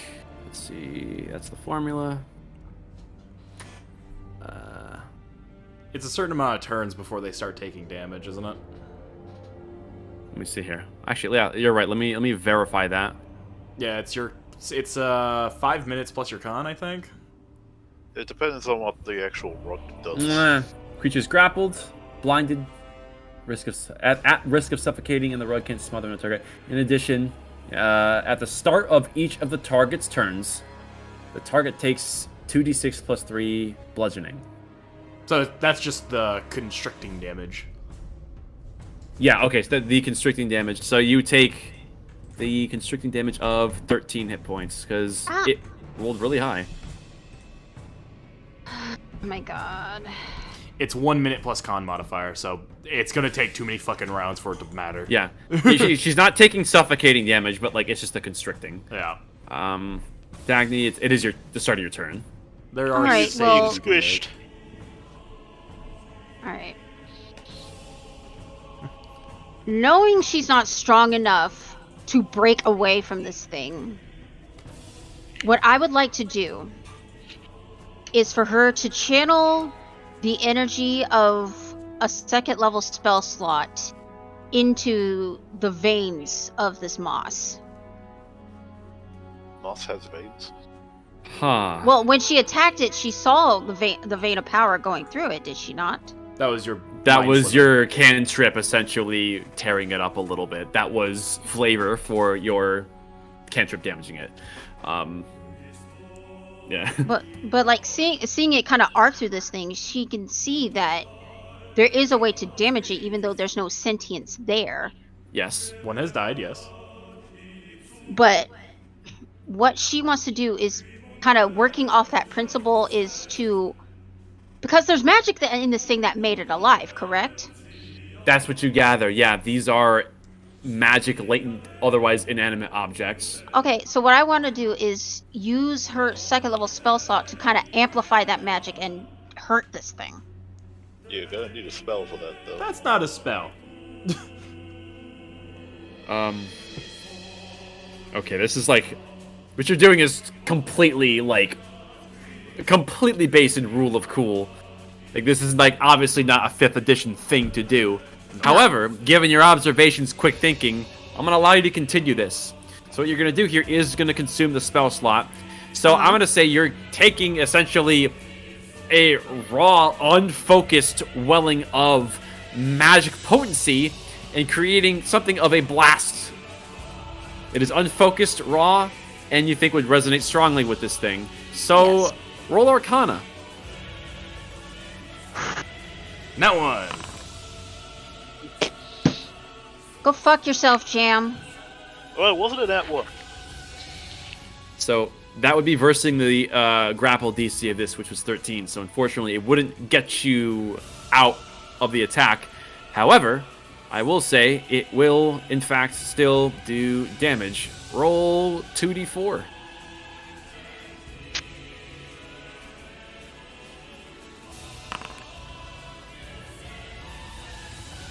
It's not nothing. And it would take that damage. Literally gonna start screaming with whatever air is left in her lungs. Because I can't do shit else. Alright. Ren, you do hear some screaming coming from atop the cliff, and you have this barely up thing still in front of you as you're battling it out. Alright. Would you say it is submerged in the water somewhat now? Yeah. Alright. I don't even need to aim. I'm gonna take my lightning launch. Wait, am I submerged or am I kind of like on this dry rock wallish thing? Within your space, you can prop yourself up on the rocks that are above the water line. Okay. Tell that retard I'm shooting my lightning launcher at the river. With You this do thing in so. it. and you see the latent energy that's still within the water melds with the concentrated channel you created with your lightning rod, as these two forces of magic are cooperative. So go ahead and roll double damage. Neat. Let me just do this. So, 1, 2. And the double damage is effectively just for flavor because this thing had 2 HP. So you would fry this thing. You want to describe how you finish it off? Rather than pretty much just directly aiming the lightning launcher down towards the water, firing it, and just letting, science do the work. Water conducts. As this thing would electrocute, and you would see this thing light up brightly, having these tendrils of electricity crawl up its body. At that near severance point, there would be a crack of lightning as this thing would snap in half and would fall into the water, effectively cooking itself, and is no more. Alright. Can I scramble the fuck out of the hell ravine? You have all your movement. So that's a 20-foot cliff. As you're climbing, just make an athletics check. Uh-oh. I would say you would, with that check, you managed to get up, but you're expending all your movement to do that. That's fine. Seeker is going to zip. And you would see there is a screaming pile of moss over here. It's nothing. Must have been the wind. And Dak is curiously missing. Seeker is going to shoot the struggle snuggle blanket. Okay. That's gonna hit.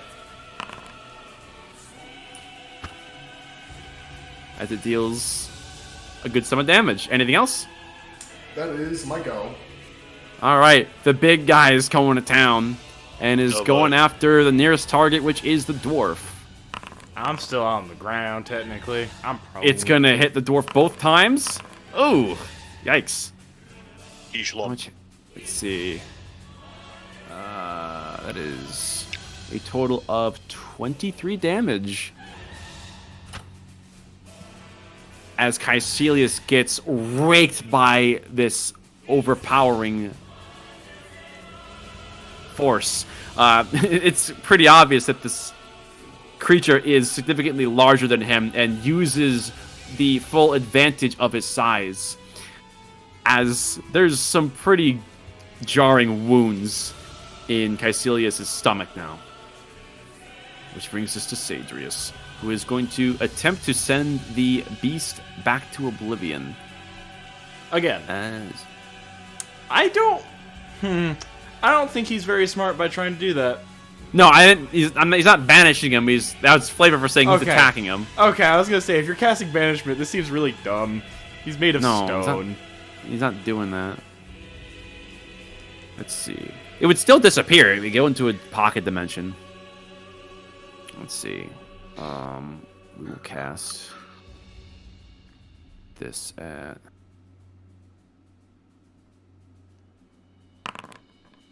It takes the damage. Oh my god, he rolled minimum damage, as there is a shoot of flame coming from his staff. And would do something. Thistle is going to keep going on this guy. Hitting once.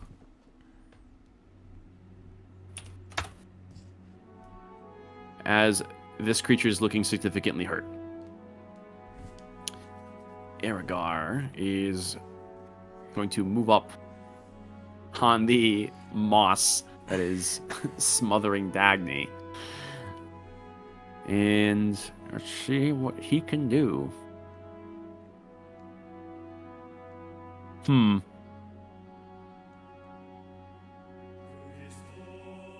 Okay.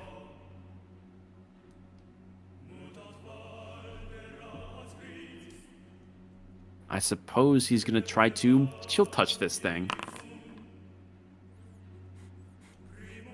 Somehow he didn't hit. I have no idea how. This thing doesn't get like advantage when it's on the ground. That's stupid. Whatever. He mistakenly attacked a nearby shrub, believing it to be a part of the creature. He got distracted by a And imagine dandelion and poked it. Dagny struggles at the perfectly wrong time, and his incantation goes wide. Jin is going to attack the nearest by dude. Hits. And would destroy one of the front-lining entities, as it is now gone. Top initiative is Morthos. She's going after. She's doing a spectral dagger towards the big guy. Does not hit. That motherfucker should not be going before me. Let me see. It hardly matters. Just going after Thistle, anyways. I know one of their initiatives got fucked up. Goes after Thistle. Lands. Thistle takes 11 bludgeoning. He's looking a little beat up, but he's still good for wear. Mayarks. Net! Against big boy. Nothing but net on the big guy. All right. Go ahead and ping it so I know the rules Net. of this. That's not correct. Yeah, I had a feeling something like that might happen. Fuck you. All right, I have no idea what you're doing here. So could It's you just like? it's basically a grapple. It's restraining it. So it's contesting athletics / acrobatics, just like a grapple. It's basic. It's a dex save. What's the DC? DC would be 12. Okay, so it makes a dex save for 12. It rolled a 15. I'm going to add a d6 onto the DC and with a. How do you raise a DC like that? That's breaking free. Fuck. With a net, it is actually an attack roll. Oh, is it? Yeah, you hit a large or smaller creature. When a large or smaller creature is hit by a net, it is restrained until it is freed. The net has no effect on creatures that are formless or creatures that are huge or larger. We're gonna have to refine the rules a little bit here because we never even went over it, and then you're pulling shit out of your ass. So we're gonna need to clean that up a little bit. But even if we go with the original attack roll, it still wouldn't hit. Yeah, it doesn't meet the doesn't DC or AC rather. So unfortunately, your net would land on the ground as it's stoked through a lot of contesting forces, and it, whether it meant to or not, dodged. Well, shit. That's it. Vela's going for the big guy. Lands the hit.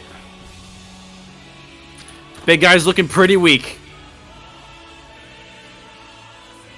The moss can't really do much. It's just gonna continue to have cuddle time with Dagny. Can't really take any other actions. Can't even really move. Just kind of Dwarf buddy swords is itself away. going for the big guy. The rapier will not hit. Garrock. And I said, I yeet to the big guy.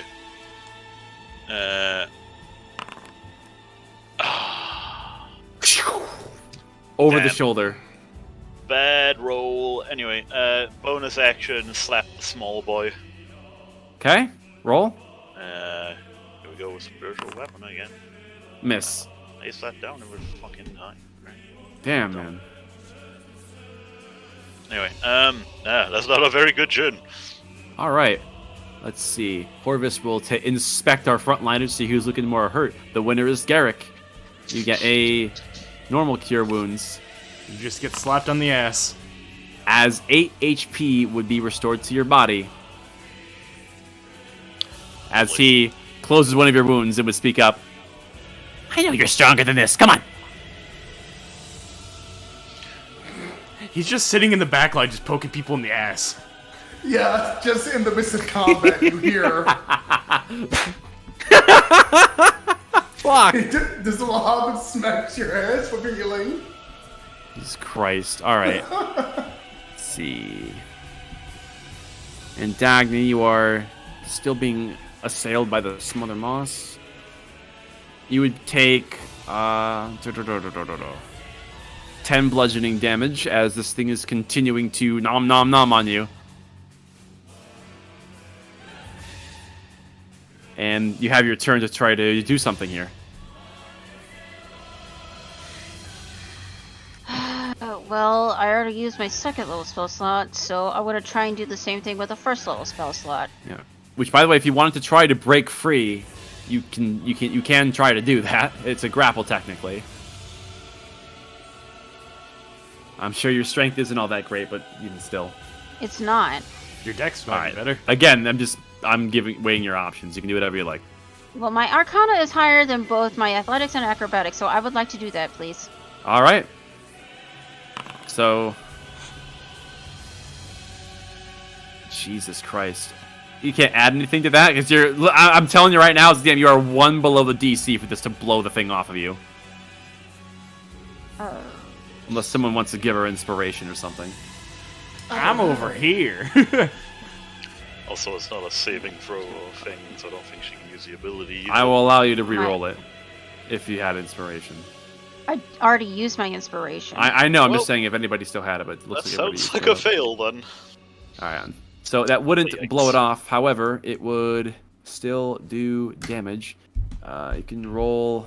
That was a second level spell slot. This is a first. You can roll a d4 as you unleash its raw magic, and you do some damage. There we go.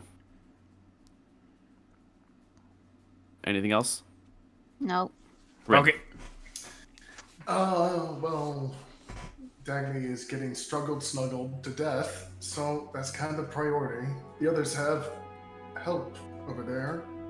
So, I'm gonna move over a bit, and me alongside Seeger gonna shoot at the parts that won't hurt Dagny. This is the thickness of this layer of moss is pretty substantial, so you feel like the damage you do, the risk is low. Okay. Which is to say, like, that half damage shit does not apply to this thing, is what I'm trying to say. Fire indiscriminately. That hits. 12. And then You blow a sizable chunk off of this thing. And that would hit as well. You would land a decisive strike right upon the center of it, and you blow this thing to smithereens as the loose pieces seem to fall off of Dagny. Are we sure Goat's the smoker?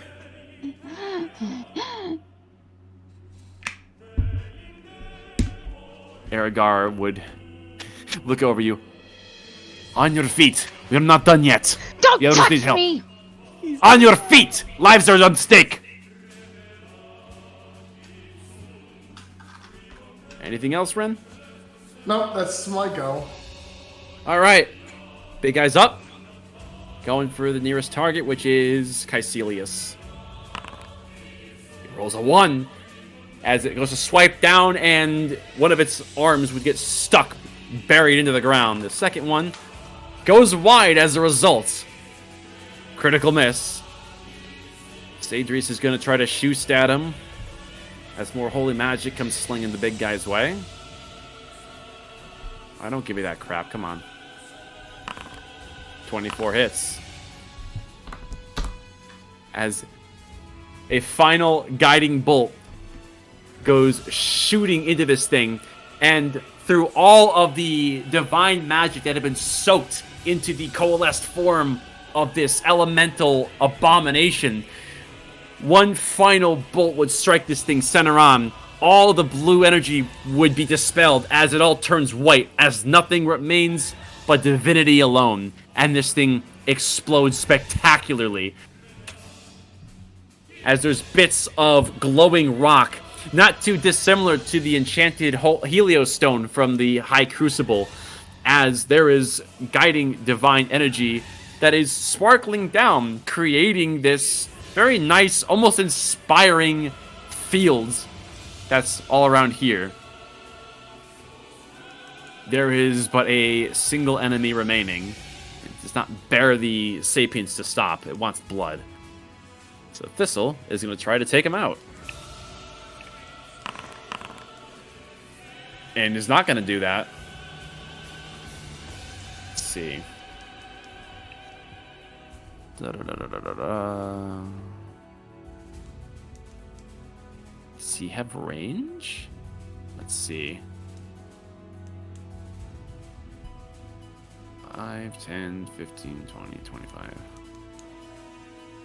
So he's going to try to get a shot. Given that he's passing kind of through a tree here, the enemy's going to have a higher AC. Let's see. Unfortunately, the shot would not hit. Jin moves up. As this motherfucker Hits. is now surrounded. As this guy is surrounded, Jin does his damage. Morthos is going to do hers. Does not hit, unfortunately. In one final bit of rage, the elemental entity is going to go for, let's see. Roll a d3. 1, that would be Mayark's. They claw attack for a 15. Bleh. As you take 10 bludgeoning. Alright. And you're up.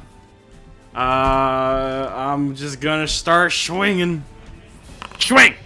That hits! That hits too! I rolled the damage. I click on the damage. It's fucking being mean. Let's see. How do you kill this thing and end the fight? Just first strike is just gonna go into where it's generally where its head would be, and the javelin is just gonna try and pierce through the glowy bits. You would do so, and as you pierce that glowy bit, twist it, it would explode spectacularly, ending combat. Until a struggles blanket decides to pop out further up the lane. As there is, as spontaneously as this occurrence came to fruition, it ends, leaving a very tense stillness. The brightness of the ring is still radiating, creating a unnatural brightened daylight sky. And there's still quite an arrangement of glowing stone in the immediate surrounding environments. I'm just gonna drop a rope down. Or not drop a rope, like hold on to a rope.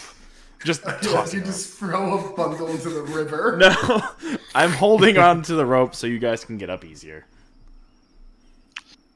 How about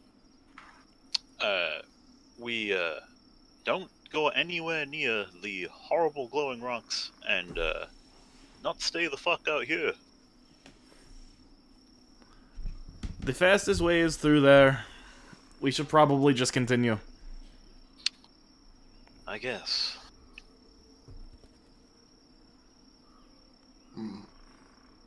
Everyone is collecting themselves and getting their wounds licked, so to speak.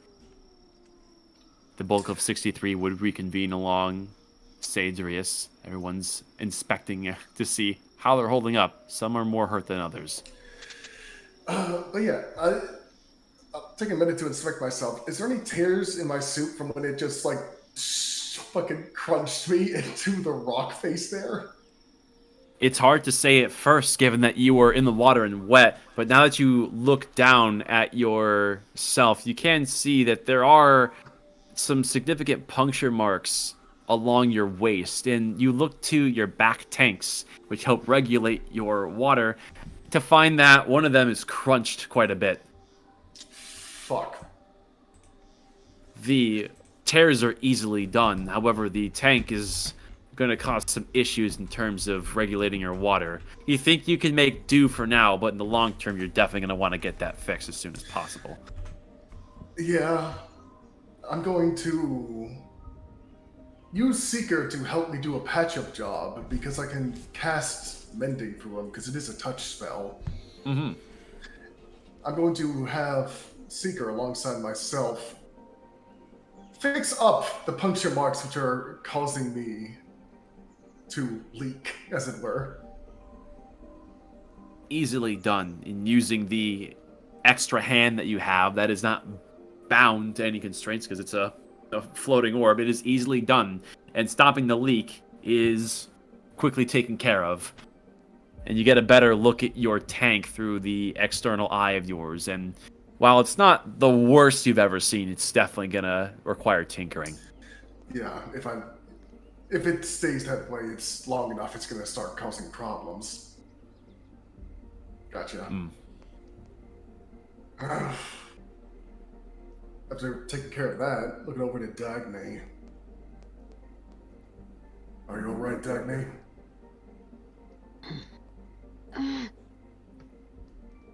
Tries to sit up. I'm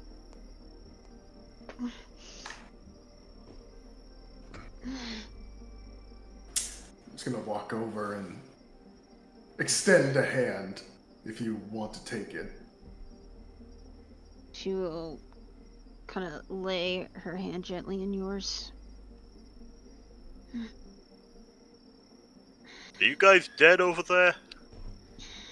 We're still kicking on the far side. For now. Alright. You might want to come over here. Think we're all alive. We're You're all working alive, on it. right? Last I checked, yes. I think. Alright. Is that a batch of seaweed? Yeah, it wasn't friendly. Oh. We fought massive rocks. Yeah, Dagny takes a firm grip of Rin's hand and tries to pull herself up. Yeah, obviously pulling to help. And then she kind of collapses on you as she's like leaning on, favoring one leg over the other. While I am waiting for them, and I guess there's a couple more glowy bits of magic, could I just have a look at that and see what it's even about? Just start. You're crushing it. examining the glowing bits of stone. Yeah, like I'm not gonna touch them or get too near to them. I already know what happens with that rigmarole, but from a safe distance I'll observe and just see what the fuck this is. You take a close look as you get close to these glowing stones. Roll investigation. Alright then, I'll give myself a guidance. Are and these see if like I can the- get anything fun. Rocks that we encountered at the fuck off tower. Let me see. Yeah. Are you helping Nothing fun. him with that investigation roll? I am super far away. I'm just trying to discern whether or not it's the same kind of rocks that were from the tower at the beginning. Okay. Could still help if you wanted to, though. I am way the So- fuck over here. And you take a look around and try to ascertain what's going on. And So you attempt to piece what happened, given all this happened so fast. There was the aura going through the air, the resonation with the rings, and then it discharged, and it resonated with everything in the environment, and then things came alive. It's a lot to take in at first, and it's all very out there without being able to study this properly. But just by looking at what you've seen happen here, you would argue that the energy that came from the rings when discharged erratically like that has very reactive properties to the environment. Considering what happened to the rings, you imagine the wonders of Helios are particularly receptive, and all inorganic, mundane matter that gets caught in the way is subject to gaining properties they previously never had. For example, these rocks came to life. It seems as though that the madness that was in their minds, assuming they even bore an intelligent mind, were hell-bent on killing you all without a second thought, recklessly so, like animals. It's synonymous with the reports of the attacks that have gone on around Highshire, when these strange, anomalous, elemental almost looking creatures animate and attack indiscriminately. You'd think that whatever's been attacking Highshire en masse and whatever happened here, they are two halves of the same coin. This is why I study the clerical arts instead of the magic ones, because at least that doesn't attack me usually. That was kind of the conclusion. I came up by my own, and Merrick's is just kind of gonna shout across without any of that knowledge. Just if that is what happened here, we might want to go. Yeah, more of it might want to come. Guys, coming. Hurry up, please. Yeah, I'll support Dagny to make our way over there. Yeah, she's Easily like she's definitely using you for support. Like her cane is like barely touching the ground.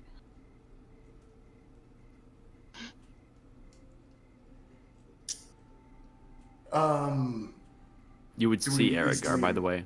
He's trying to give a hand. He is about to touch you, Dagny, to help, but like stops, like kind of like looking to you, like without words, asking for permission to help.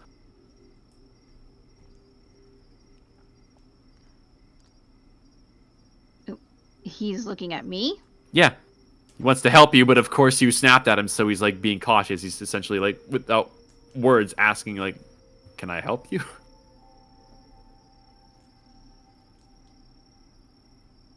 Just kind of look at him, blank face. Just try and keep moving forward on Rin. The answer was no. Aragar would drop his hand and would kind of slap against his thigh a bit awkwardly as he takes a step back. He just kind of looks off into the bushes. She's gonna try and say, despite the strain in her lungs, despite being in the heat of battle, you need to learn to have empathy for those who are weaker than you. Who is that directed at? At Aragar. Do I hear this? Or no? You wouldn't. Through, like Okay. there's still a very active magic latent stream, and she's not exactly speaking loudly. Dag day. And Aragar would kind of give you a curious look. Compassion for Dagny. I was trying to save you. I don't understand. Up and Adam, you think I could get up after being almost suffocated? Dare you? I wasn't trying to belittle you. I was seeing if you would still be able to fight. It wasn't meant to be offensive. I just... People were dying on the far side. And you're definitely proven capable. I told you to get up because I believed in the power that you have within you to make a difference for others. And when I asked for help, I couldn't fight that thing on my own. Never seen anything like that. Neither have I. Neither have any of us. But now we know. Do any of you need healing? As Kara would call across the way. You look like you need healing. Yeah, like there's this serious conversation going on over there.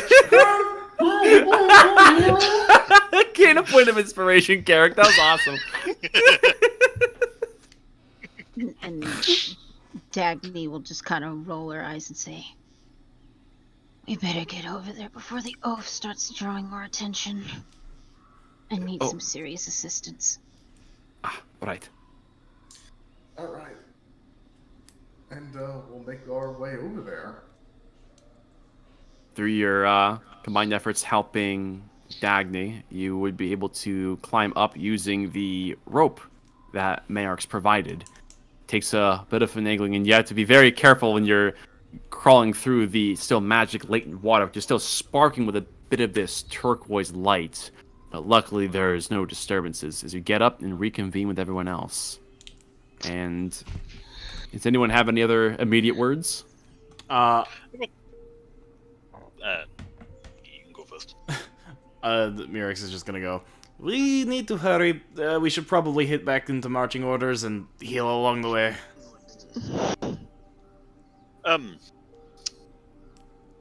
The crystal that's on the floor where I am at the minute, is that still glowing?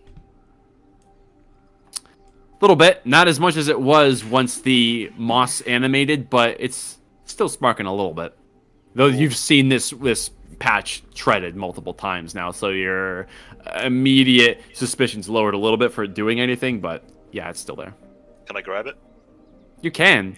You would grab it, and there'd be an immediate tingle that shoots up your arm, almost painful, but not quite.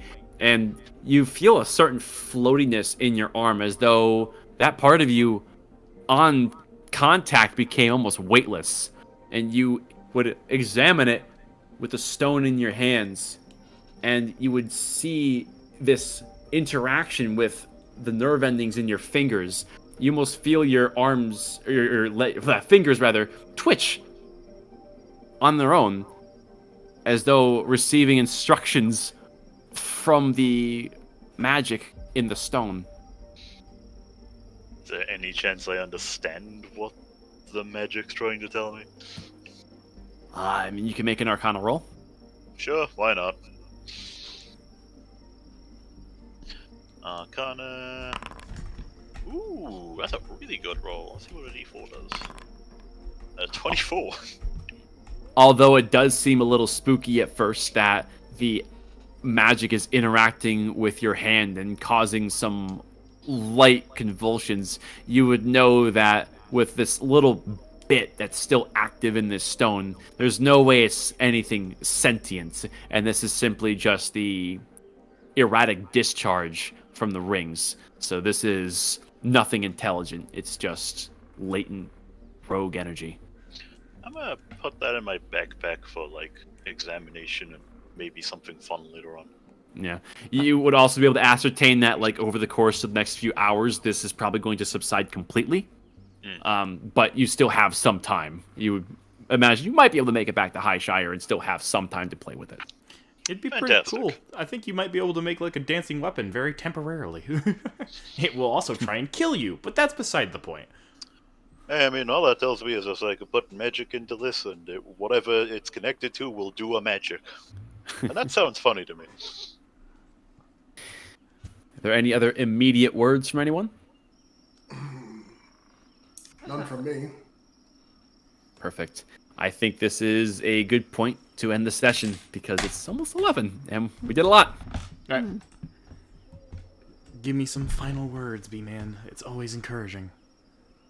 Your mother was an elderberry and your father smelt of hamsters. That's gay.